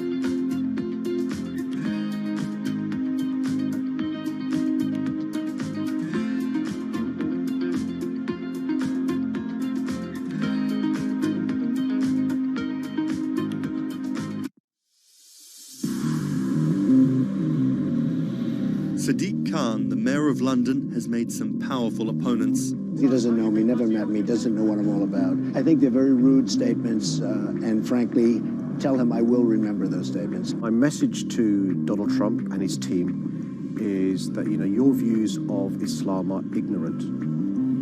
He's the first Muslim mayor of a major Western capital and proud of it. This is how Sadiq Khan went from the son of Pakistani immigrants to a lawyer, lawmaker, and now the mayor of London. Khan's parents emigrated from Pakistan. His father was a bus driver, his mother a stay-at-home seamstress. The 10-strong Khan family squeezed into a 3-bedroom flat in South London. He wanted to be a dentist, but TV in the 1980s convinced him otherwise. Objection! LA law, with its swagger and ill-fitting suits, caught Khan's eye. He graduated in 1991 with a degree in law from North London University and joined a human rights firm. Khan worked a number of high-profile cases, often clashing with London's Metropolitan Police Force. But he had bigger political ambitions. This is what being a new MP is like, squatting on a bench in the absence of an office, dealing with letters from constituents. Reports are just coming in of an explosion here in London. So there's just explosions, and then it was just smoke everywhere. Everyone's just asking what's happened. Only 2 months after Khan entered the Commons as a Member of Parliament, London was attacked by Islamist extremists. That day will stay with me for the rest of my life. He spoke out against the attacks both as a London MP and as a Muslim.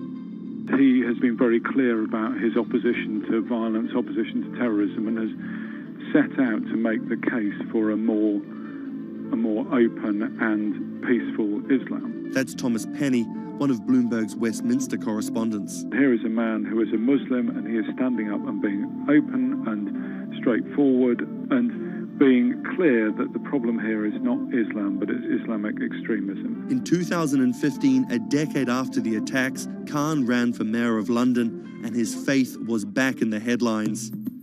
His opponent, Zach Goldsmith, trying to link Khan to radical Islam. The debate got again personal and nasty. The Goldsmith camp has called Khan extreme and accused him of associating with, quote, those who seek to do our police and capital harm. It's a pattern of behaviour. Even the former Prime Minister David Cameron repeated the allegations. He shared a platform with Sajil Shahid, the man who trained the ringleader of the 7/7 attacks and accused the United States of bringing 9/11 on themselves. But the smears didn't stick. Zach Goldsmith ran a very negative campaign that was based on what people knew was a lie. This election was not without controversy. And I'm so proud that London has today chosen hope over fear and unity over division. After taking the mayor's office with a comfortable majority, Khan has brought a business-like efficiency to the role, scrapping expensive vanity projects like the Garden Bridge and the new Routemaster buses, which cost £350,000 each. The former lawyer who used to fight the police in court is now praised for his close relationship with them. I was talking to a very senior police officer in the Metropolitan Police who said there was a sea change when he went into City Hall, and the police were saying how much they welcomed this because they knew where they stood and it was more straightforward to work with. So he works like a lawyer, he works like a government minister. Khan's kept his faith at the fore. He's an outspoken voice for moderate Muslims across the world. Donald J. Trump is calling for a total and complete shutdown of Muslims entering the United States. Now, by giving the impression that Islam and the West are incompatible, you're playing into the hands of the extremists. The ongoing spat between Khan and US President Donald Trump escalated when Trump went after Khan, misquoting him on Twitter just hours after the terrorist attacks of June 3rd, 2017. Khan's now one of the most prominent Labour politicians in the UK. In fact, a recent poll of Londoners found Khan was more trusted to keep the country safe from terrorism than the Prime Minister or the Labour leader. His story of going from the son of an immigrant bus driver to the mayor of one of the greatest cities in the world plays well with Londoners. But can he appeal to the rest of the nation? Has Khan got his eye on the top job? And is the UK ready for a Muslim Prime Minister?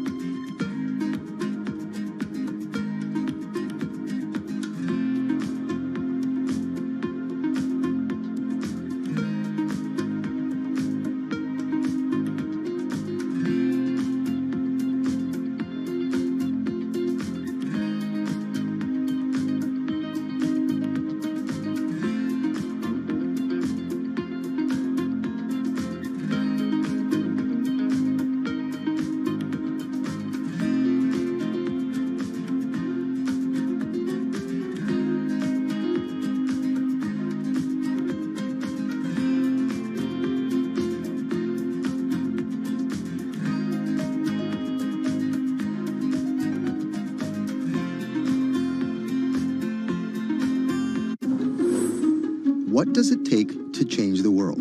A big army? A cure to a pandemic? A revolution? All of these take either a lot of people, thousands of hours, or massive amounts of space. But for Julian Assange, all he needs is one room, an internet connection, and the world will listen. Assange is located here, and more specifically, right here. And from that location, he's posted government secrets, classified documents, and leaked emails from some of the world's most powerful people. And in doing so, has been labeled a hero, a villain, a nihilist, and everything in between. This is how an Australian programmer sequestered in the Ecuadorian embassy in London became one of the most influential and notorious people in the world. Born in 1971 in Townsville, Australia, Assange has always been on the move. Living in over 30 homes by the time he was in his mid-teens, Assange, along with his mother and half-brother, finally settled down in Melbourne. His introduction to hacking started at 16 when he was given a Commodore 64, which he attached to a modem. He attended the University of Melbourne, where he studied programming, physics, and mathematics. He never graduated, but that doesn't mean he didn't get an education. By 1991, Assange hacked into the Pentagon, U.S. Navy, and other branches of the U.S. government. In 1996, he was caught by the Australian Federal Police and charged with over 30 counts of hacking and computer-related crimes. He didn't get any jail time, but he was fined $2,100. I think the first taste of what would come later was the hacking that he did as a young programmer, and that really sort of foreshadowed a healthy skepticism of the use and abuse of technology by governments. That's Vernon Silver. I'm a reporter for Bloomberg's investigations team. Assange's youth as a hacker laid the foundation for him to start WikiLeaks in 2006. But what is WikiLeaks? It's a website that posts unfiltered, usually classified documents. What separates it from every other media outlet is that they have no editorial hierarchy. With a publication like the New York Times, information comes in, they take that information, package it, then disseminate it for the public to see. WikiLeaks, however, cuts out the middleman. WikiLeaks gathers information, most of it given to them anonymously. So what they're doing is really very simple. They get the information in one end from who gives it to them and out the other with sometimes minimal interference. Julian Assange is the leader of that, the mastermind, the creator, and really, because he thinks of it as a journalistic enterprise, the editor-in-chief. But every story starts with a source, and Assange has some unconventional sources. Julian Assange does not hack as far as we know. He is the recipient of people who are either insiders who give him secret documents or hacked emails from a foreign power. That's Eli Lake. I am a columnist for Bloomberg. And there was no source bigger for Assange than Chelsea Manning. He used to be known as U.S. soldier Bradley Manning. In 2010, Manning provided Assange and WikiLeaks with hundreds of thousands of leaked government documents.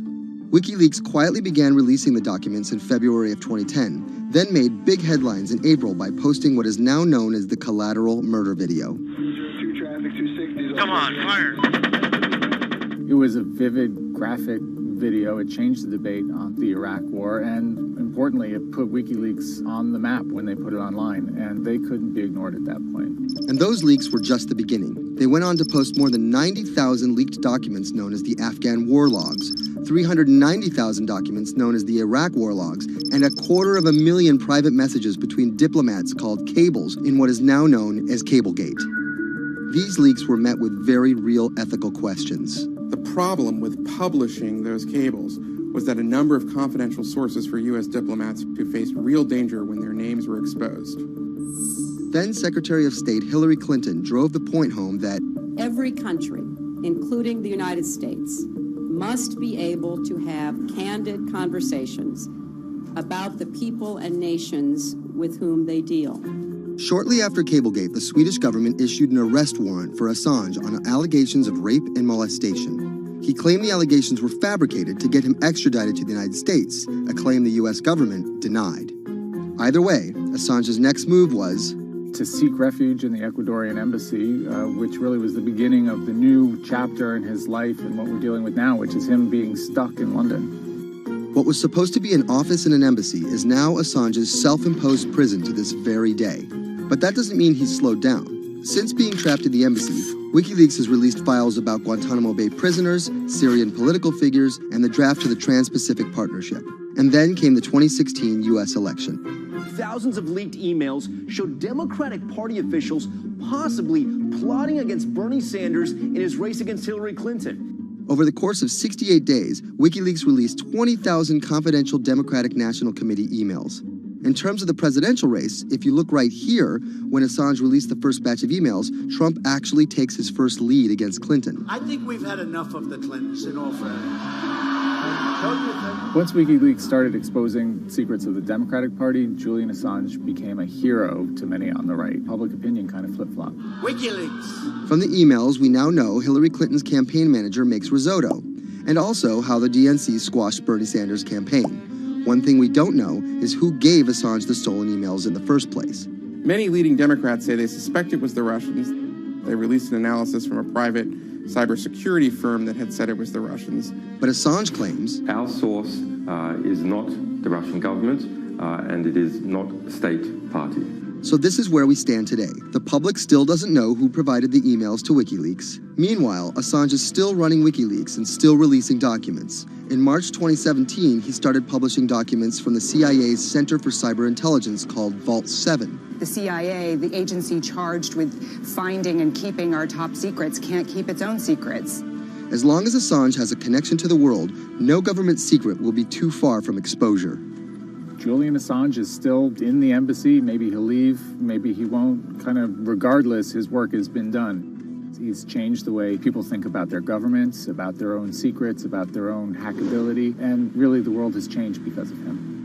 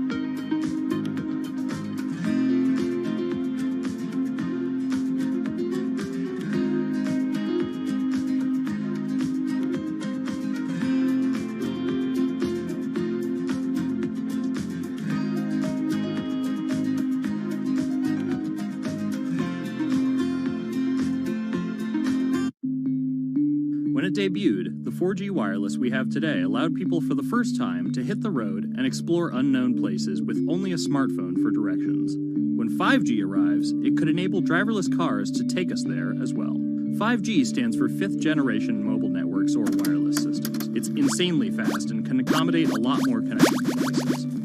But the reason it's being called revolutionary is because 5G will allow connected devices to speak to each other as well as people.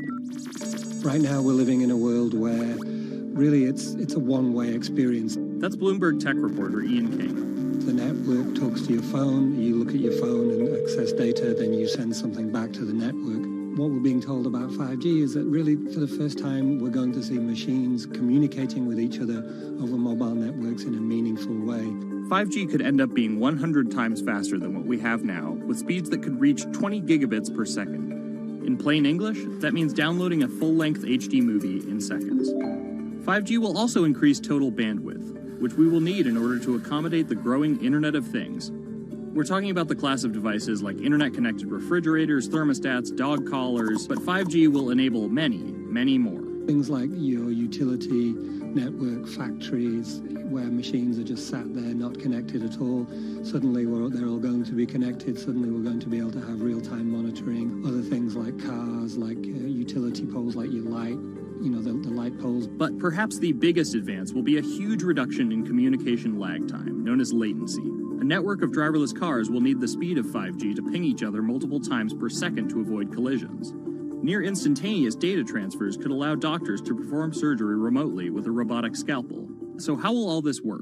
First, you need to improve network density. And that's just a fancy word for saying you put more towers out there. What we're being told is that's not actually the case with 5G. The idea is 5G will not only use the existing mobile spectrum, but also tap into higher frequencies called millimeter waves. Millimeter waves can carry more data, but only travel short distances. This may mean you'll see a lot more of these base stations around town. And the new towers may have as many as 100 antenna ports, compared to about a dozen on 4G cell towers. So when will we get 5G? Getting 5G ready is expected to cost providers $275 billion over 7 years in the US alone.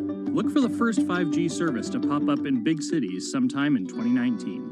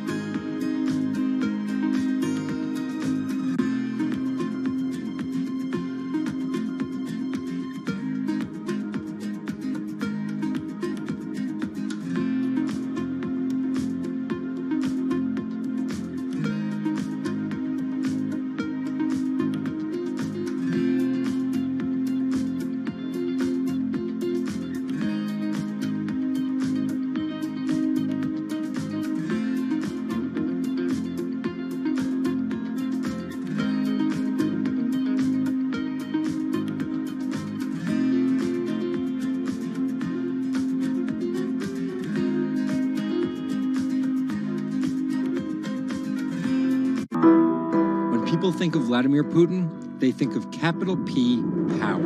And that's exactly the impression he creates. Whether it's physical power, firing different weapons, riding in various James Bond-esque modes of transportation, or tossing hapless opponents in judo.